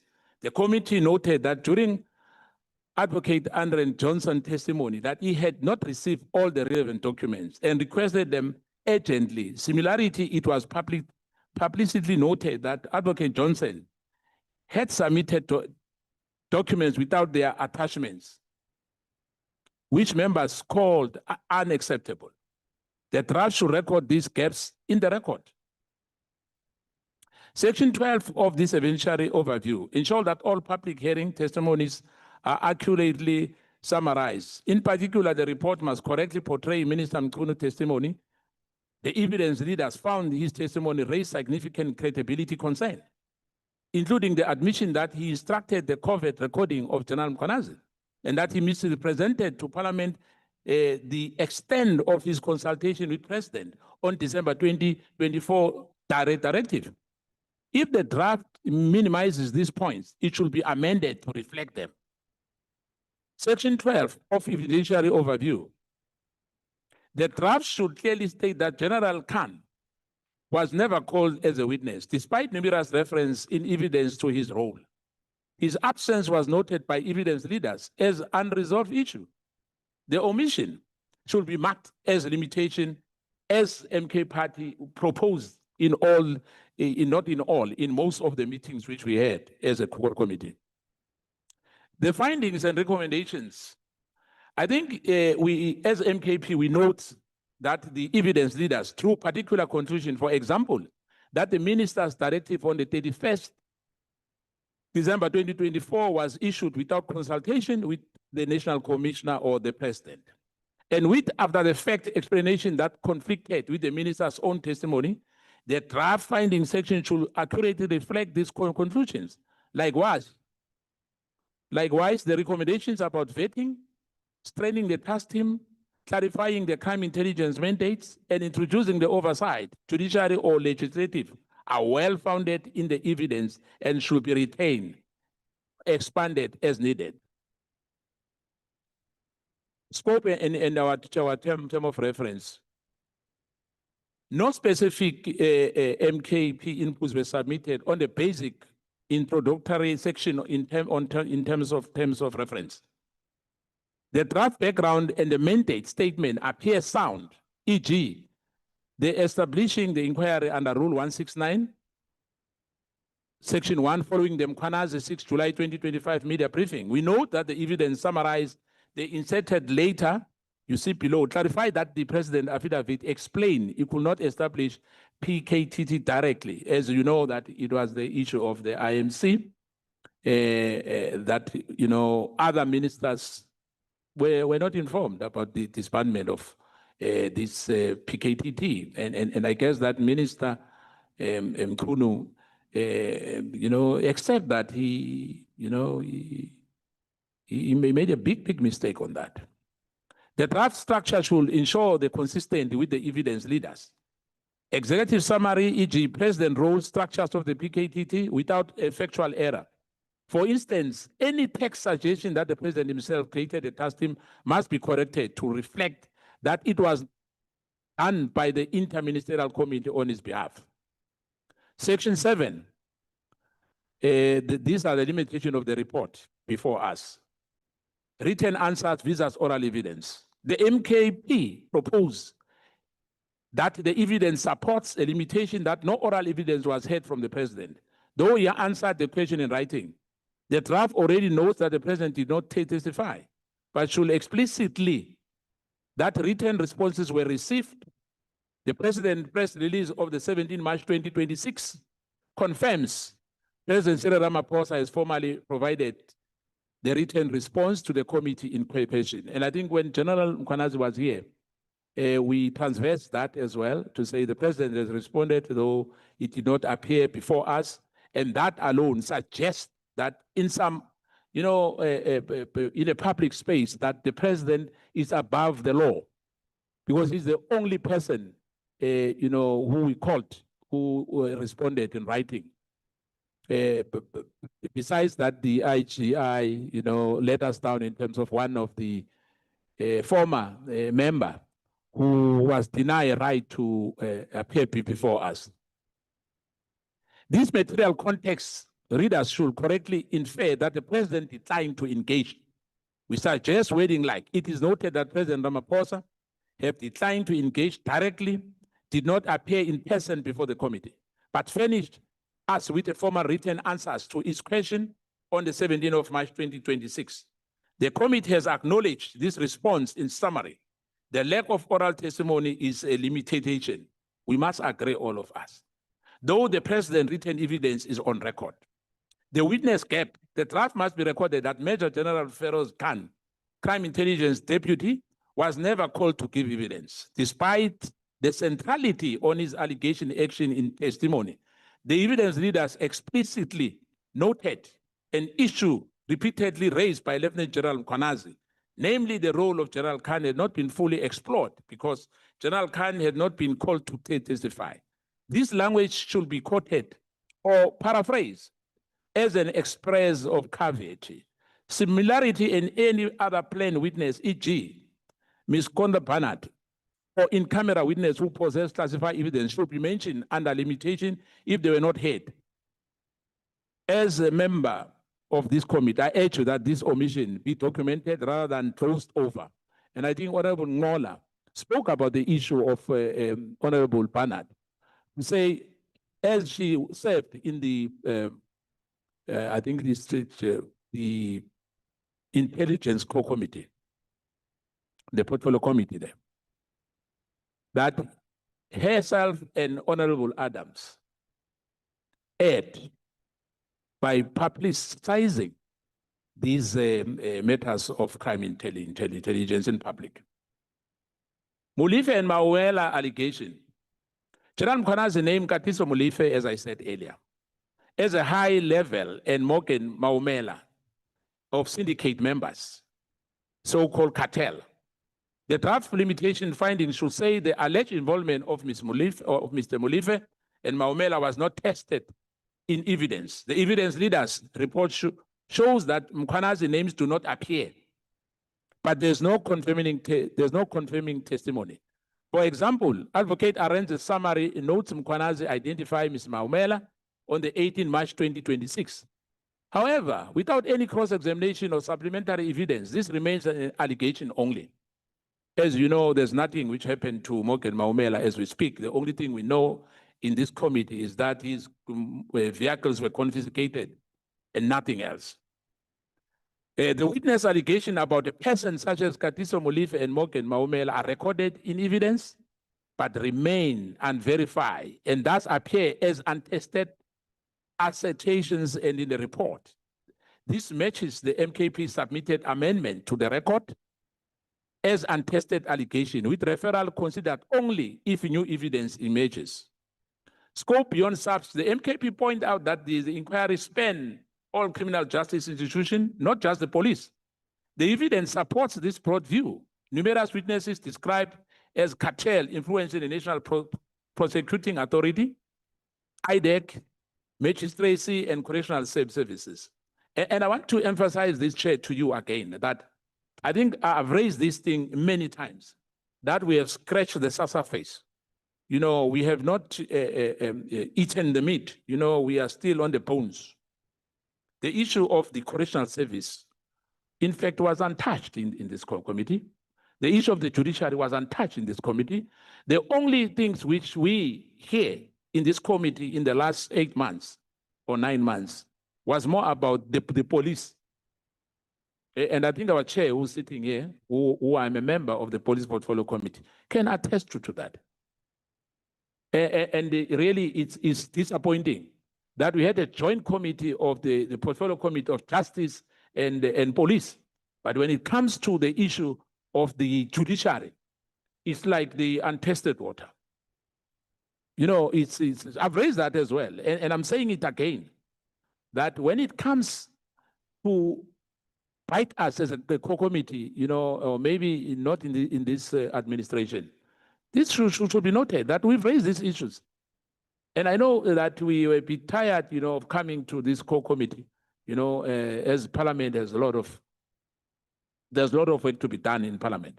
But I would suggest, Chair, as well, to the Justice Portfolio Committee who's here, and the Chief Whip of the largest party is here, and the Chairperson of the Police is here. It's only the Correctional Service Chairperson who's not here.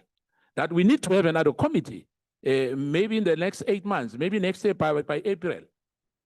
Because for me, we should not be feared of any government institution, be judges, be correctional service, or whatever. we should make sure that we dig deep, into those institutions. Because General Mkhwanazi said many things. And I can tell you today, I'm told that Brigadier Macheni was dismissed. He's from the forensic unit in the police service. That tells you that this commission, whether Madlanga, which I had my doubt, when it started because of what happened to Zondo Commission. But there's results which are visible as we speak. Not only narrative or political statement or PR statement to say, some commission have worked. There's Nugent Commission, there's Mupati Commission, and, for me, I still have my doubt because for me, they were not biting.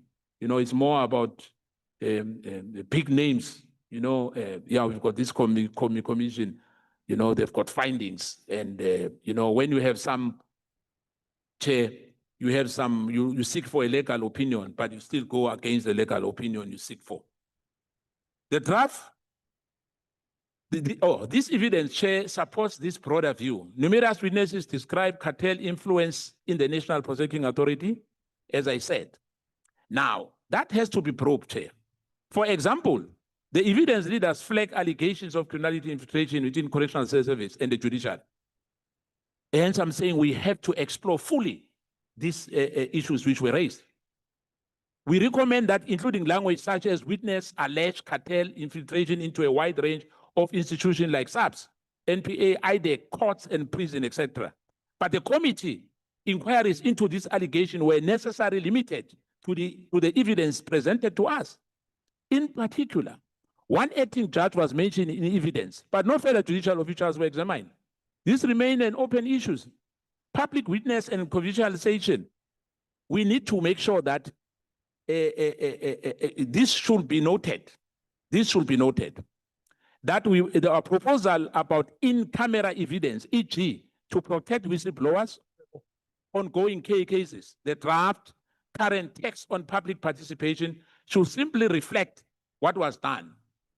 Several members of the public, including the crime intelligence officers and civil society witnesses, did testify before us, some under restricted conditions. Hence, I said about the IGI. One witness came in here, but unfortunately, he was not given a right to give us evidence here.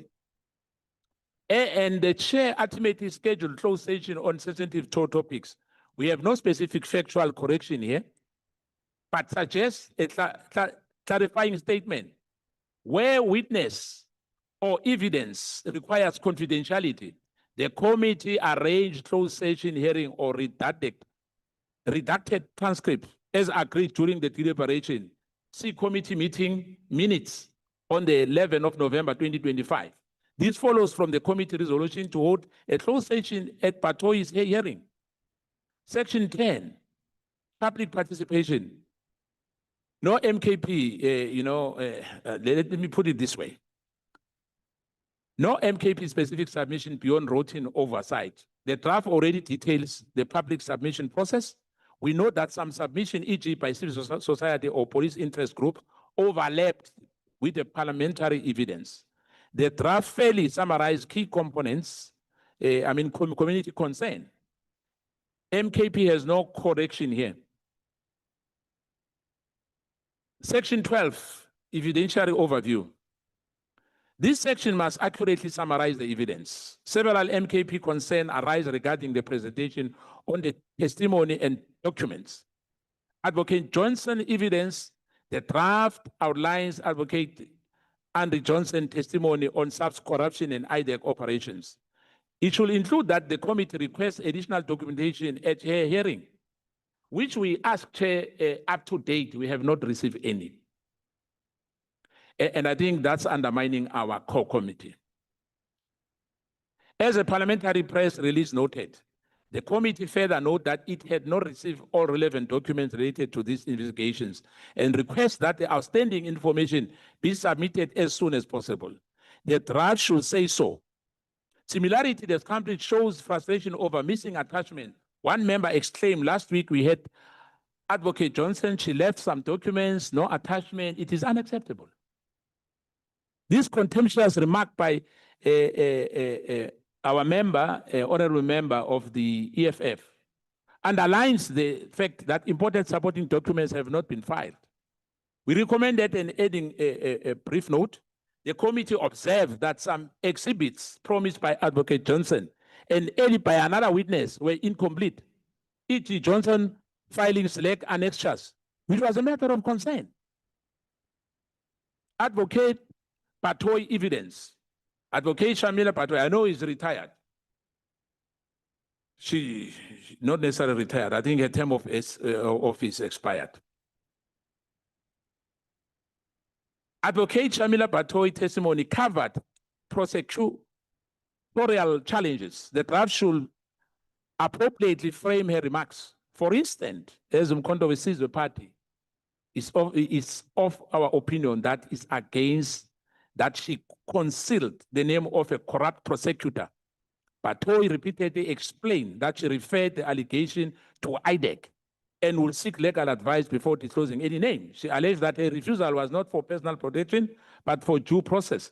As she later explained, the draft should present in the context. Having refused to reveal the name of an alleged corrupt prosecutor, Patoy explained her referral of suspicious prosecutor to IDEC. And while pressured to name the individual was resisted, she cited constitutional protection for suspect. She offered to reconsider in a closed session, underscoring the legal caution. The committee minutes show she said she will consult the council before naming the person. Advocate Patoy on 19.3. It is the view that, that the draft preliminary report materially underrates the significance of Advocate Shamila Patoy evidence and fails to reflect the manner in which it was experienced by members during the inquiry. In the MK party assessment, Advocate Patoy deliberately concealed the identity of a prosecutor alleged to have been compromised by organized crime elements, notwithstanding repeated direct questions from committee members and despite committee oversight mandate. Her continued refusal to disclose identity, even after extensive questioning, it had a practical effect of withholding the information that was central to the committee investigation. The MK party further considered Advocate Patoy to have been among the obstructive, confrontational, and uncooperative witness to appear before this committee, like Sullivan. With her approach, frustrating rather than assisting Parliament constitutional oversight function, I think that it's a cause for concern, and that should be documented in our report. The draft report should therefore accurately record both the substance of the evidence and the significant concern expressed by members regarding a refusal to disclose material information, rather than characterize her conduct merely as an exercise of legal coaching or procedural restraint. The draft report should therefore state Advocate Shamila Patoy acknowledged that the information had to come to her attention concerning a prosecutor alleged to have been compromised by organized criminal element. It's viewed that MK party that notwithstanding requests by members of the committee, Advocate Patoy concealed the identity of that prosecutor. I'm emphasizing that. The MK party further considered that Advocate Patoy approach through her testimony was among the most obstructive. And I'll go to 19.4. Ms. Haas and Machucha allegation. The testimony of Ms. Mary Haas.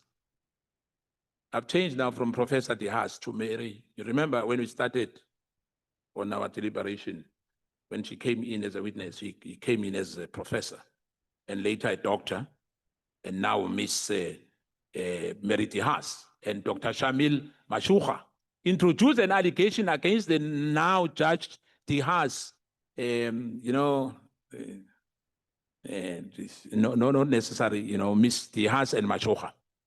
The draft should accurately note what was heard from Advocate Patoy testified that her decision on the directive was influenced by unverified allegations from these sources. Despite the IG and the commissioner findings them unreliable. If the draft omits this, it should state that Patoy and Minister Mkhwanazi were informed about the IG and NC consider those allegations unreliable. Lot rate evidence, if included. If the draft touches the testimony of Metro Police and the police itself, etc., nothing specific from us, I can that attest to you if that is included in the draft. But Minister Mkhwanazi evidence, the evidence leaders found Mr. Mkhwanazi testimony problematic. The draft must not whitewash this. We highlight 2 points. Recording of Mkhwanazi, as I said earlier, before you gave me this time, Chair.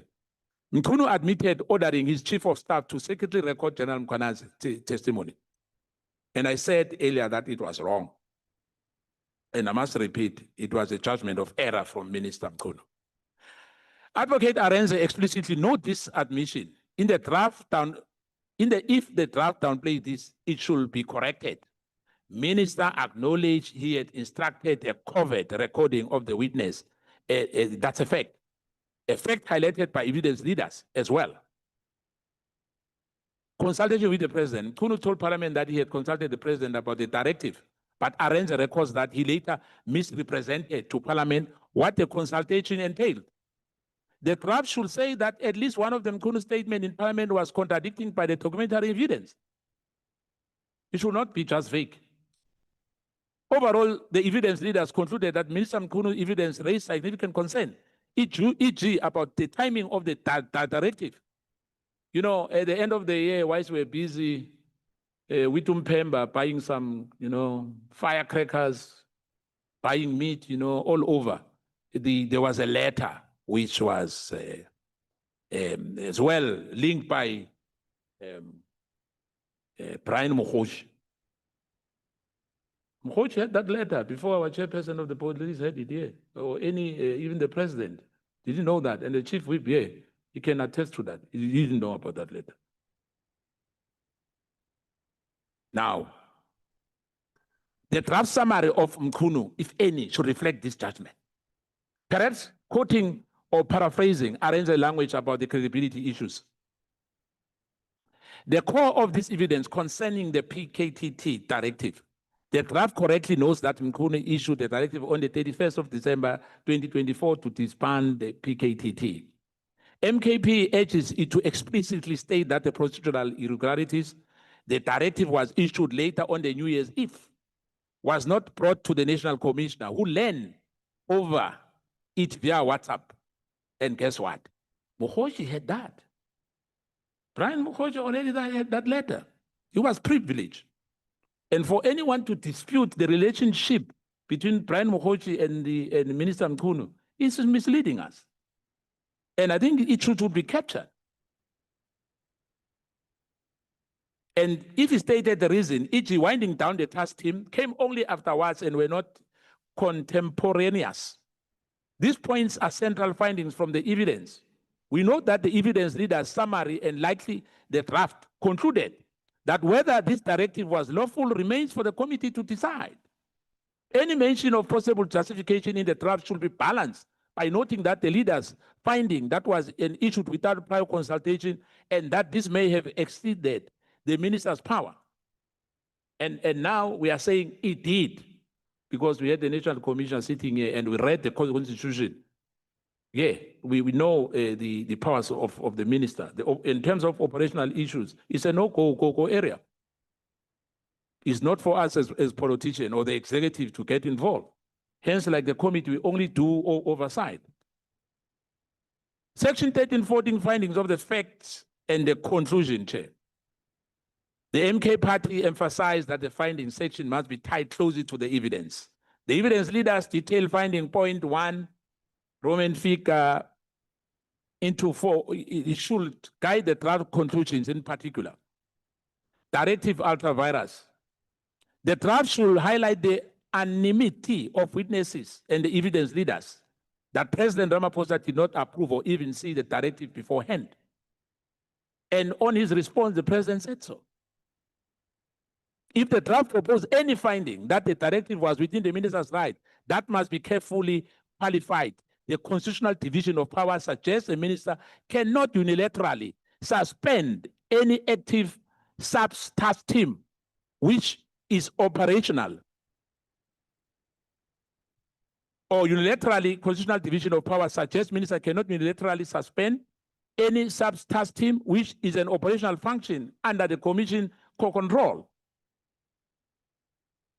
The committee must decide that the point, but that draft cannot report the evidence. For example, General Masemola testified it was beyond the normal ministerial authority and was done without the customary consultation. We advise clear that the language such as all witnesses agree that the directive was issued without the president or the commissioner's consent, whether it was lawful in context of section 206, stroke 207 of the Constitution is a matter of final resolution. Findings on the corrupt networks.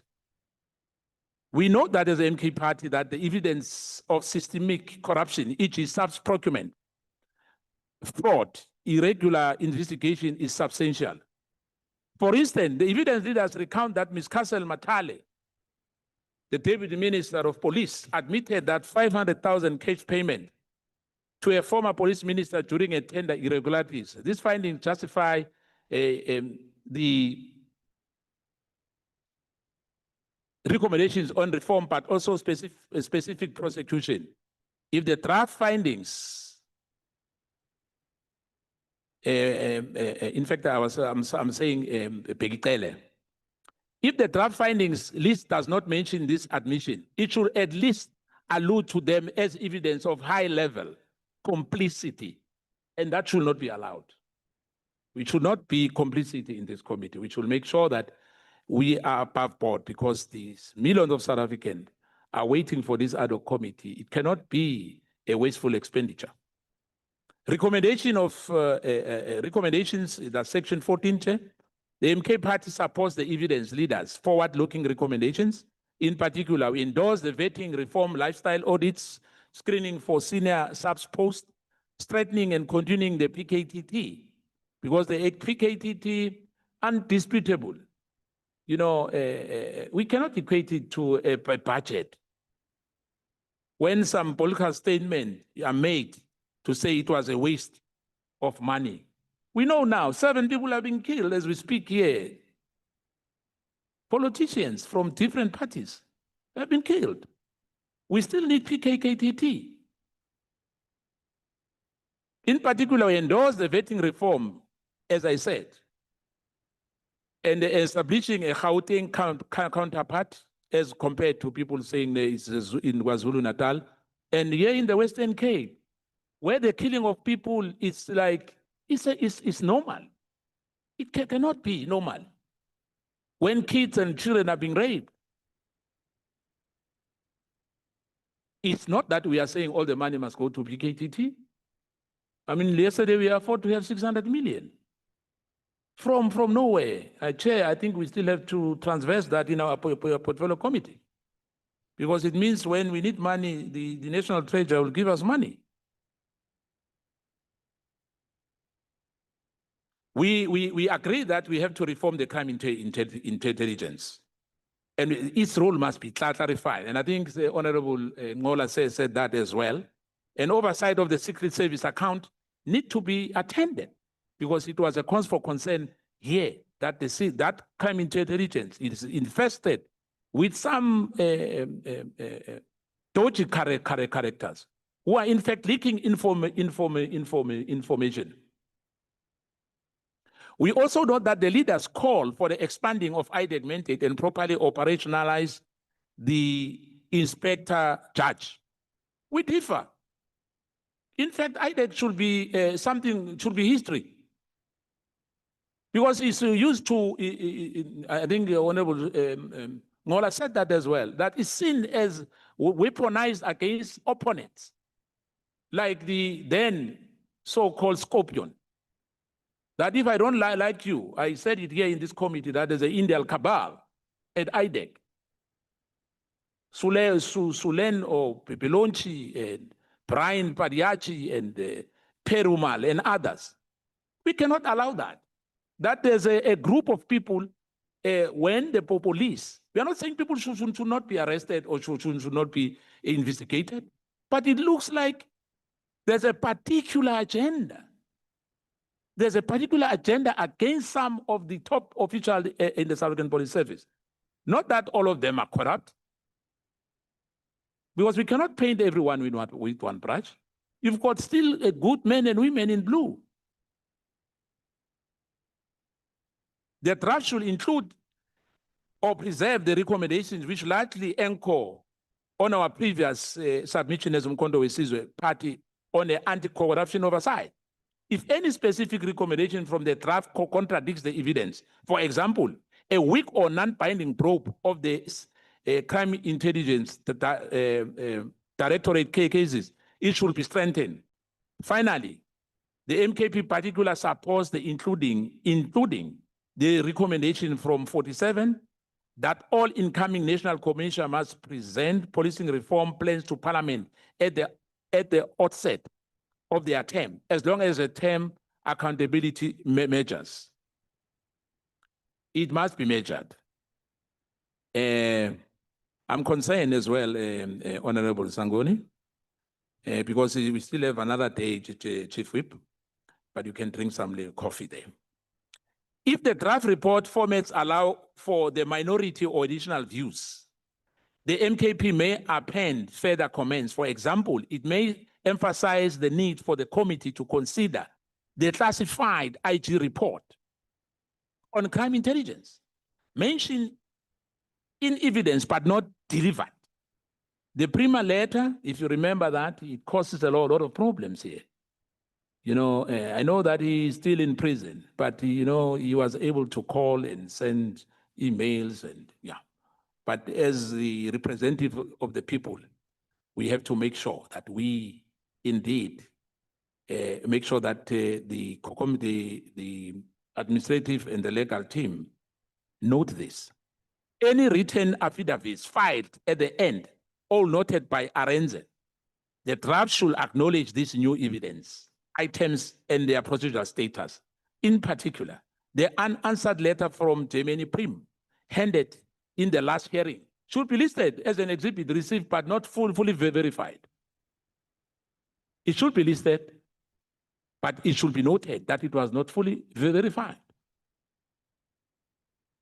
Finally, the MK submits that the report be paginated and indexed as per parliamentary practice.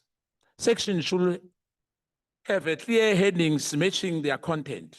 All quotes or factual statements drawn from the evidence should be footnoted. They should be footnoted, as done here. And the text should be fully justified and space 1.5 lines throughout the final document. Where the direct quotes from the witness or the evidence leaders are used, they should appear in verbatim with citations. Where paraphrasing is used, it should still record. E.g., Minister Mkhunu misstatement must be stated. We stand ready to supply any additional information or clarifications to the committee. This submission, together with the party early inputs and fully evidential record, should guide final refinement of this report. Reference parliamentary transcript are cited above the committee official numbering, Hansard PMG reference, to substantiate all my factual assertions. Chair, I think I've made my submission. I'm going to make a comment before you go to my last comment, because you said it's once and I won't be allowed to come back. Now, let me marinate my statement. The three comments of the draft preliminary report, Chief Whip and the Chair. The report delivers a measured but damning indictment of the systematic governance failure. It correctly identifies recurring weaknesses in the executive operational boundaries, particular of this 31st December 2024 disbandment of PKTT. Now, we know now that there's a crime intelligence moratorium, target control, procurement of safeguard, interagency coordination, and crime intelligence stability. These are the frame and institutionalized vulnerabilities that enable operational disruption of the institutionalized expectation and origin of public trust, findings that align with long-standing opposition concern about political interference and the capture of the specialized unit by improper influence. Is deliberately parliamentary limits are both strengthened and co-constrained. The committee rightly confines itself, to the oversight findings rather than criminal determination, understanding that we are not a court of law. We don't have the powers to prosecute anyone. But it would be misleading to say this ad hoc committee has no powers, because when we finish with our report, the Parliament will take the decision on what we have recommended here, our findings and recommendations. This chair as well. I think it's a concern for everyone. However, this cumulative record, including the contested relationship, high value contract irregularities, e.g. your Medicare, for me, Medicare is a drop in an ocean. The serious matters with South African Police Service. The budget of 127 billion rand, we are only talking about 360 million here. I think we have to dig deep. The metropolitan issues are, for me, untested waters. I'm finishing, Chief Whip. However, I'm concluding. However, Chair, the effective crippling of political killing investigation discloses matters that now require urgent. Hence, I was mentioning 7 already been killed. And we are still 3 months to go or 4 months to go before the local government election. And I think General Mkhwanazi was very clear about that here. To say that we need to strengthen, the police service. For me in particular, the PKTT. Now, the report's restraint should not become a shield for inaction. Recommendations are necessary but insufficient without enforcement. Proposal on a clear command boundary, strengthen the IP and the whistleblower protection, crime intelligence governance reform, procurement control, and structured parliamentary monitoring of implementation are welcome. Yet without binding timelines, dedicated oversight mechanism, and political will to confront organized crime infiltration and elite protection network, this risks joining previous commission reports as another well-drafted but unimplemented document.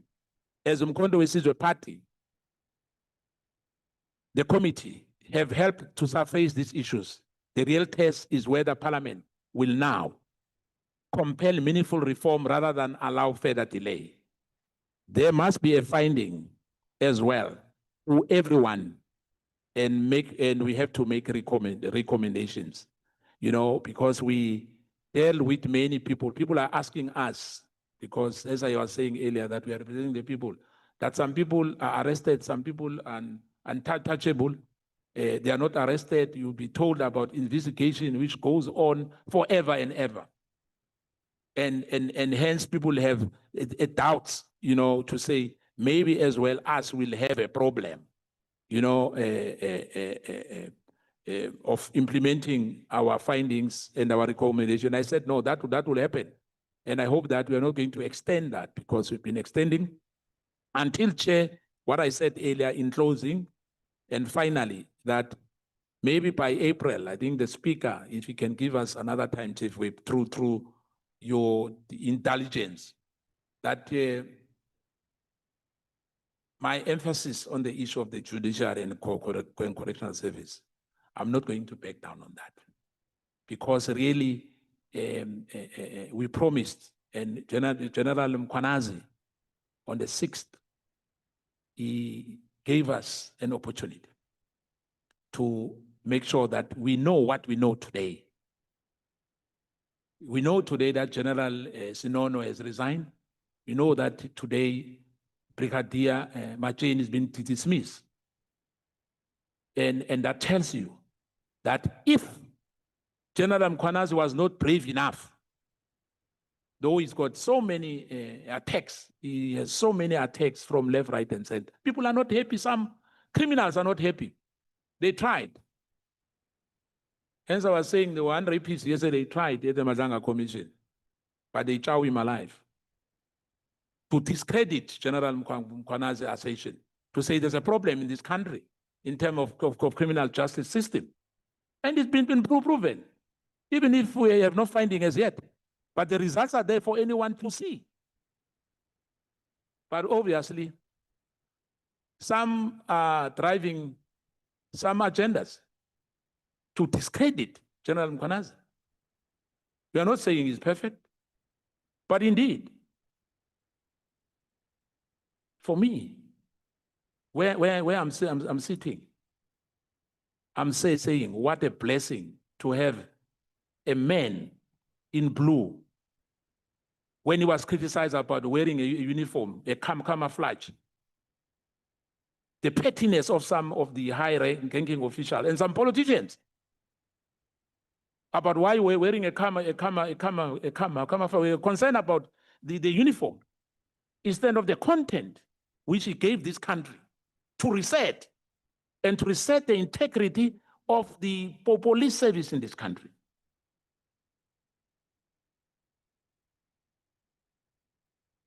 I thank you, Chair.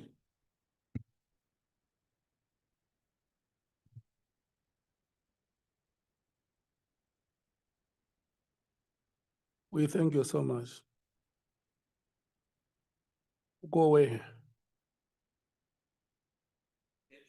You can't. If you go, I go with you.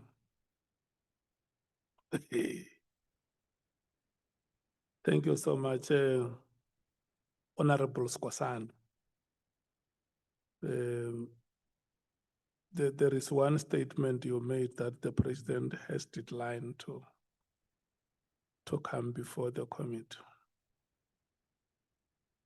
He didn't. It was our decision, Chief Whip. It was our decision. I have always been sober in every meeting that we had. It was our decision that he was going to respond to questions in writing. We met here and debated it and agreed. Yes. Yeah. And then we sent him questions, all of us who had questions submitted. And the office of the president came back and requested a further extension, and we agreed. Yeah. Okay. The dissenting opinion was expressed outside the meeting. But at the time the meeting closed, there was a unanimous agreement. Honorable members, I see Honorable Tropa has made his submissions. Honorable Ngola has made his submissions. Honorable Sokanyile, Honorable Mattheys, Honorable Skosana have all made their submissions. Can I check? Do we still have any honorable member who want to make cross-cutting submissions before we revert to the theme-by-theme approach? Going, okay. You want to make cross-cutting submissions, Honorable Sangoni? Do you want to make cross-cutting submissions? You know, they're not necessarily cross-cutting, Chair, but I will make them cross-cutting so that we can finish. Would that be in order? Yeah. The reason why I want to ascertain before you speak is so that you are not seen to be enjoying more rights than others. I haven't spoken. Okay, I'll come to the. Okay, I'll make them cross-cutting, Okay. Chair. Thank you so much. And then, okay, Let me determine the order of speakers. Honorable Mngongo, are you ready after her or you will need some time? No, good afternoon, Honorable Chairperson and honorable colleagues. I would need some time to get myself ready, Honorable Okay. Chairperson. Thank you. Honorable Breitenbach, are you coming to speak? Chair, I'm so tired of listening to everybody else speak. I was largely covered by Honorable Klopper. If I need something, I'll wrap up at the end, but not. Okay. Honorable Cameron. Now, let me give you time to finish what you are doing and then you will let me know. Okay. Chief Whip, No, Chair, it's the same for me as with You the are done. Honorable Breitenbach. okay. So it means Honorable Mwango, we will check with Honorable Sols when he comes back. And then it means it will be him and then you will be the last.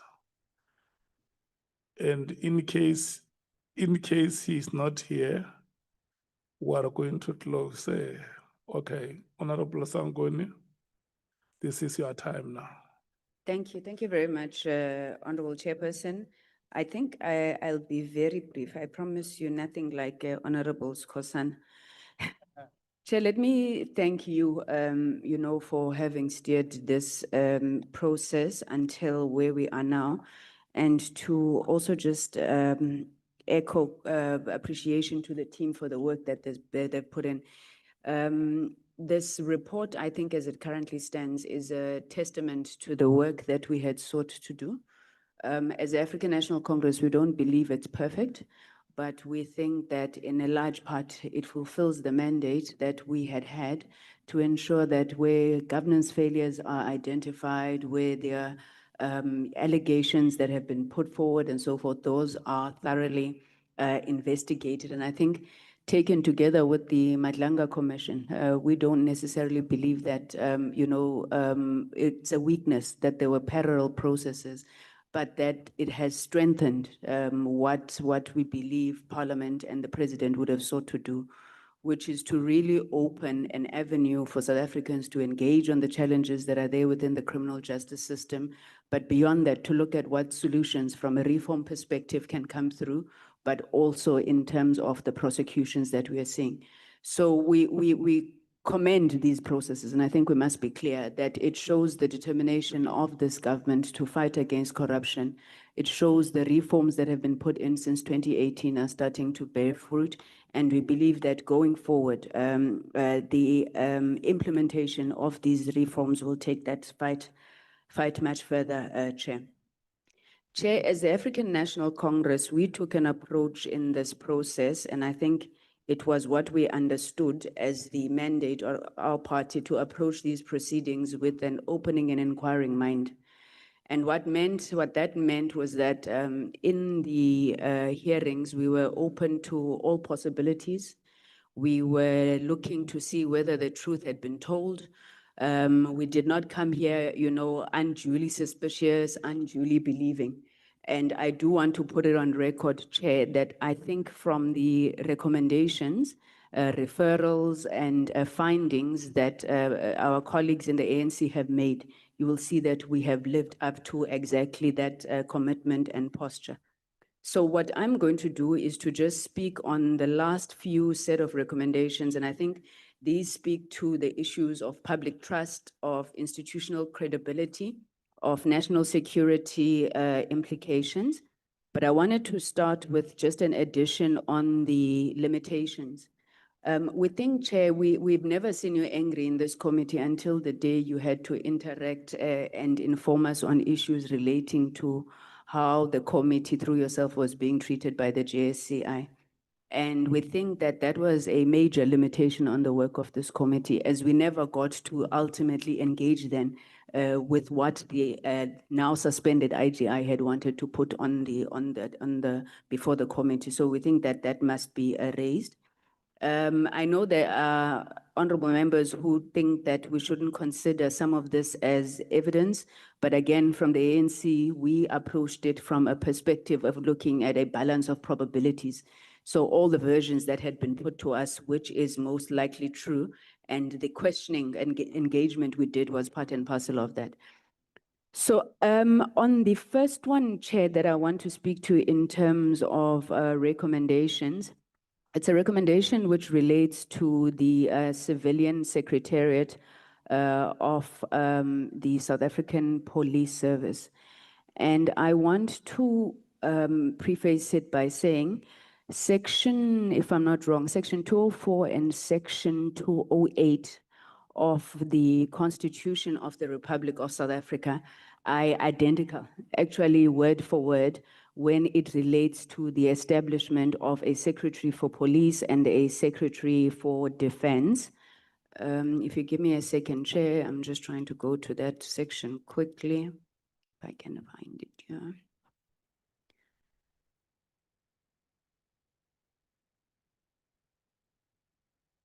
Okay, so the section in the Constitution speaks to the establishment. Okay, I can't find the exact section. It speaks to the establishment of a secretary for police and a secretary for defense, exact same wording in the Constitution. Now, what the Defense Force has done is that in accordance to what they understand to be civil military obedience, the Defense Force went to establish a secretary for defense who is the accounting officer of the SANDF. On the other hand, the SAPS went to establish a civilian secretariat service which plays some sort of oversight role, or not some sort of oversight role, policy, stakeholder engagement, and so forth for the police. We want to contend that the challenges that you are having within the South African Police Service, some of them are occasioned by the fact that you expect uniformed officials who are trained police service and men to be running an administration of government. And we are making a recommendation that we should consider an amendment that the SAPS Act must be reviewed and on the powers and functions of the Civilian Secretariat for Police, as I indicated within the context of the civil military obedience as modeled in the Defense Force. The differences in powers between the Secretary of Defense and the Secretariat of Police is important in that the two institutions are born out of sections of the Constitution that are similar word for word, and the Defense Act assigns the powers of accounting authority to the Secretary of Defense, and the SAPS Act assigns the powers of the accounting authority to the National Police Commissioner, as opposed to the Secretariat of Police. So we're recommending that amendments should be made to legislation to ensure that the Secretary of Police is the accounting authority and the National Commissioner be the head of operations, similar to the Chief of the Defense Force in the South African National Defense Force.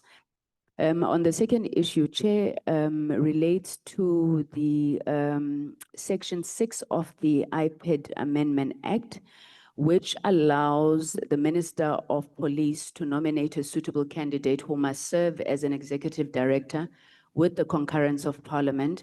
The Minister is then ultimately responsible for the dismissal or any career incidents of the executive director, as well as the renewal or non-renewal of their contract. Now, our proposal is that this section of the IPED Amendment Act should be amended to allow Parliament to process applications for the executive director and to interview suitable candidates, which can then be recommended to the president for appointment.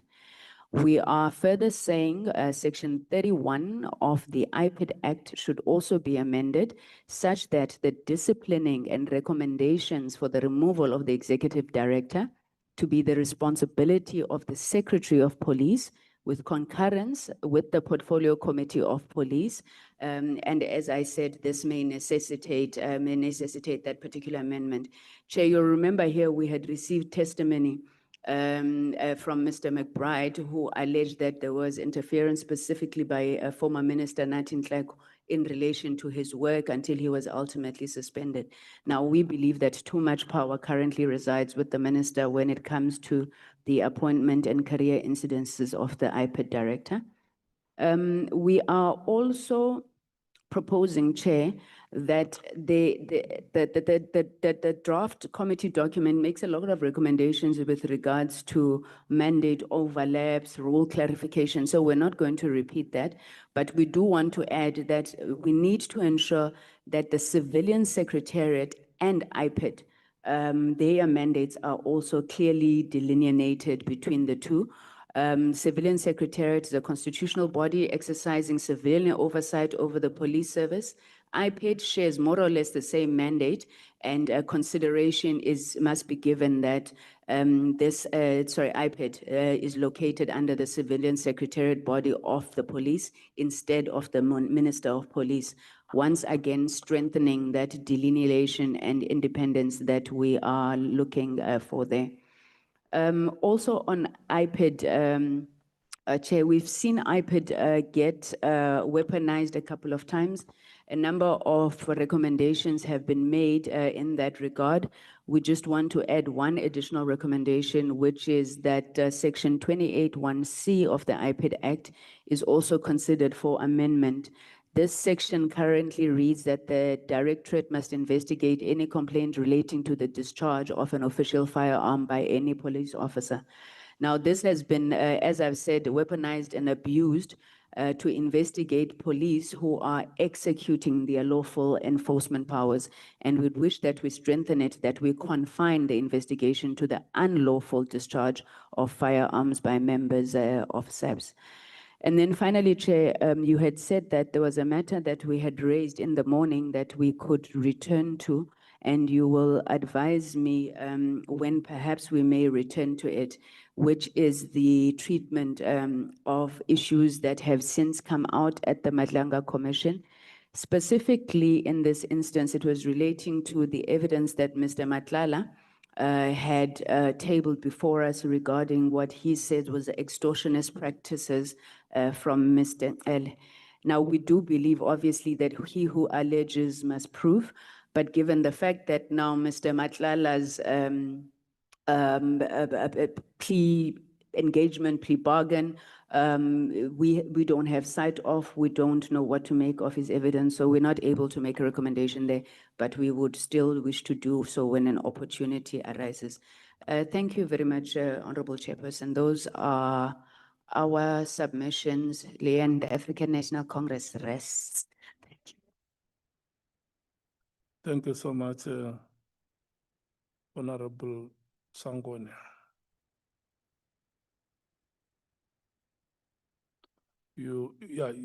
Can you speak through the microphone? Leanne, the chairperson, please says repeat that you are impressed with the African National Congress on the record, please. Through Thank the you. microphone. I am so impressed that after the months we have spent here as the EFF with the ANC, that we were managed to successfully incubate the ANC into superior. Okay. Yeah. You have used the word impressed in the same line with the African National Congress.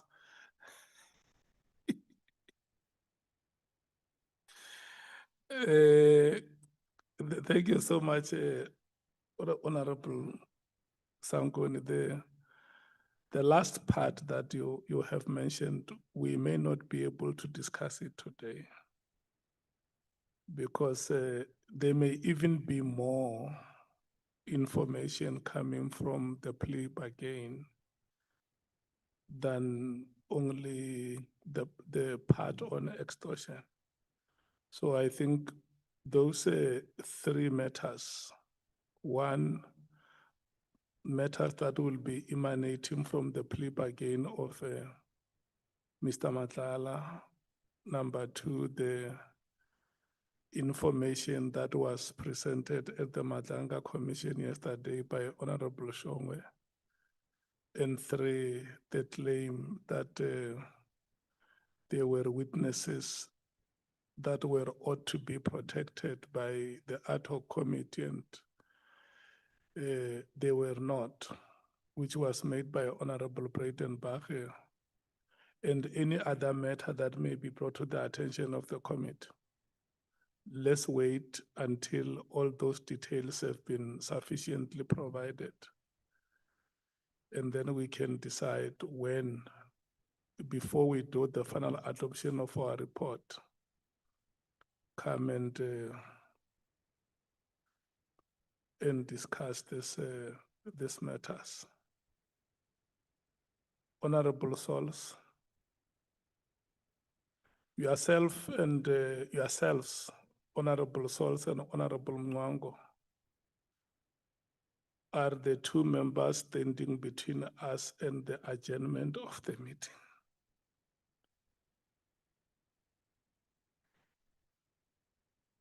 So Honorable Mwango has requested that we take you before him so that the input and the comments that you make can also help him to settle.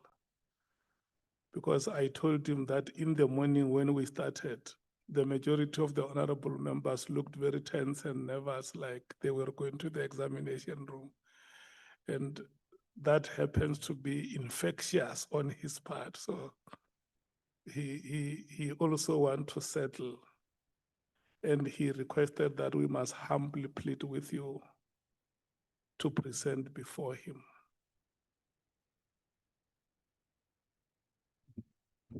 Chair, I have never made it a habit to say no to you. Yeah. And I know that earlier on you requested to take your presentation theme by theme. You can still do that, but this time you are going to do it without being paused. If you want to start with theme 3, you will alert us to say, I'm starting with theme 3, and then you present and say, Chair, I'm now done with theme 3, I'm going to theme 4. Or if you want to just start it and finish it as a cross-cutting presentation, you are also allowed. The ball is in your court. Chairperson, I note your implicit instruction and I'll even submit to that one. Okay. And just for clarity, it is at this point that at the end, I can provide my input on the Yes, issue yes. of the recommendation. You may no longer have any other opportunity, so use the opportunity that you have maximally. Thank you, Chairperson. All right, so I think I'll start at theme 4. Just a moment, Honorable Mathis, you were not here when Honorable Skosana was making a presentation.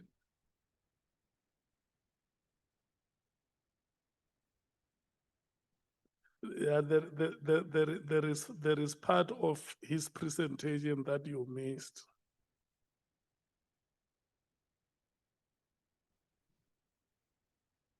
Yeah.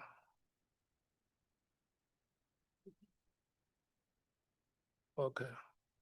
Yeah, so now let's allow Honorable Souls to make his presentation from theme 3 up to theme 7, including findings and recommendations, which is page 432.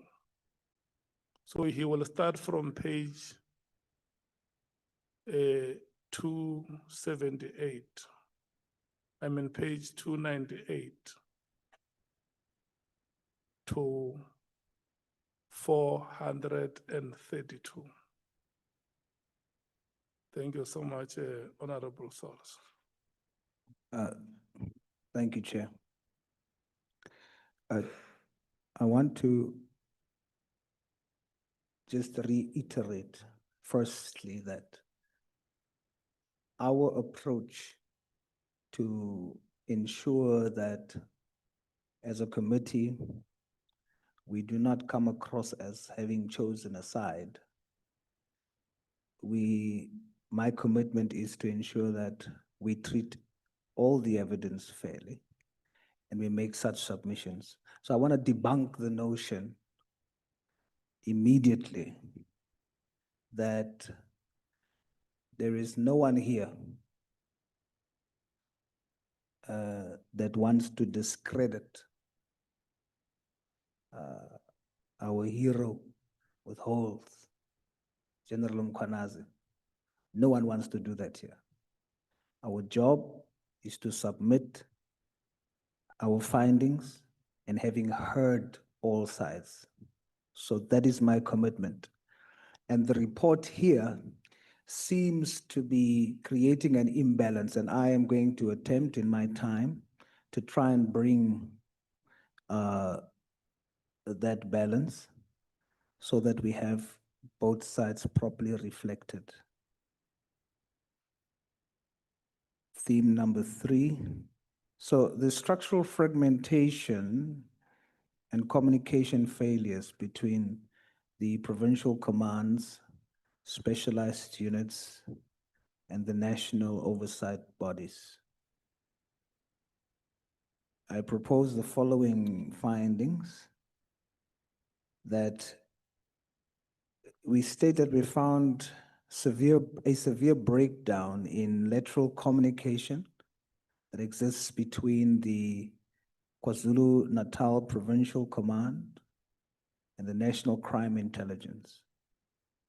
This lack of integration resulted in specialized operations being handled within institutional silos, directly degrading operational efficiency and fostering mutual suspicion.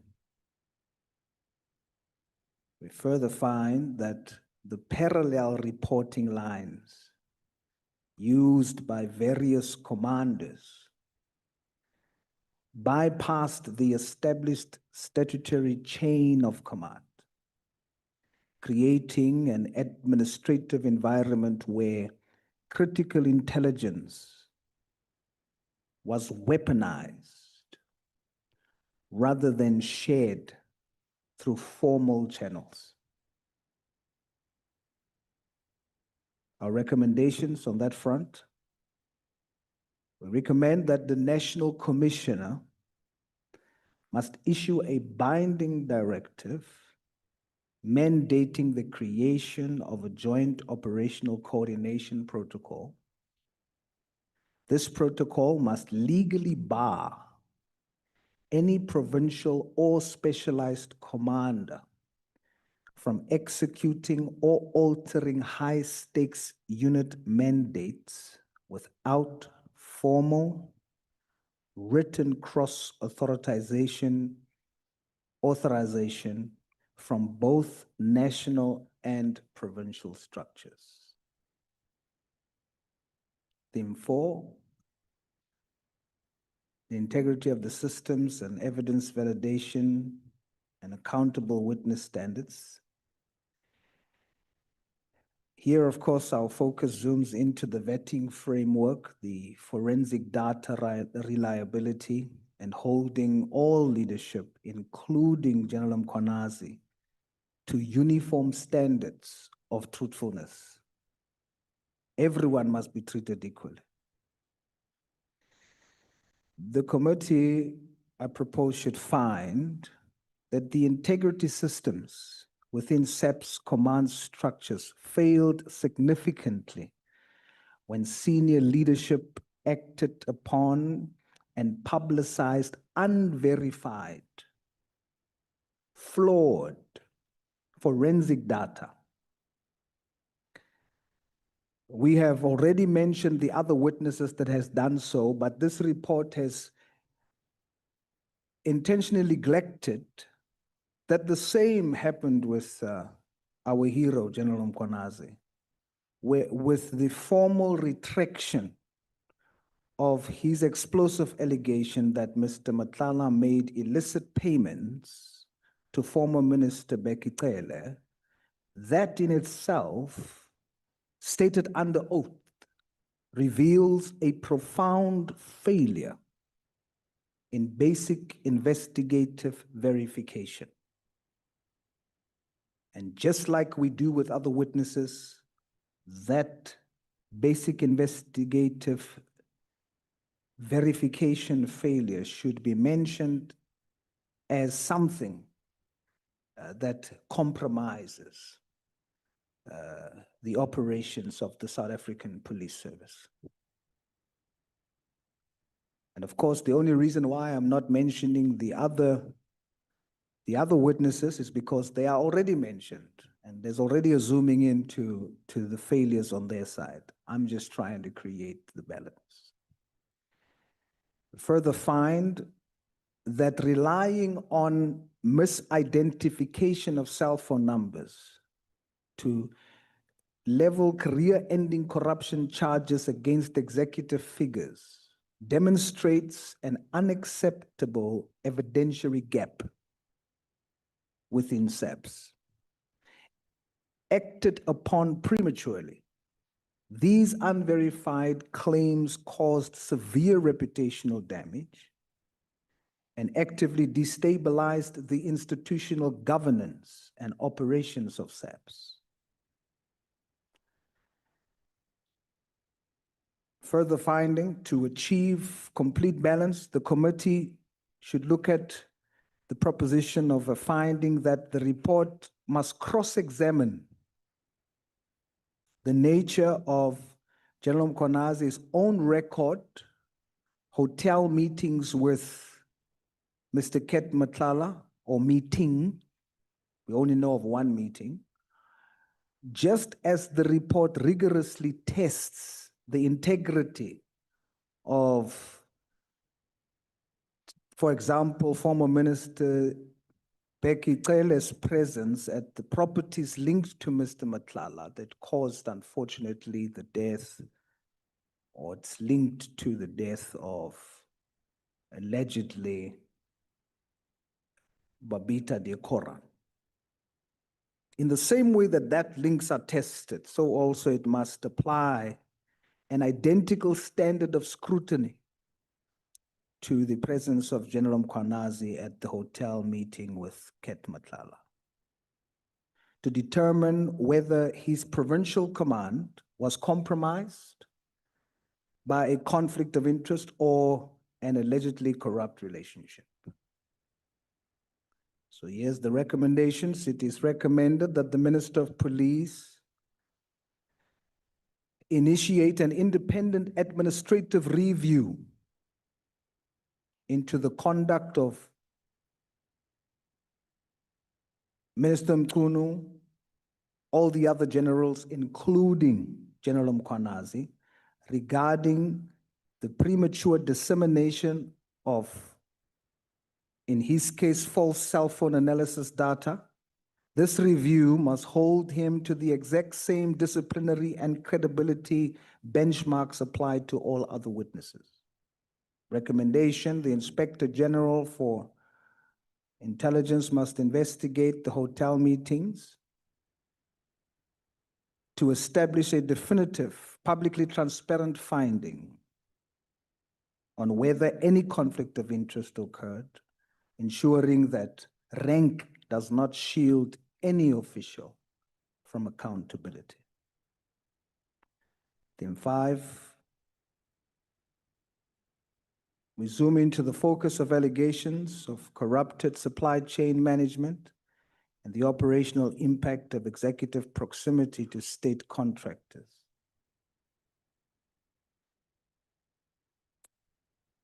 We find that proximity between high-ranking police officials and active state vendors, such as Mr. Matlala, creates severe institutional risks and undermines procurement integrity.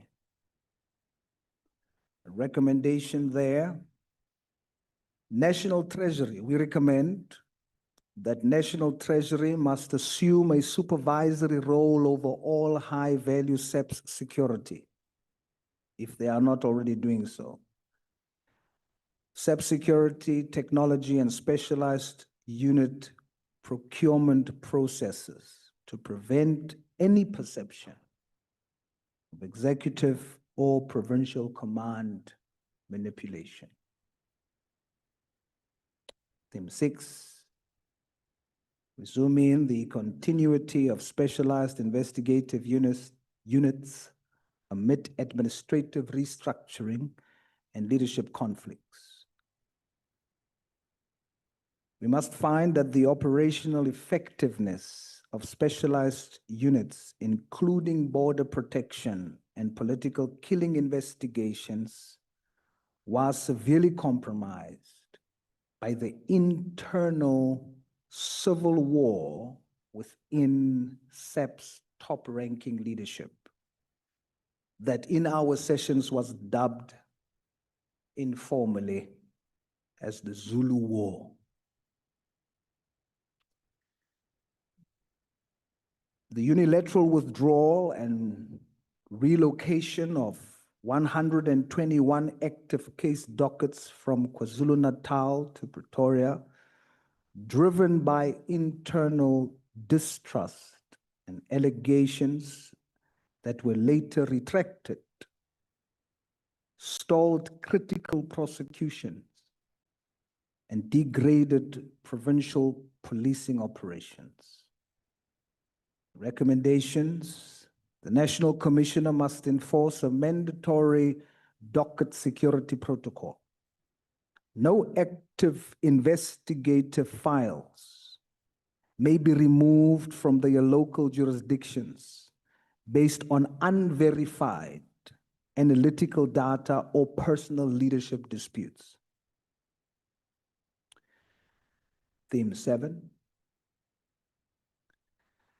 Here, of course, we focus on restoring public confidence by ensuring the uniform application of accountability rules across all ranks. The committee finds that public trust in SAPS has been deeply eroded by the spectacle of senior commanders using unverified intelligence to launch mutual accusations of corruption and insubordination against each other. And when we were sitting here, none of them, no general, was willing to state for the record either one of the other that they alleged against is corrupt. That was frustrating to me, because if you make the allegation, all of them must come and say, I say this one is corrupt because this, that, and the other. But none of them did so. So that affected the public trust.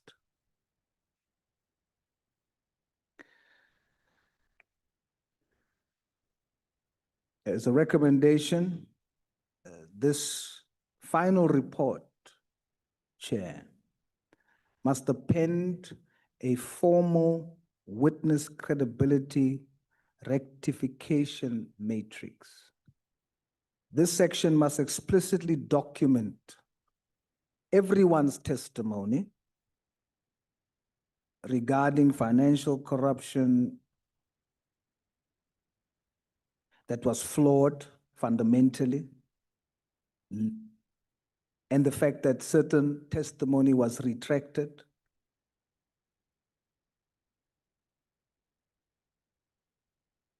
His own and that of others, the interactions with figures of interest require identical forensic scrutiny to ensure the rule of law is applied equally across SAPS.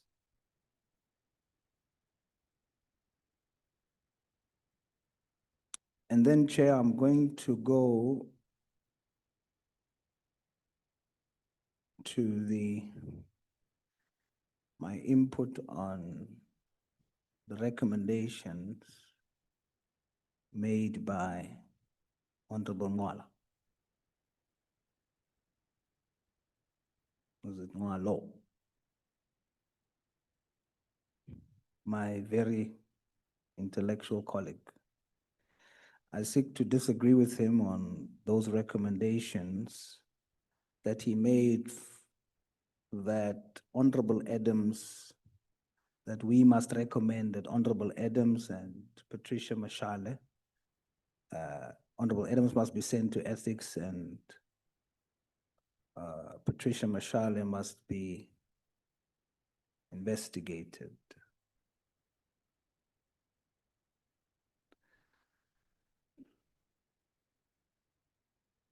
I feel that this is a blatant attempt to penalize an official for refusing to complicitly participate in a compromised system.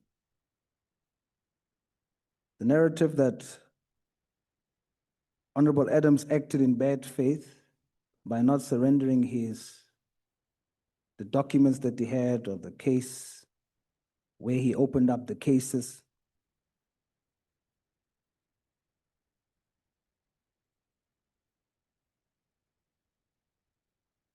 is incorrect. And the reason why is because Honorable Adams explicitly testified that he withheld specific files and bypassed certain channels because he possessed a well-founded rational fear that the cases would be actively suppressed, destroyed, or buried by compromised elements within the SAPS. And as we know, in the hearings, it came out that his fears was real. And that's exactly what happened to those cases. I agree that the other entities which are investigating him, they should continue. Those independent entities should continue. Whatever cases, criminal cases is made, opened up against him, that should continue. He must account. But here, us in Parliament, to send an honorable member to ethics because he came out and explained why he did what he did, and then others testified, generals testified that what he feared actually came to pass. His case dockets was locked up in a safe in an office and not investigated. So it is absurd, an absurd inversion of justice to demand an ethics investigation into the man who tried to prevent evidence from being hidden whilst remaining silent on the systematic corruption of police officials who literally locked criminal dockets in a safe to protect suspects. Honorable Adams acted to preserve the integrity of the evidence, and his actions should be commended, not criminalized by this committee.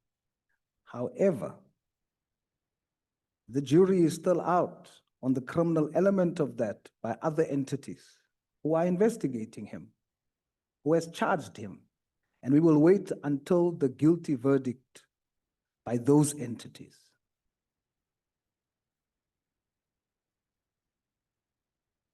Similarly to Ms. Patricia Mashale. Ms. Mashale's credibility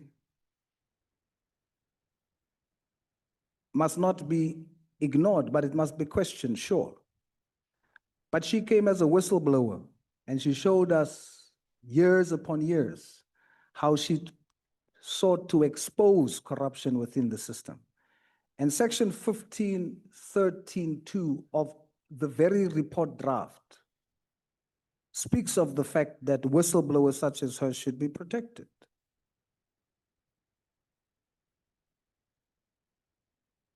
So as such, it is our position that people, not only Ms. Patricia Mashale, but also other whistleblowers that came here, sat before us, risked their lives in many instances, and gave us information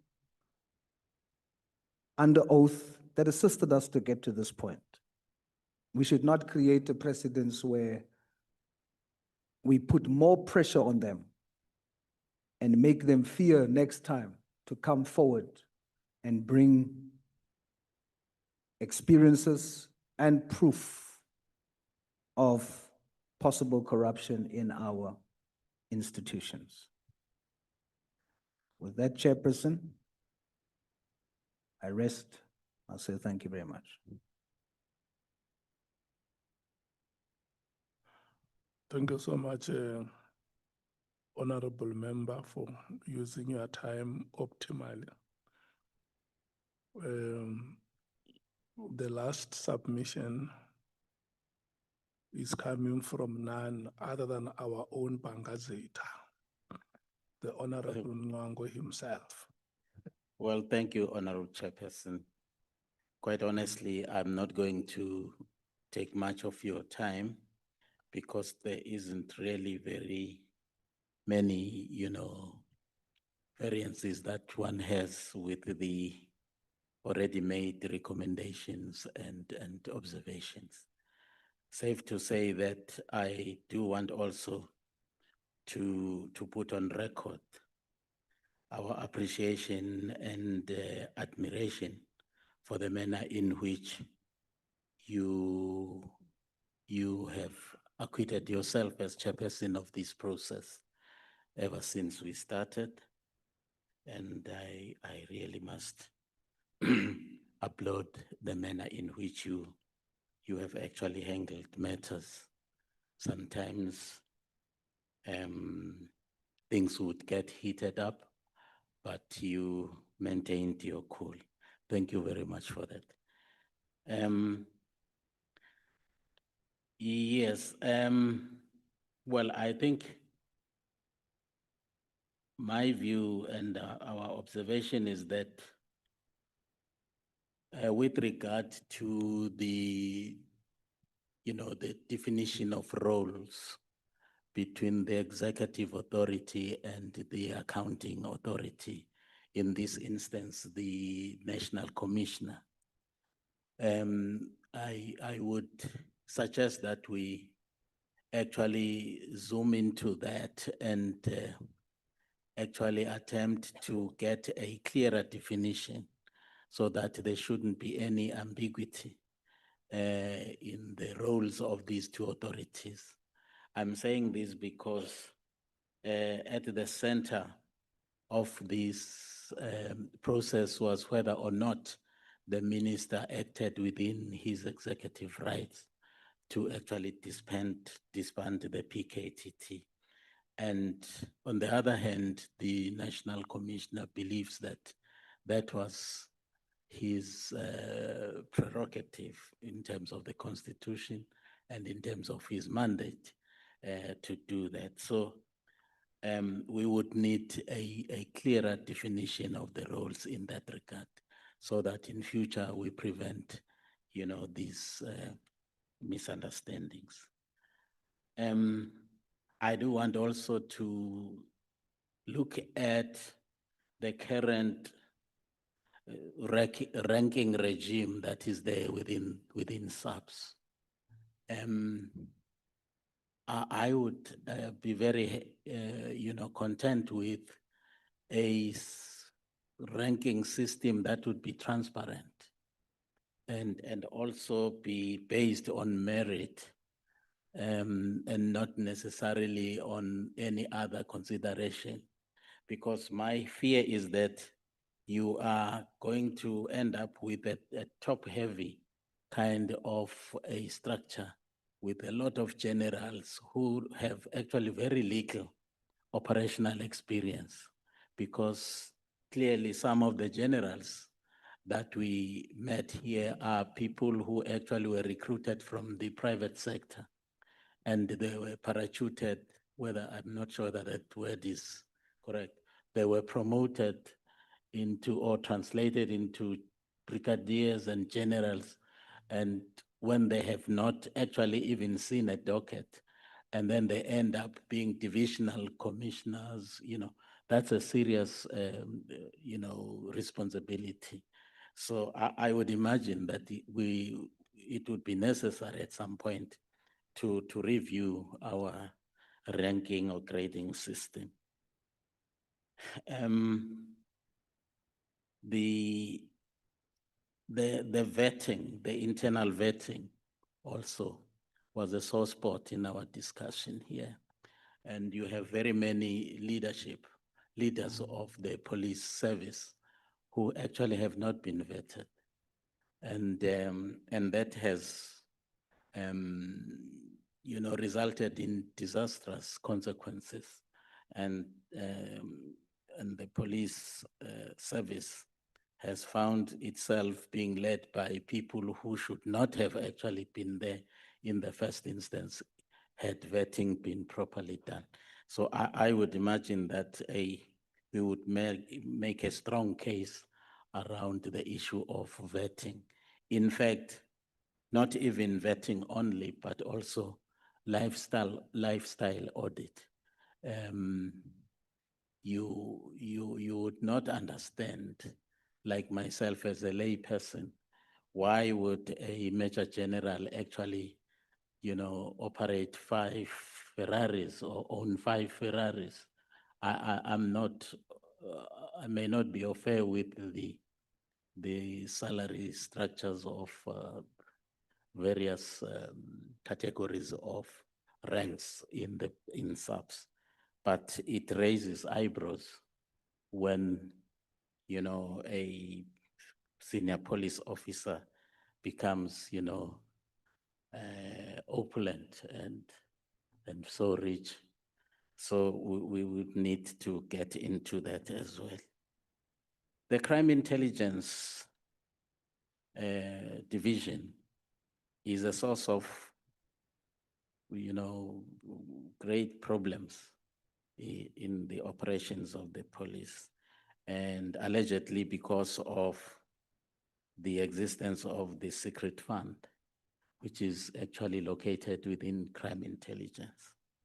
One would actually plead for the introduction of some mechanisms in the management of and utilization of the fund that would actually ensure accountability and effective utilization of that fund. I'm not sure whether one can even add transparency, but now it defeats the purpose because it is secret fund, therefore there can be no transparency. But there has to be some mechanism. There can be an accountability mechanism. Thank you, Chairperson. I think if we were to reinforce that, I'm sure we would see lesser and lesser problems emanating from that division. And my last point has to do with the role of IDEC. I think that needs to be reviewed because already there are quite a number of entities within SAPS that are focusing on issues of corruption and so on. So one wonders, why do we actually need an entity called IDEC, especially its current role is, because from where I'm seated, I can see that IDEC is being manipulated for some dubious, motives, which have nothing to do with the investigation of corrupt activities and so on. It's now being used, to get at each other. So I would actually, Chairperson, submit that. That's all my submission. Thank you.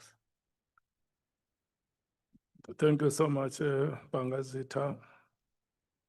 Can I check if there is anyone amongst you that I could have missed or who may have a point that they may have a sense of gross injustice if they leave this meeting without having raised it?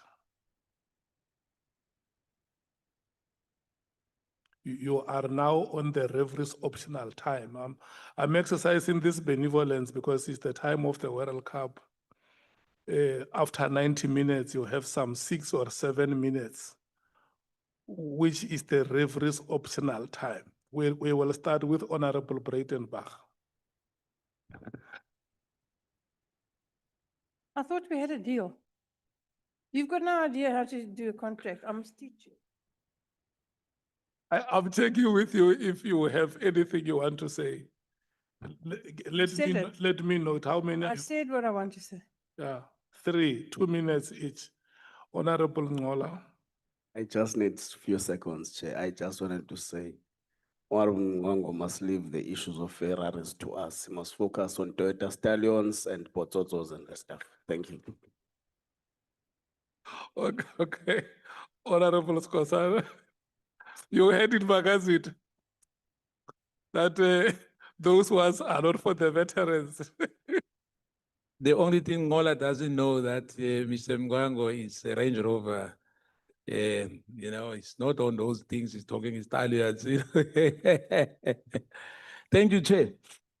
Yeah, I just want to wish to deposit this to you that it's been a long, long journey. And I hope that the issue of the witnesses, that if I remember well, that they'll be given a chance for the next 10 days because the deadline is on the 31st, if I remember well. Now, all what we deposited here hopefully is been captured by the admin team. And obviously we won't agree to everything. Hence I said when we started earlier that you'll have some you'll have minority opinion and majority opinion here. We'll always dissent. Some they've got their own opinion like everyone else. But I want to emphasize once again, Chair, in the last 2 minutes, I've got one to go, that it is indeed critical for us all here that we behave in a manner that is not embarrassing this parliament. We are all equal before the law. Honorable Skosana is equal to any other member here. There's no one who's above the law. The insinuations about other members, it's normal that, you'll always have to that. But indeed, the issue of Honorable Ngola, which he emphasized earlier, will be tested. But I don't want to go back there because we've got offices, all of us there, and we requested that the parliamentary security personnel gets the evidence when it comes to the issue of an envelope, be put under the door. We need that on that particular date. We need that camera. If that's the case, then we know that we have protected the integrity of this parliament. It's not a gossip because now we can always speculate and say one is lying, this one is that. But we have cameras in this parliament. I thank you, Chair. Thank you so much, Honorable Matthias. Thank you, Chair. I skipped this because it was written in my hand notes, is that the report says that we had access to classified information. And while the terms of reference had outlined how we would access classified information, it didn't end up happening. So that must be fixed because it's in multiple paragraphs that we accessed classified information. And what we also missed is that issue of us having those scanning machines at our borders. So this is me responding to some of the issues that has raised. So I think we must be able to find expression where we give directive to the relevant department that, what are they called, the border posts, those scanning machines, because Lieutenant General Mkhwanazi says there's only one in the whole country, it can't be. And we have the issue of, so that's one of the, one of the recommendations that we must be able to make in that regard. And then just finally, and this is to go on about the matter of the information regulator and civilians accessing our credit history, etc., Paul O'Sullivan. That company that he says he's a member of, which is what is certified board of what. That company must be mentioned, and we must refer it. The information regulator falls under the Department of Justice. They must come and answer how they access this information. How do they give membership? Because from what I understand, you just pay for a membership fee, and then you have access to this information.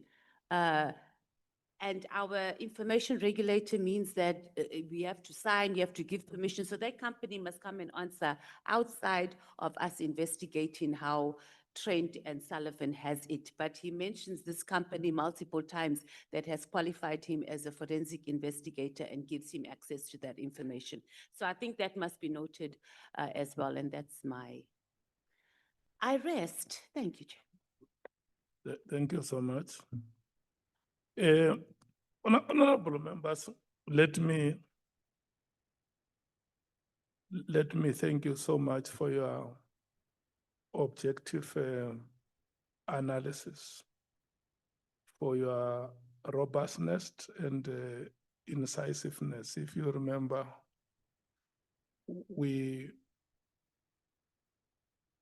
all the witnesses that appeared before us, there is one important word that we mentioned when they were taking oath, that the evidence that they will be presenting before the committee will help it in its oversight responsibility. And I have heard many of you emphasizing it here, that the work that we are about to conclude and the report that we are going to produce must uphold the integrity of Parliament and reaffirm its oversight function.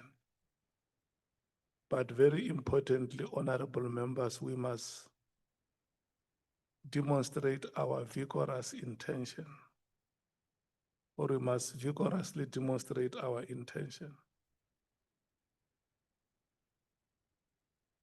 to reinstill public confidence in the ability of Parliament to play its oversight responsibilities. From where I'm standing, to a large extent, honorable members have agreed with the assessment or the broad thrust of the assessment that has been made by our evidence leaders and the content team.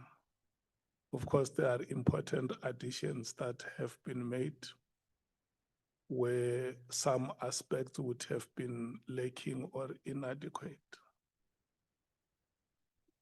There is only one honorable member, that is Honorable Skosana, who has said that he supports the findings and the recommendations that have been made by the evidence leaders.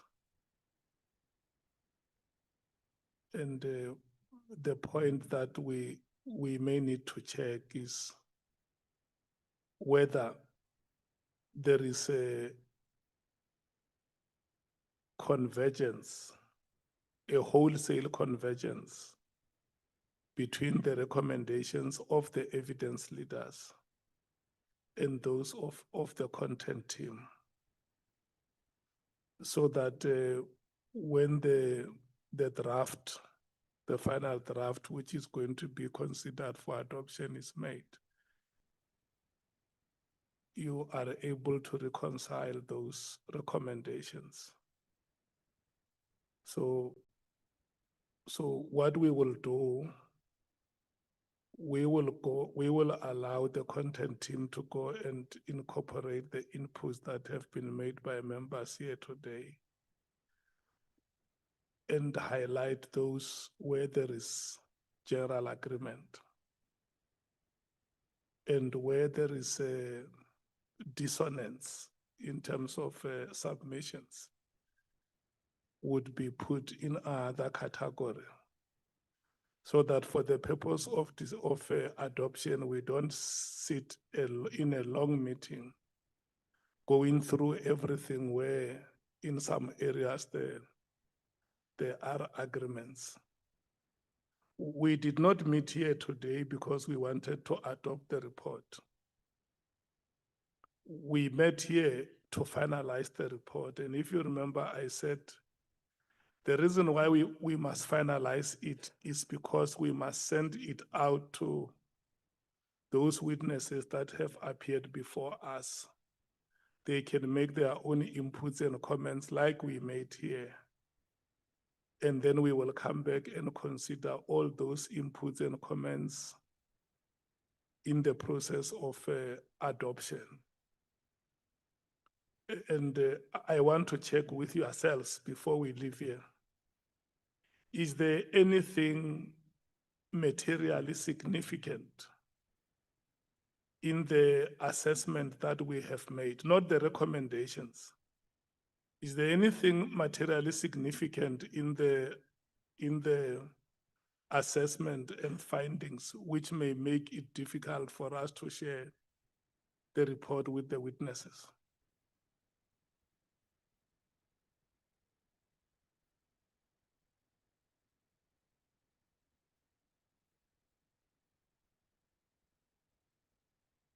Or if we may not be ready to respond to the question, I can say to you that let's allow the content team to go and finalize the submissions that you have made here. And then we can call a virtual meeting to check only the findings and the assessment, analysis and assessment of evidence. Because the report that we send out to the witnesses, our recommendations are not necessary. What is important is our assessment and the findings that we make. The recommendations is for the committee to recommend in whatever way, and we can never in any way be influenced by anybody how we must recommend. But the comments and inputs that they will be making on the assessment and our findings can also help us to arrive at certain recommendations. So maybe instead of me bombarding you now to commit yourself to say there is nothing materially significant, can we allow the content team to go and incorporate these submissions that you have made? And then we can agree whether we meet very soon, maybe next week, Monday or Tuesday, to check if our assessment and if in our assessment and findings there is nothing material that can stop us from circulating the report. Is there any dissenting view?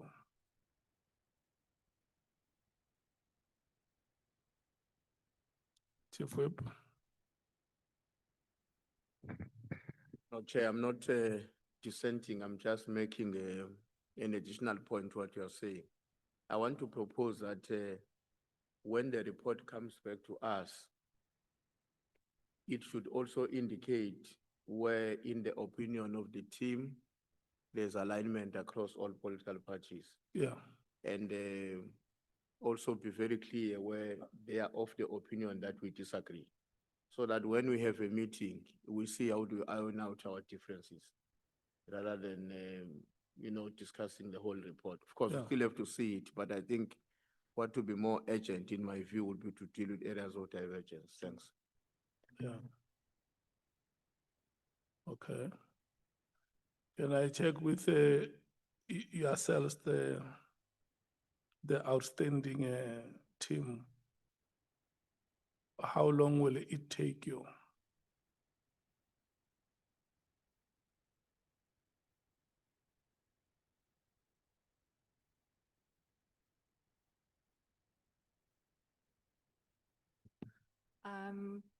We'll try and have it available for you by Monday. Is that okay? Yeah. So the final draft will be available on Monday. And then, Bonani, when are you thinking of calling the meeting?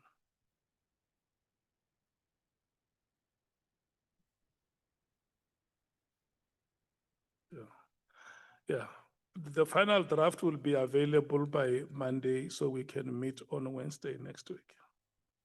So that members can have time to go through the final draft, and if there are certain matters that you want to raise with the content team, you can do so. Agreed? Do members want the meeting to be physical or virtual? What are you doing? Can you motivate why you want?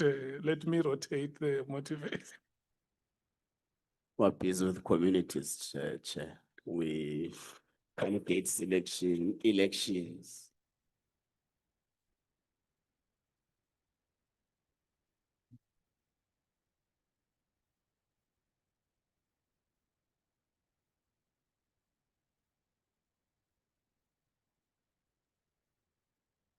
No, I wanted to rotate the decision.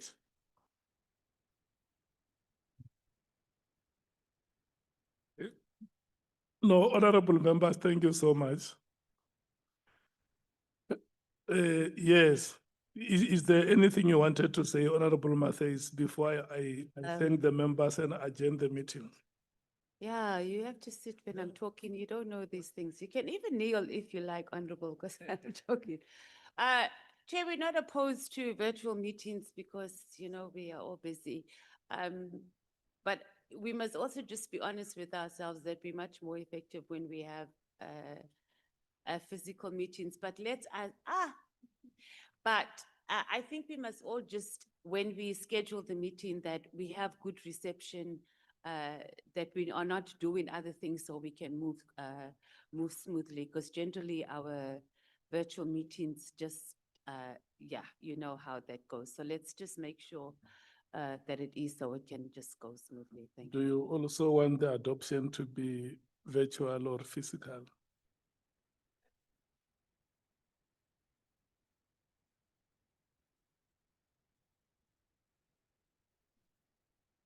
Virtual, virtual, virtual, virtual, virtual, virtual, virtual, virtual, physical, virtual. Okay. There is only one member saying physical, so. Yeah. Honorable members, we have come to the end of today's meeting. Thank you so much for being businesslike. This meeting was built for 2 days. You did it on 1 day. You are the best team to work with. Thank you so much.